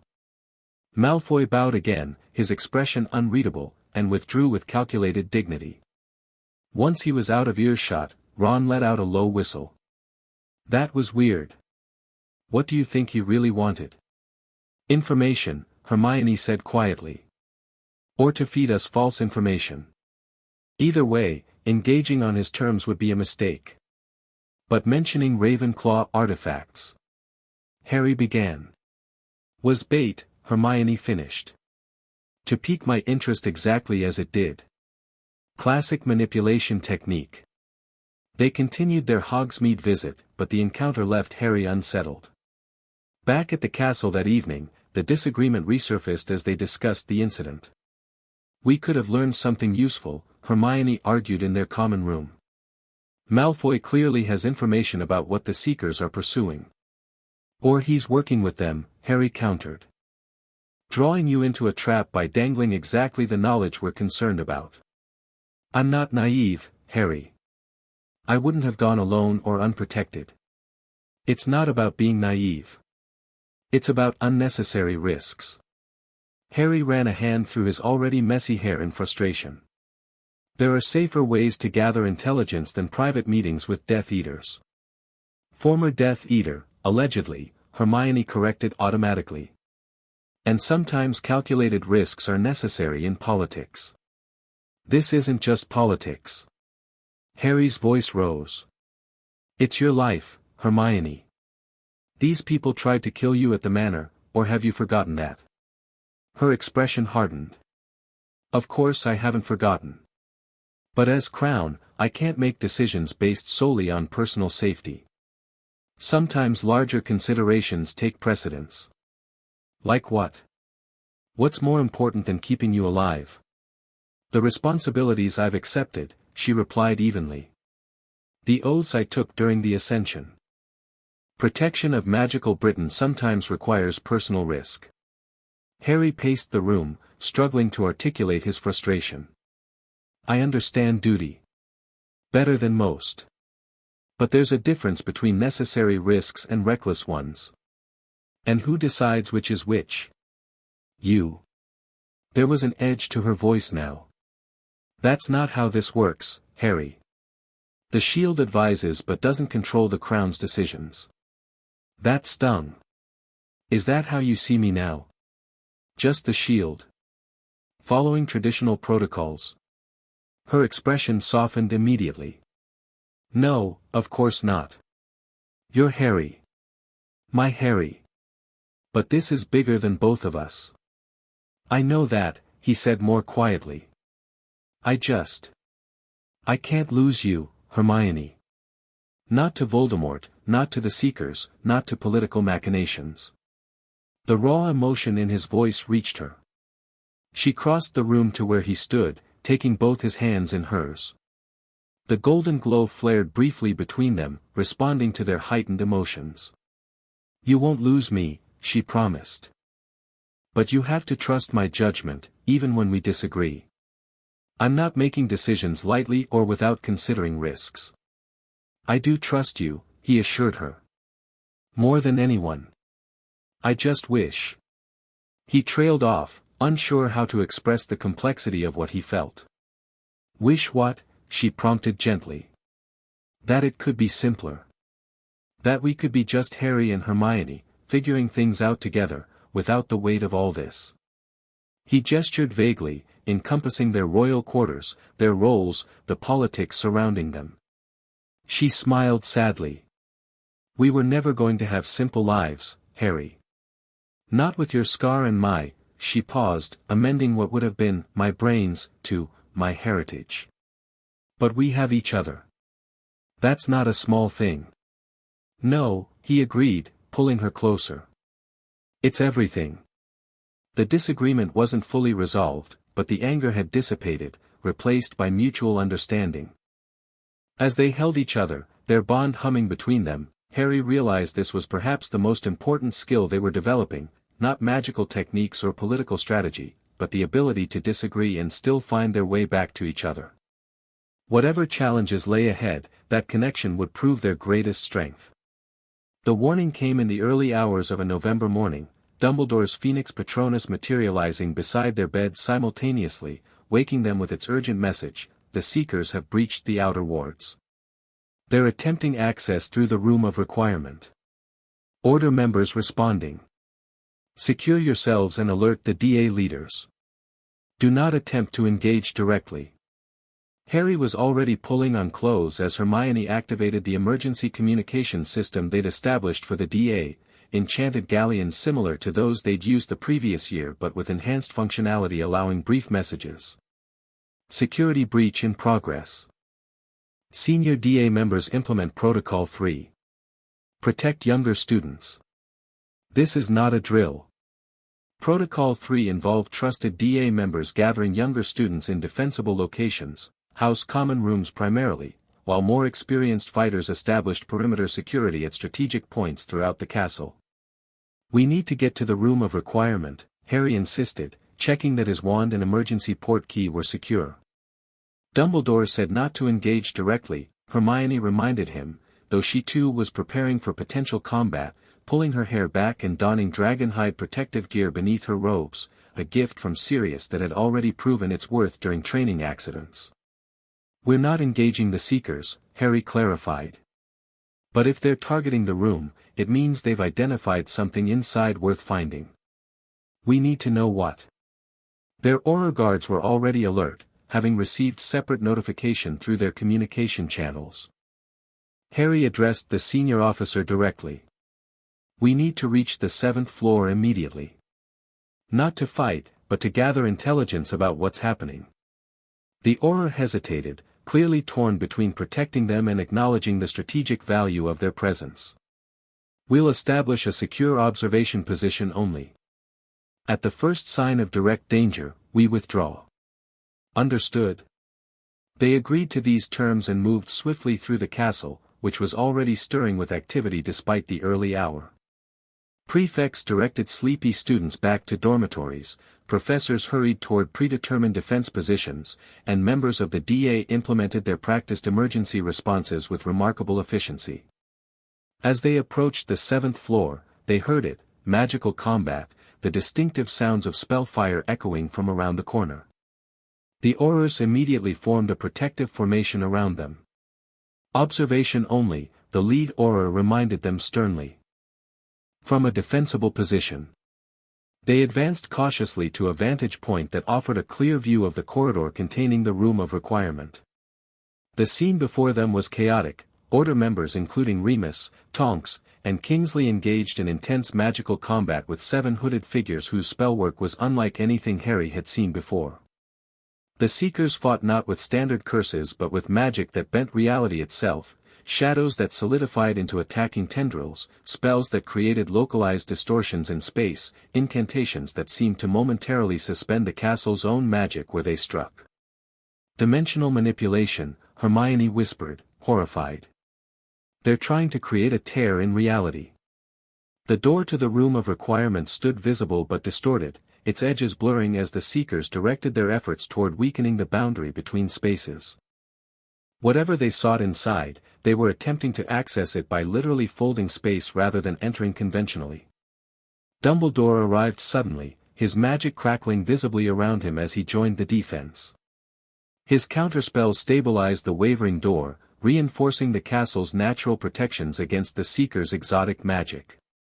They can't break through with him here, Harry observed with relief. Not even with their dimensional tricks. But the Seekers seemed to have anticipated this.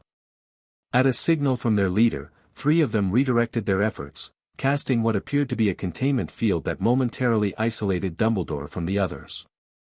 It wouldn't hold him long, but it created an opening.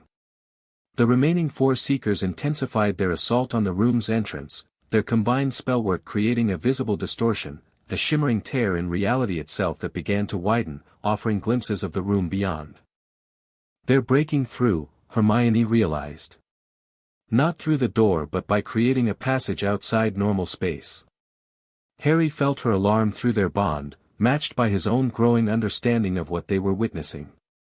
This wasn't just an attack, it was a fundamental violation of the magical principles that protected Hogwarts. If successful, it would establish a precedent that the castle's legendary security could be circumvented. Without conscious decision, they moved in perfect synchronization, stepping forward despite the Auror's attempts to maintain their protective perimeter.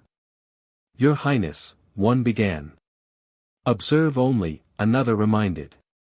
But Harry and Hermione were already casting, not engaging the Seekers directly but reinforcing the castle's own defenses, channeling power through their bond into the very stones of Hogwarts, activating protective enchantments that responded to their combined magic. The golden glow surrounded them, brighter than ever before, spreading outward to envelop the corridor. Where it touched the walls, the castle itself seemed to respond, ancient runes briefly becoming visible, etched in light across stone surfaces that had appeared solid for centuries. Founder's protections, Hermione explained through their bond, knowledge flowing from her ancestral memories. Dormant unless activated by sufficient magical resonance. Their joined magic continued to spread, following the architectural lines of the castle like water finding channels. The golden light reached the distortion the Seekers had created and began to counter it, reality reasserting itself, the tear gradually sealing despite their continued efforts to widen it.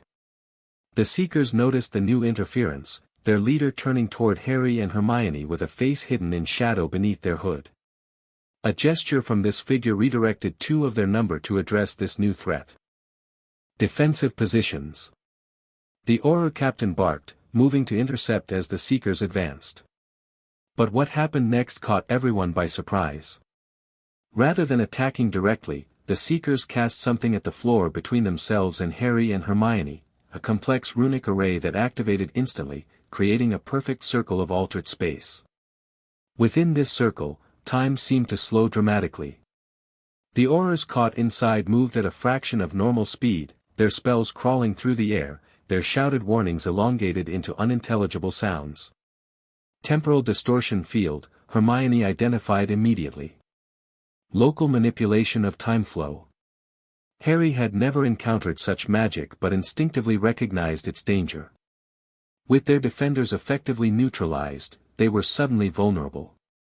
The Seekers pressed their advantage, one casting a spell directly at Hermione, not an attack but something more insidious. A tendril of shadow extended from their wand, seeking her like a living probe. Mental intrusion, Hermione gasped, recognizing the technique from her ancestral knowledge. They're trying to extract information, about the room, about what's hidden inside. Harry reacted instantly, stepping between her and the shadow tendril, his wand raised. Protego Mentalis, he cast, drawing on training he'd received specifically for shielding Hermione's mind. The spell formed a silvery barrier that intercepted the shadow, but instead of dissipating, the darkness began to coil around his shield, seeking weaknesses, applying pressure that Harry felt directly in his own mind. Hermione didn't waste the protection he provided. While Harry defended, she counterattacked, using a combination of ancestral Dagworth Granger magic and modern spellwork. Lux Veritatis, she cast, sending a beam of intense blue-white light that struck the Seeker controlling the shadow tendril. The figure staggered backward, their hood falling to reveal nothing.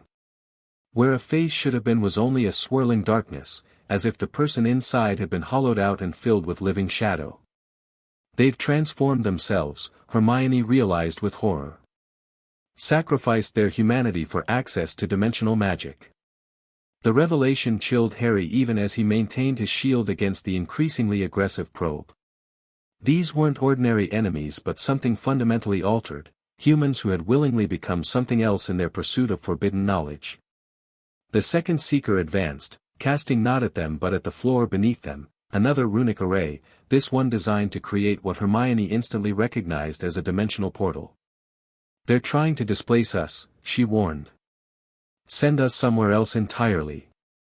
Harry felt the floor beginning to lose solidity beneath his feet, reality wavering as the portal began to form. Acting on instinct, he and Hermione cast simultaneously, their magics perfectly synchronized through their bond. Encourage terrorum, they intoned together, driving their combined power downward to counter the dimensional distortion. Their golden magic spread across the floor in a protective lattice, stabilizing reality against the Seeker's attempt to warp it. The castle itself responded, ancient stone reinforcing their spell with its own deep magic, centuries of protective enchantments activating to support their defense. Beyond their immediate confrontation, the battle continued. Dumbledore had broken free of the containment field and rejoined the main defense, his power forcing the Seekers to abandon their attempt to breach the Room of Requirement. The tear they'd created was sealing, the castle's integrity reasserting itself with help from Harry and Hermione's activation of the Founder's protections. Realizing their primary objective was now unreachable, the Seekers began a coordinated withdrawal. The two confronting Harry and Hermione cast one final spell, not an attack but a message, written briefly in burning letters in the air between them: "What is hidden will be found. The crown cannot guard all doors." Then they were gone, not by conventional retreat but by folding space around themselves, disappearing into tears in reality that sealed immediately behind them. The temporal distortion affecting the aurors dissipated, returning them to normal time flow. They staggered slightly, disoriented by the sudden transition. "What happened?" the captain demanded, looking around for the threat that had seemingly vanished. "They retreated," Harry explained, still maintaining a defensive position beside Hermione. "But not before leaving a message." Dumbledore approached swiftly, his expression grave as Harry relayed what the Seekers had written. "A threat and a warning," the headmaster interpreted. "They seek something specific, something they believe you are protecting, Princess." "But what?" Hermione asked, frustrated. "What could be hidden at Hogwarts that connects to me and dimensional magic?" "The Ravenclaw diadem," Dumbledore suggested. "Or perhaps something else from your family's history, something connected to both Hogwarts and the Dagworth Grangers." Harry frowned, remembering something from their ancestral knowledge training. Wasn't there a Dagworth Granger who studied under Rowena Ravenclaw? Something about shared research into magical theory? Hermione's eyes widened with recognition. Elspeth Dagworth Granger, 12th century. She and Ravenclaw developed theories about magical dimensions, including, she stopped abruptly, a connection forming.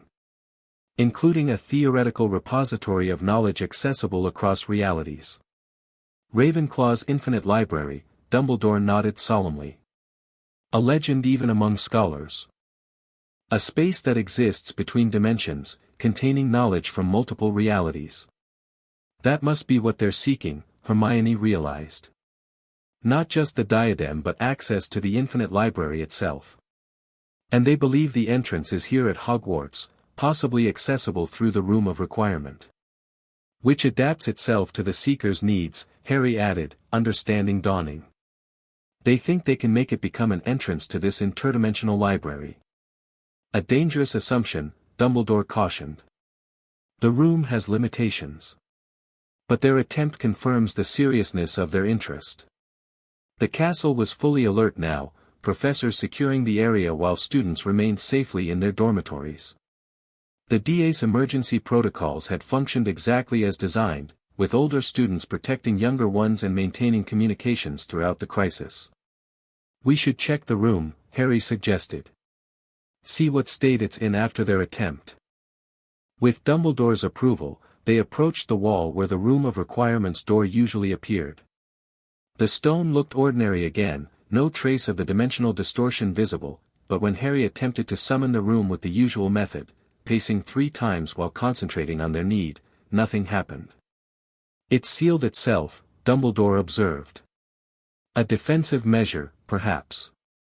The castle protecting one of its most vulnerable points. Will it recover?" Hermione asked with concern. "I believe so, given time." Hogwarts has remarkable self-healing properties. Dumbledore studied the wall thoughtfully. But this attack represents a significant escalation. The Seekers have revealed both their capabilities and their target. And their connection to me, somehow, Hermione added, troubled by the specific mention of the crown in their message. Your ancestors' connection to Ravenclaw provides the link, Dumbledore explained. The Dagworth Grangers have historically been guardians of certain knowledge, including, it seems, secrets about Ravenclaw's theoretical works. As the immediate crisis subsided, Dumbledore called an emergency meeting in his office with key Order members, Harry, Hermione, and the senior DA leaders who had coordinated the student response. You performed admirably, he told the assembled students. Your preparation and quick thinking prevented panic and ensured everyone's safety. Ginny, Neville, Luna, and the other DA leaders looked exhausted but proud. Their training had proven its worth in a real crisis. What happens now? Neville asked practically. Will they try again? Undoubtedly, Dumbledore confirmed. Though perhaps not immediately or in the same manner. Tonight's failure will force them to reconsider their approach. We need to understand exactly what they're seeking and why, Hermione said, her analytical mind already working through the problem.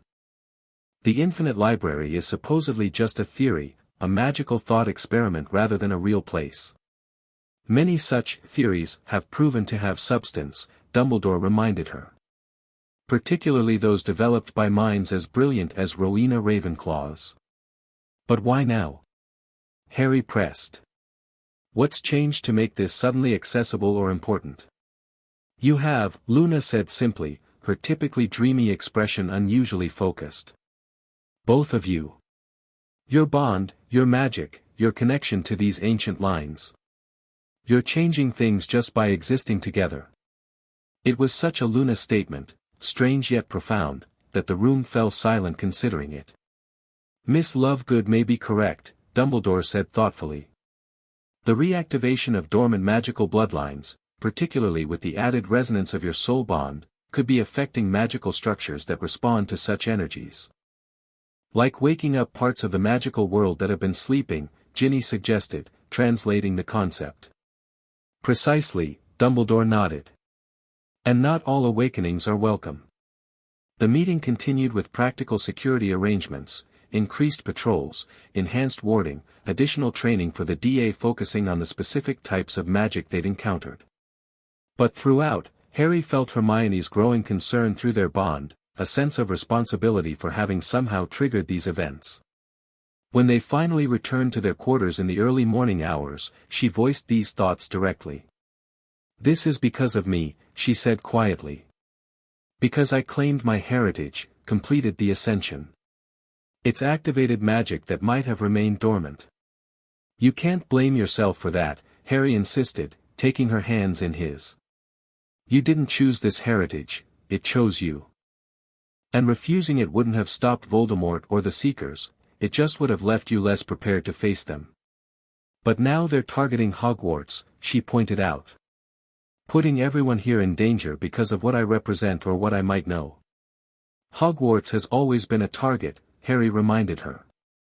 Voldemort's been trying to get at this place since our first year. At least now we're better prepared, more organized. She nodded reluctantly, acknowledging the truth in his words. I never wanted to put anyone else at risk. None of us did, he agreed softly. But that's not how this works. Voldemort, the Seekers, they're the ones putting people at risk.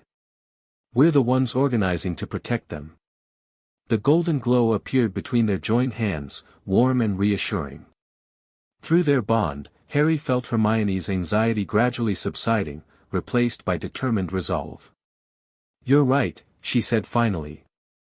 And if the Seekers want whatever knowledge my family helped protect, we need to find it first. Understand what it is, why it matters. Research project? Harry asked with a small smile, knowing her so well.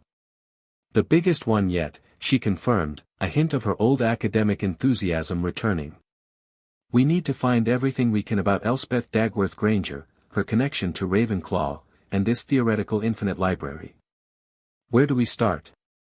The restricted section, family archives at the manor, and, she hesitated, then continued with determination, and I think it's time I spoke with my cousin Julian. If the Follies had connections to knowledge collectors in the past, he might have information, willing or not. Harry nodded, appreciating her strategic thinking even while maintaining his caution about folly. We'll approach him carefully. Extract what we can without revealing too much. Exactly, she agreed. And meanwhile, we intensify DA training. Tonight proved the system works, but we need to be prepared for worse. As dawn broke over Hogwarts, they finally sought a few hours' rest before classes, which Dumbledore had decided would proceed normally to maintain routine and calm. But as they separated to their respective bedrooms, Harry felt a shift through their bond, a deepening of Hermione's determination and focus. The attack had changed something for her, crystallized the reality of her position and responsibilities in a way that political meetings and theoretical training hadn't. She wasn't just playing a role anymore, adapting to unexpected heritage. She was fully embracing her position as guardian of ancient knowledge, protector of magical traditions worth preserving. And Harry, watching this transformation through their ever-strengthening bond, found his own resolve deepening in response. Whatever came next, Voldemort, the Seekers, Ministry politics, they would face it together, not just as bonded partners but as two people who had chosen each other, again and again, through challenges that would have broken lesser connections. The crown and shield were no longer just titles or destinies. They were who Harry and Hermione had decided to be, together. The weeks following the Seekers' attack transformed Hogwarts. Security tightened visibly, Aurors patrolled corridors, professors enhanced classroom wards, and the DA expanded training to include specific defenses against dimensional magic. Behind these practical measures, a deeper change occurred in the castle itself, ancient protections awakening, responding to the threat by revealing defenses dormant for centuries. The castle's alive in a way I've never seen before, Neville commented during a DA meeting, where they'd gathered to practice specialized containment spells. Gran says Hogwarts responds to need. It knows it's being targeted. This wasn't mere personification. Students reported moving staircases adjusting their patterns to create more direct escape routes, portraits organizing themselves into an early warning system, and dormitory entrances developing additional security features without staff intervention. Most significantly, the Room of Requirement remained inaccessible for nearly 2 weeks after the attack before finally reappearing, changed. When it finally responded to their summons, Harry, Hermione, and Dumbledore entered cautiously to find its interior fundamentally altered. It's protecting itself, Dumbledore observed, studying the room's new configuration. Limiting its transformative capabilities to prevent exploitation. The room could still change its contents to meet their needs, but certain requests now produced warning symbols rather than results, particularly anything related to interdimensional access or founder artifacts. Meanwhile, Hermione immersed herself in research about her ancestor Elspeth and the mysterious Infinite Library. The Hogwarts restricted section yielded limited information, but a visit to Dagworth Manor during a carefully arranged weekend trip revealed more substantial records. Elspeth was brilliant, Hermione explained to Harry as they examined ancient journals in the manor's library. She theorized that knowledge itself has a magical essence that exists independently of physical books or scrolls. Like magical information having its own reality? Harry attempted to understand. Exactly, Hermione nodded enthusiastically. She believed all possible knowledge exists in a conceptual dimension, and that with the right magical approach, one could access this repository directly. Sounds like divination, Harry commented skeptically. Far more precise, Hermione corrected. Not predicting the future but accessing actual information, historical records, magical discoveries, even knowledge from alternate magical timelines. And she worked with Ravenclaw on this theory. More than theory, Hermione said, showing him a particular passage. According to these notes, they actually created a prototype, a magical space accessible through specific ritual that connected to this knowledge dimension. Harry frowned. But if they succeeded, why isn't this common knowledge? Why isn't every wizard using this magical library? Because of what they found there, Hermione explained grimly. Not just beneficial knowledge but dangerous information, things that could destabilize magic itself. They realized unrestricted access would be catastrophic. So they closed it off, Harry guessed. Hid the entrance and the method, Hermione confirmed. Ravenclaw took responsibility for the physical access point, apparently concealed somewhere at Hogwarts.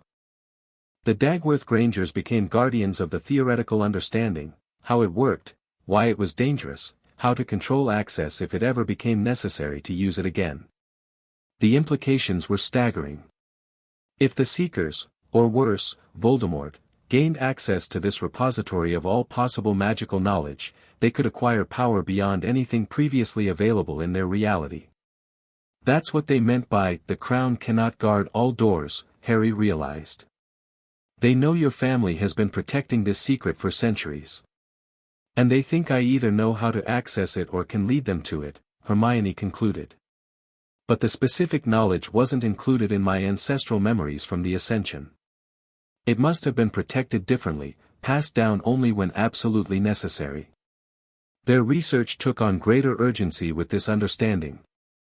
They expanded their investigation, carefully approaching potential sources of additional information, including, as Hermione had suggested, her cousin Julian Fawley. The meeting was arranged casually, a study session in the library where Julian happened to join them. Harry maintained vigilant awareness throughout, monitoring both Julian's reactions and Hermione's calculated approach to the conversation. "I've been researching my mother's family history," she mentioned with seeming casualness after general academic discussion. "The Fawleys have such an interesting connection to historical research."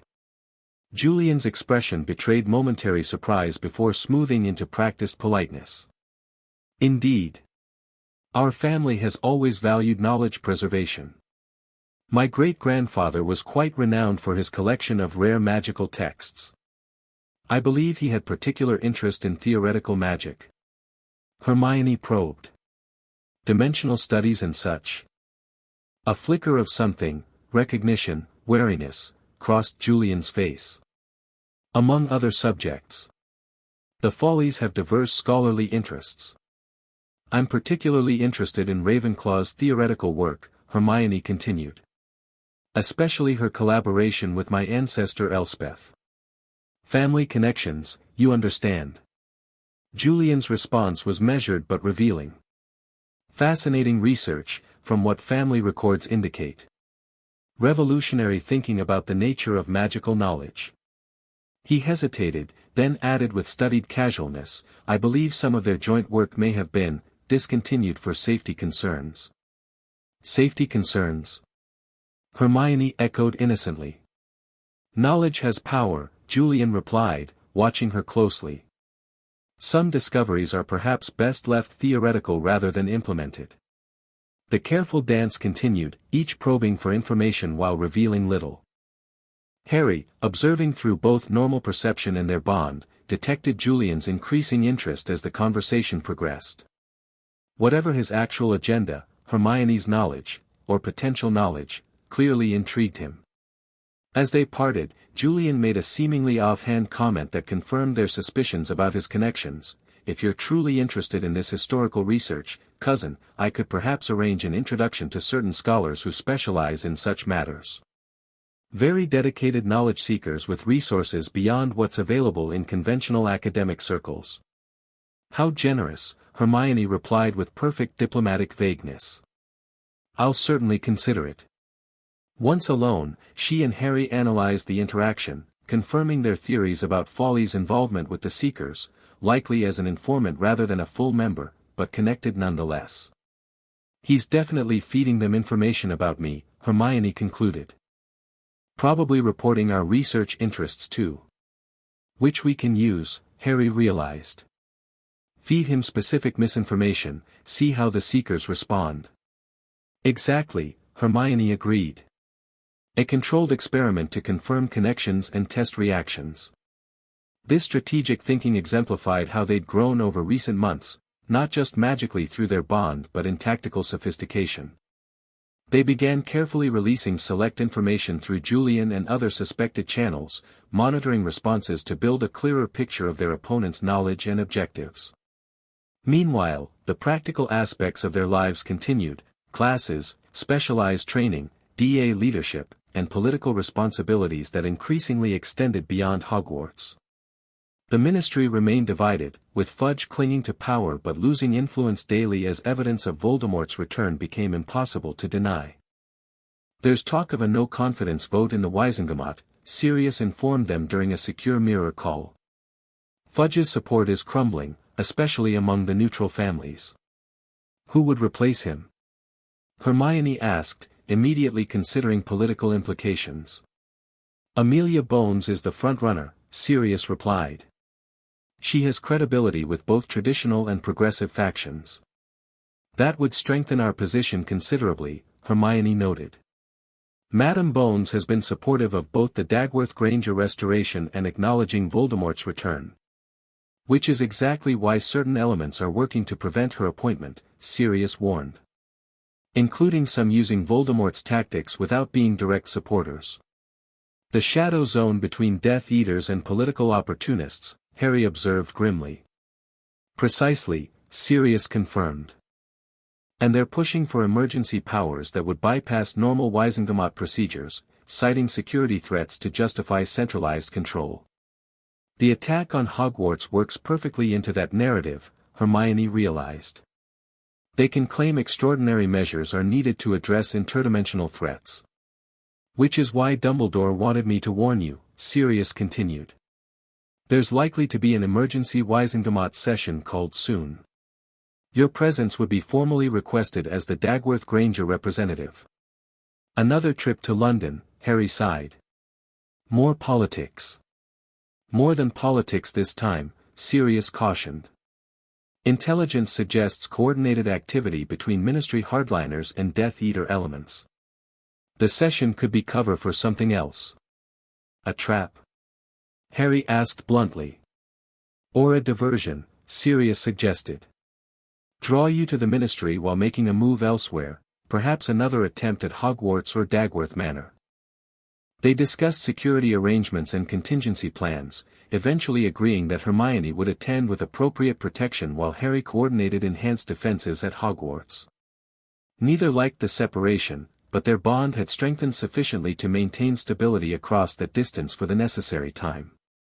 The Wizengamot summons arrived 3 days later, requesting Princess Hermione's presence for an emergency session addressing critical security concerns regarding non-standard magical manifestations and interdimensional threats. The political maneuvering was transparent in the carefully worded document. "They're positioning themselves as protecting magical Britain from exotic threats," Hermione observed. "Using the Seeker's attack to justify expanded powers. While conveniently ignoring Voldemort," Harry added. "Still avoiding the real issue." Preparations for Hermione's visit to London occupied the next 2 days. Security arrangements, diplomatic briefings, and careful coordination with allies consumed their time. Throughout, Harry felt increasing uneasiness that he tried to dismiss as natural concern about their planned separation. The night before her departure, as they sat together in their common room reviewing final details, he finally voiced the persistent worry. "Something doesn't feel right about this," he admitted. "Beyond the obvious political manipulation. There's something else." Hermione looked up from her notes. "Your instincts or something through the bond?" "Both," he said after considering. "It's like background noise I can't quite make out. A sense of anticipation from multiple directions." She took his concern seriously, having learned to trust his intuitive warnings. "You think the Wizengamot session is definitely a setup? Or connected to something bigger?" Harry suggested. "The timing feels coordinated: Ministry politics, Seeker activities, Voldemort's movements. Like pieces converging." They discussed modifying their plans, perhaps both attending with enhanced security, or Hermione participating remotely through magical proxy, a rarely used but established option for emergency circumstances. But each alternative presented its own vulnerabilities. If we change plans based on vague suspicions, we may miss the actual threat, Hermione reasoned. Better to proceed with awareness and maximum preparation than to show fear by withdrawing. Harry reluctantly agreed, though his uneasiness remained. They strengthened their contingency protocols, established additional emergency signals, and arranged for Order members to maintain heightened alert at both locations. That night, their goodbye was particularly intense, neither voicing the concern that something significant was approaching, but both feeling it through their increasingly intuitive bond. The golden glow surrounded them as they kissed, their magic intertwining in preparation for the coming separation. "Be careful," Harry murmured against her lips. "Political danger, physical danger, all of it." "You too," she replied. "The castle might be the real target while I'm away." 48 hours maximum, he reminded her. "Then we regroup and reassess." She nodded, resting her forehead against his. "Whatever happens, we face it together, even when physically apart." The connection between them hummed with shared determination, their bond now strong enough to maintain substantial connection despite distance. It would have to be enough. Hermione departed the next morning with an escort that included both Aurors and Order members disguised as ministerial staff. Harry maintained contact through their bond, feeling her journey to London as a gentle tug in his consciousness, reassuring in its constancy. At Hogwarts, he implemented enhanced security measures, the DA positioned at strategic points throughout the castle, additional wards on vulnerable areas, and constant monitoring of the Room of Requirement, which remained altered but accessible. The day passed in tense vigilance. Through their bond, Harry sensed Hermione's arrival at the Ministry, her meetings with allies before the formal session, and finally her entrance into the Wizengamot chamber itself. The distance muted specific details, but emotional impressions came through clearly, her determination, occasional frustration, and sustained focus. Evening approached with no incidents at either location. The Wizengamot session proceeded with predictable political maneuvering, proposals for emergency powers, debates about the nature of the interdimensional threats, and careful avoidance of directly addressing Voldemort's return. Through their connection, Harry felt Hermione's strategic interventions, her measured responses designed to support allies without becoming the central focus herself. Perhaps his concerns had been misplaced. Perhaps the converging threats he'd sensed were simply the natural tension of their increasingly complicated situation. Then everything changed. The first indication came through their bond, a sudden spike of alarm from Hermione, followed by confusion that quickly sharpened into focused concern. Harry, in the middle of dinner in the Great Hall, straightened immediately, drawing attention from nearby students. "What is it?" Ron asked, recognizing his expression. "Something's happening at the Ministry," Harry replied tersely, already rising from his seat. Hermione's alarmed but not in immediate danger. He focused on their connection, sending a questioning pulse through the bond. Her response came immediately, not words but impressions of confusion in the Wizengamot chamber, reports of disturbances elsewhere in the Ministry, uncertainty about whether this was the expected political maneuvering or something more sinister. Harry was moving toward the staff table to alert McGonagall when the second crisis erupted, this one at Hogwarts itself. The castle's warning systems activated, magical alarms that had been enhanced after the previous attack now blaring throughout the Great Hall. "Perimeter breach detected," announced a magical voice that seemed to come from the castle itself. "Multiple intrusion points. Security protocols activated." The Great Hall erupted in controlled chaos, students following practiced emergency procedures while staff moved to defensive positions. Harry immediately activated the DA communication system, alerting all members to implement their assigned roles. "Coordinate with your team leaders," he instructed Ron, who would command the main student defense group. "I need to check the map." The Marauders map, now enhanced with additional security features developed with Fred and George's help, showed the situation at a glance, multiple intrusion attempts at 3 different locations around the castle perimeter. But unlike the previous focused attack on the Room of Requirement, this assault seemed more diffuse, probing different vulnerabilities simultaneously. "They're testing our defenses," Harry realized, showing the map to McGonagall who had joined him. not committing fully at any one point. A diversion, she concluded grimly. Or preparation for a more significant breach. Harry felt his earlier unease crystallize into certainty. It's coordinated with whatever's happening at the Ministry. They're splitting our attention deliberately. Through their bond, he sent a warning to Hermione, castle under attack. Multiple points. Likely diversion. Stay alert.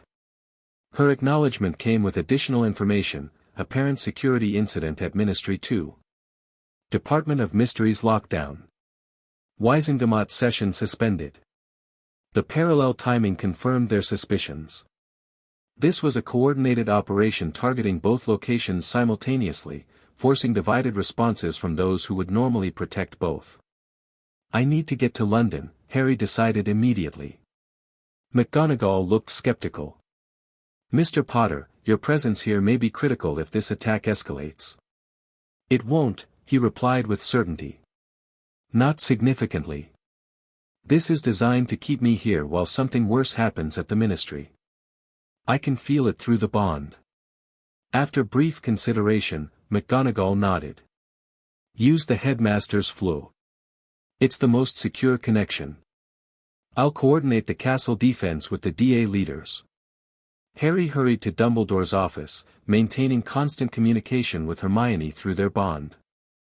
The situation at the Ministry was growing more confusing, reports of intruders in multiple departments, confusing security alerts that sent Aurors racing in different directions, and growing suspicion that someone had compromised the building's protective systems. The Headmaster's flu activated at his approach. Dumbledore himself must have remotely authorized access from wherever he was currently positioned. Harry stepped into the emerald flames, clearly stating Ministry of Magic, Auror Command Center, rather than the public atrium. It was a restricted destination but one his emergency authorization should permit. The spinning journey through the Floo network seemed to take longer than usual, the magical pathways feeling somehow congested or disrupted. When he finally emerged, it wasn't in the Auror Command Center but in a small, unfamiliar office that appeared unused. Instantly alert for a trap, Harry maintained defensive positioning, wand ready as he quickly assessed his surroundings. The office showed no signs of recent occupation, dust covered the desk, files appeared untouched for months, the single window charmed to show weather that wasn't current. Through the bond, he reached for Hermione, relieved to feel her immediate response, still in Wizengamot chamber, security lockdown, Ministry in confusion but no direct threat to her yet. Where are you? She asked through their increasingly verbal connection. Unknown office. Flu redirected. Proceeding with caution. Harry moved to the door, casting detection spells before carefully opening it to reveal a dimly lit corridor. Recognition dawned, he was in the administrative section of the Department of Mysteries, an area he'd glimpsed during his hearing the previous year. Why had the Flu redirected him here instead of the Auror Command Center? The corridor was eerily silent despite the reported security incidents elsewhere in the Ministry. Harry disillusioned himself before proceeding, moving carefully toward what he hoped was the main entrance hall where he could reorient himself. As he navigated the unfamiliar space, he maintained constant awareness through the bond, tracking Hermione's position and status. She remained in the Wizengamot chambers with other members, increasingly frustrated by the lack of information about what was actually happening in the Ministry. Harry reached a junction in the corridor and paused, hearing voices approaching from the left, hushed, urgent, unfamiliar. He pressed himself against the wall, maintaining his disillusionment as two figures appeared, moving with purpose rather than panic despite the supposed emergency. Time window is limited, one was saying. The distractions won't hold indefinitely. The primary team should be reaching the target now, the other replied. We maintain perimeter control until confirmation. Their robes weren't standard Ministry attire, nor did they bear Death Eater insignia. Instead, they wore nondescript gray clothing with subtle runic patterns visible along the edges, seekers, or at least affiliated with them. Harry remained motionless as they passed, then followed at a careful distance. Their purposeful movement during a security lockdown confirmed his suspicions. This was no random incident but a coordinated infiltration using the confusion as cover. He sent this information to Hermione through their bond, receiving her acknowledgement and additional context. Wizengamot members were being told the incident involved a magical experiment gone wrong in the Department of Mysteries, with containment procedures activated as a precaution. A convenient explanation that kept influential witnesses confined in one secure location. The seekers he was following reached a circular room with multiple identical doors, the entrance chamber to the Department of Mysteries proper. They approached one door with confidence, suggesting prior knowledge of the normally confusing layout.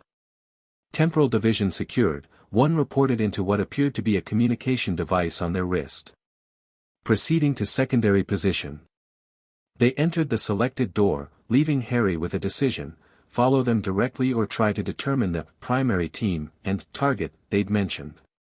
The bond helped clarify his choice, a pull from Hermione's direction suggesting she remained his priority despite his curiosity about the Seeker's objective. He sent another update through their connection, following suspicious individuals in Dom, apparent coordinated operation. Heading toward you now. Be careful, came her response. Growing suspicion here that lockdown is intentional containment, not protection. That aligned with his own assessment, keeping potential interference confined while something else occurred elsewhere in the ministry. Harry changed direction, seeking the most direct route to the Wizengamot chambers based on his limited knowledge of the ministry layout. As he navigated the confusing corridors, evidence of the distractions became apparent, minor magical disruptions that would require aura attention without presenting serious threats. Perfect for dividing security forces and creating confusion without triggering full emergency protocols that might bring additional help from outside the ministry. He nearly reached the main atrium when a genuine commotion erupted ahead, shouts, spell fire, the distinctive sounds of magical combat. Harry accelerated, maintaining his disillusionment but preparing for potential engagement. The scene that greeted him was chaotic, auras exchanging spells with multiple attackers near the security checkpoint. But these weren't seekers, the attackers wore the unmistakable masks and robes of Death Eaters. A three-way operation, Harry realized with growing alarm. Hogwarts under probing attack, Seekers infiltrating the Department of Mysteries, and now Death Eaters engaging in open combat elsewhere in the Ministry. Coordinated but with different objectives, creating maximum confusion and divided response. He needed to reach Hermione, but the direct path was now blocked by active combat. Through their bond, he felt her growing awareness of the real situation. The containment for safety narrative was unraveling as sounds of distant fighting reached even the secured Wizengamot chamber. I'm near the atrium, he sent. Death Eater engagement with auras. Seeking alternate route to you. She responded immediately, Wizengamot security preparing to relocate members to secondary safe location. Suspicious timing. Harry's instincts flared. Relocation during active crisis often created vulnerability, especially if the security had been compromised. Stay together with known allies, he advised. Resist separation if possible. He assessed his options, identifying a service corridor that might bypass the main conflict area. As he moved to access it, a new magical alarm activated throughout the ministry, a different tone, more urgent than the previous security alerts. Attention all personnel, announced a magically amplified voice. Code Black declared. Complete lockdown initiated. All transportation systems suspended. External communications restricted. This is not a drill. Code Black, the ministry's highest security protocol, implemented only during catastrophic threats. It effectively sealed the building, preventing both escape and external intervention. Harry felt Hermione's immediate understanding through their bond, were being isolated deliberately. The realization crystallized his thinking. Whatever the different groups were pursuing, they shared one common factor, ensuring that no additional forces could interfere with their respective objectives. The timing, the coordinated distractions, the confused response, all designed to create an opportunity for something significant. But what? What target justified this level of planning and risk? The answer came not through deduction but through their bond, a sudden spike of focused concern from Hermione as new information reached the Wisengamot chamber. Department of Mysteries breach confirmed, she sent urgently. Report of intruders accessing the Hall of Prophecy. The Hall of Prophecy, where records of all magical predictions were stored, including the one about Harry and Voldemort that had precipitated so much. The prophecy Voldemort had only heard partially, that Dumbledore had referenced but never fully shared. That's one target, Harry acknowledged. But why involve the Seekers? They want knowledge, not prophecies. Unless. Hermione's thought process flowed through their bond, making connections rapidly. Unless there's a prophecy about dimensional knowledge. About the infinite library. It fit the pattern, Seekers pursuing forbidden knowledge, Death Eaters executing Voldemort's long-standing objective, both using the same opportunity while maintaining plausible separation. Harry changed direction, heading back toward the Department of Mysteries. If both groups were converging there, it represented the greatest threat, and potentially the key to understanding the entire operation. I'm going to investigate, he informed Hermione. Stay secure with your protection detail. Her response was immediate and firm, no. If this involves both Voldemort and the Seekers, we face it together. I'm coming to you. Harry wanted to argue but felt her determination through their bond. Besides, her assessment was tactically sound, their combined abilities were stronger than either acting alone, especially against threats targeting them specifically. Can you leave without raising alarm? He asked. Already implementing exit strategy, she replied. Royal privilege has advantages. Bringing minimal trusted escort. Harry continued toward the Department of Mysteries, maintaining his disillusionment while navigating around pockets of confusion and conflict.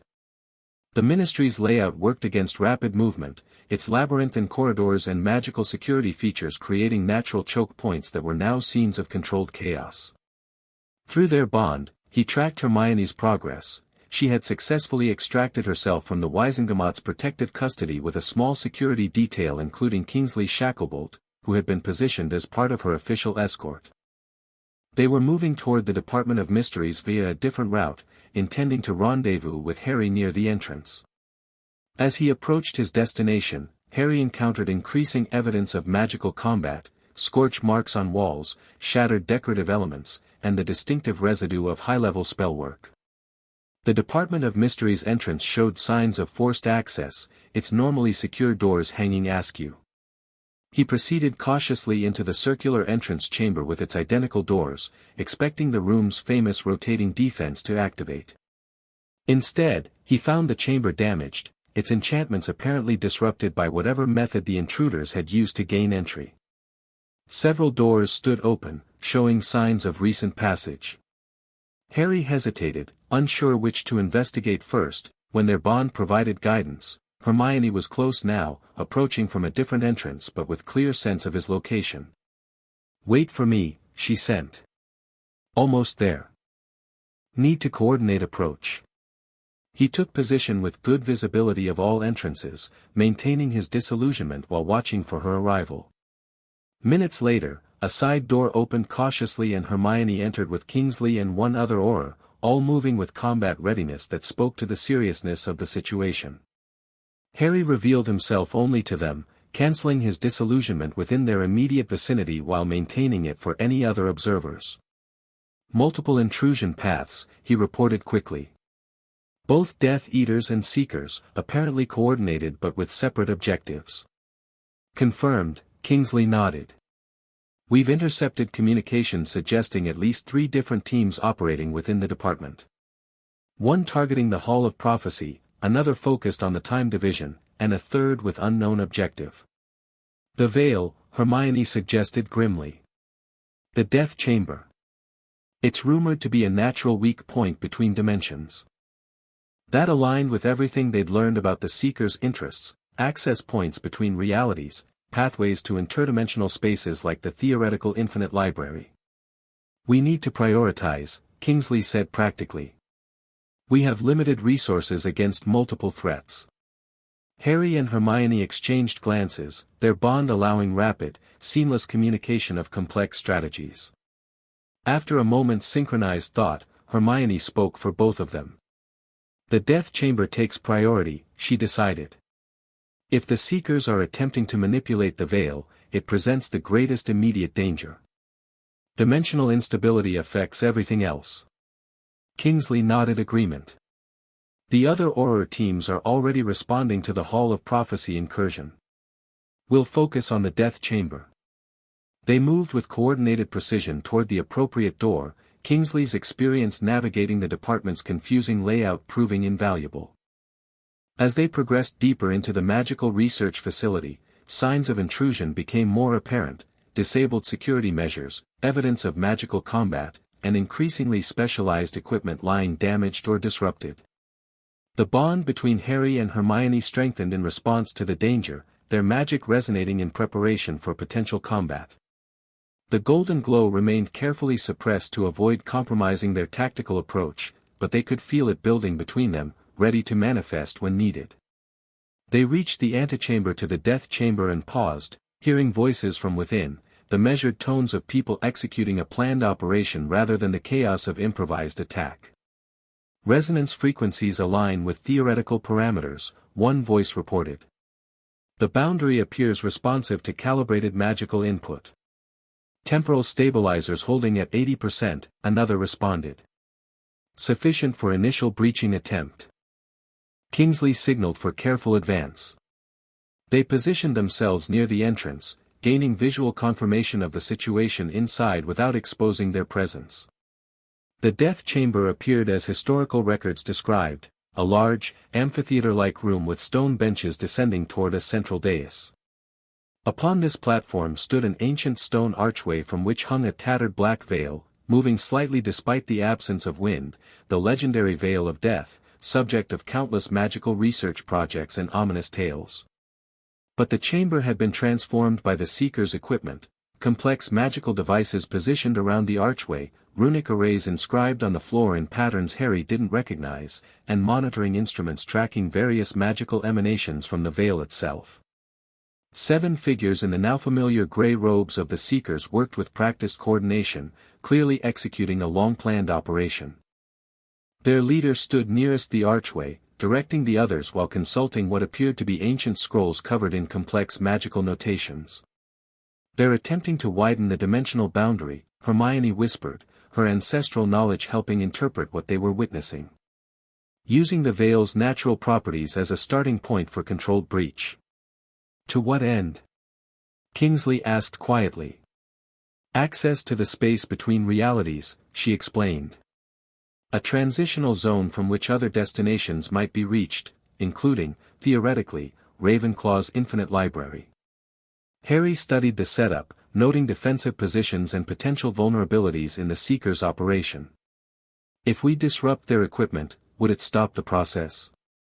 Possibly, Hermione considered. But uncontrolled disruption might destabilize whatever they've already initiated. "We need precision, not just force." They began formulating an intervention plan, but before they could implement it, new arrivals complicated the situation, Death Eaters entering from another access point, led by a figure Harry recognized immediately despite the years since their last encounter. Lucius Malfoy, he identified quietly. The Death Eaters paused, assessing the Seeker's operation with clear interest but maintaining separation, collaborators rather than teammates, their alliance clearly limited to mutual convenience. "Your progress is impressive," Malfoy addressed the Seeker's leader with false cordiality. "The Dark Lord will be most interested in your success." "We maintain our agreement," the leader replied without pausing their work. "Passage rights in exchange for non-interference. Your master gains nothing by disrupting our work prematurely." Of course," Malfoy assured them smoothly. "Merely observing the historic moment. The first controlled dimensional breach in centuries." The tension between the groups was palpable, temporary allies with fundamentally different objectives, their cooperation extending only as far as immediate mutual benefit. "We need to act before they complete whatever they're attempting," Kingsley decided. The interaction between Death Eaters and Seekers suggests this is approaching a critical phase. Harry and Hermione exchanged glances, their bond communicating more than words could convey. They had trained for this, prepared specific tactics for confronting both groups. Now theory would become practical application. Standard containment approach won't work against dimensional manipulation, Hermione noted. We need something that addresses the specific magical properties they're exploiting. Harry nodded, recalling their specialized training. Resonance disruption. Target their synchronization rather than their equipment. It was a technique they developed specifically for countering the Seekers' dimensional magic. Instead of attacking their devices directly, they would introduce magical frequency dissonance that would prevent the delicate calibrations necessary for controlled breaching. Kingsley and the other Auror would focus on conventional threat containment, preventing escape and neutralizing the Death Eaters, while Harry and Hermione addressed the more specialized magical threat of the dimensional breach. They synchronized through their bond, preparing to act, when the situation in the chamber suddenly accelerated. Breach threshold achieved, announced one of the Seekers, their monitoring equipment emitting a high-pitched tone. Initiating controlled expansion sequence. The veil began to change, its tattered black surface rippling with increasing energy, the space within the archway seeming to deepen, as if the opening were extending beyond the physical confines of its stone frame. Whispers emerged from the archway, not the usual indistinct murmurs associated with the veil but more structured sounds, almost like fragments of conversation from somewhere else.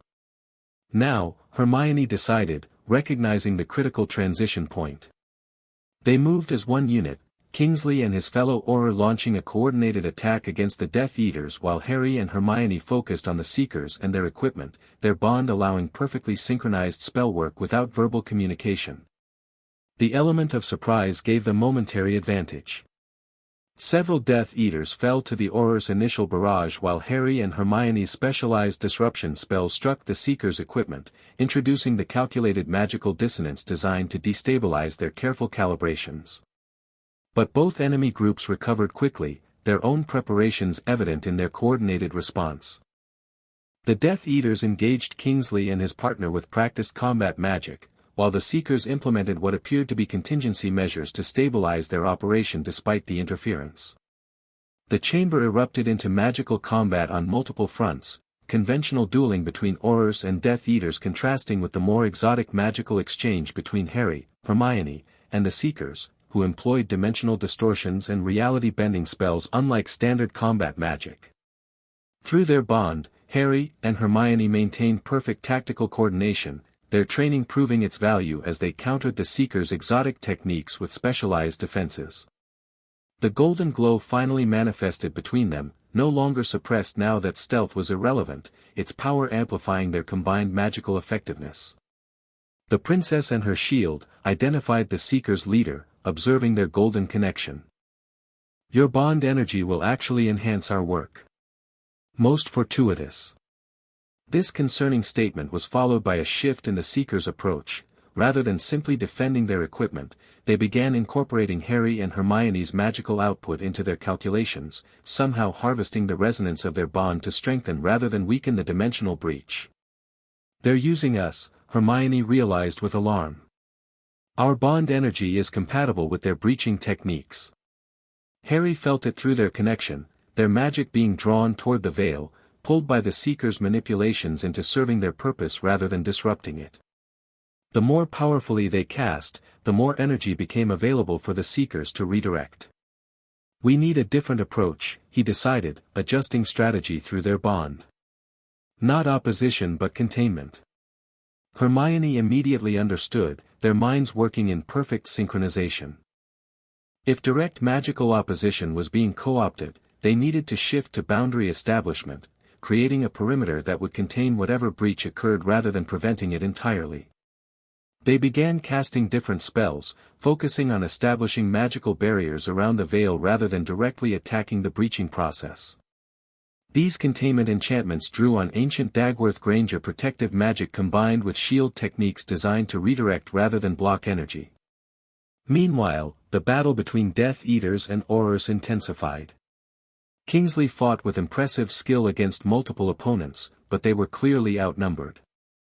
Lucius Malfoy directed his subordinates with tactical precision while maintaining his own position near the chamber's exit, ready to claim success or distance himself from failure as circumstances dictated.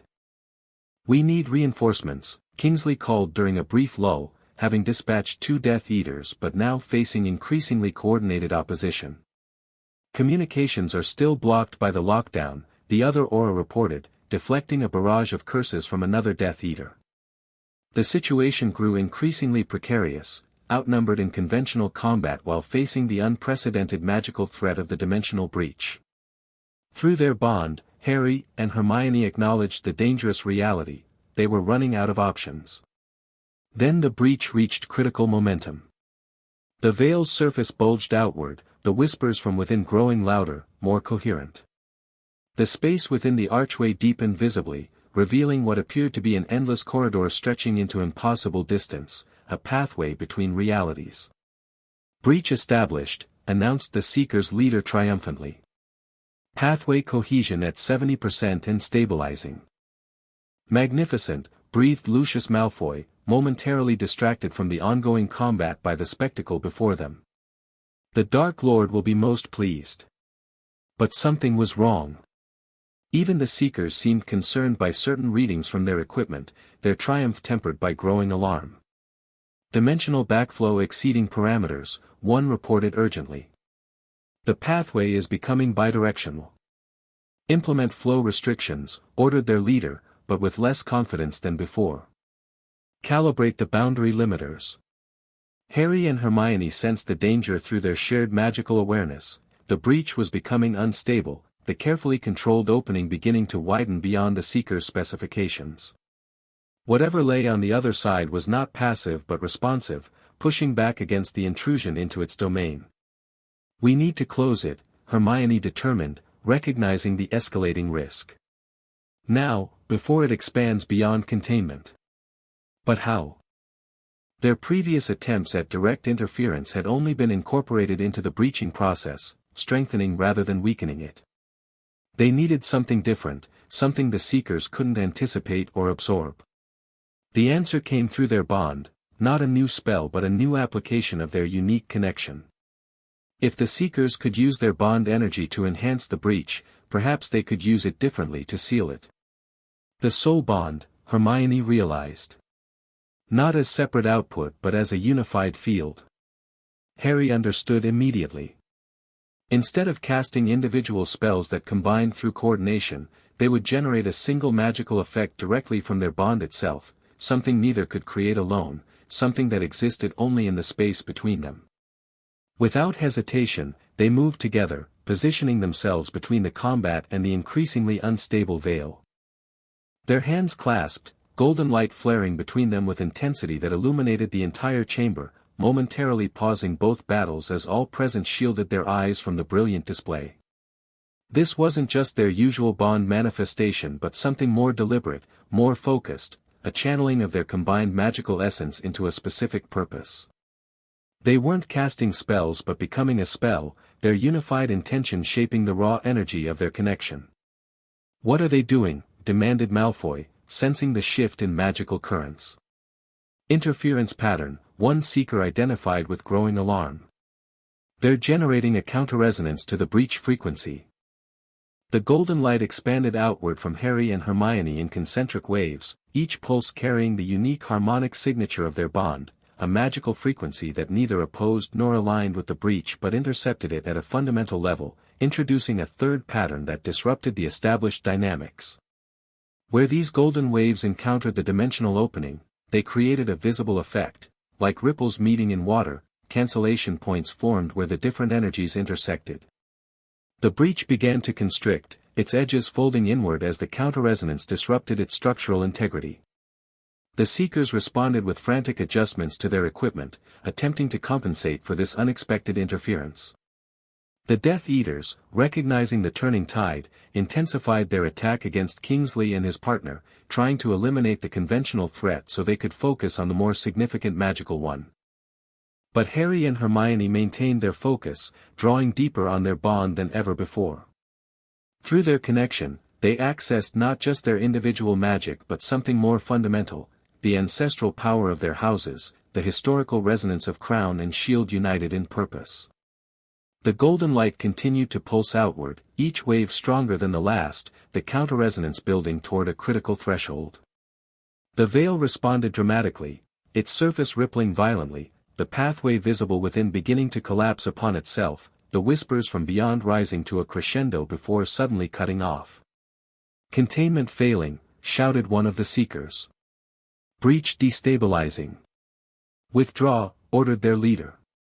Emergency extraction protocol. The seekers activated some prepared contingency, their forms blurring as they implemented what appeared to be a specialized transportation method, not apparition but something similar, designed to function despite the Ministry's lockdown.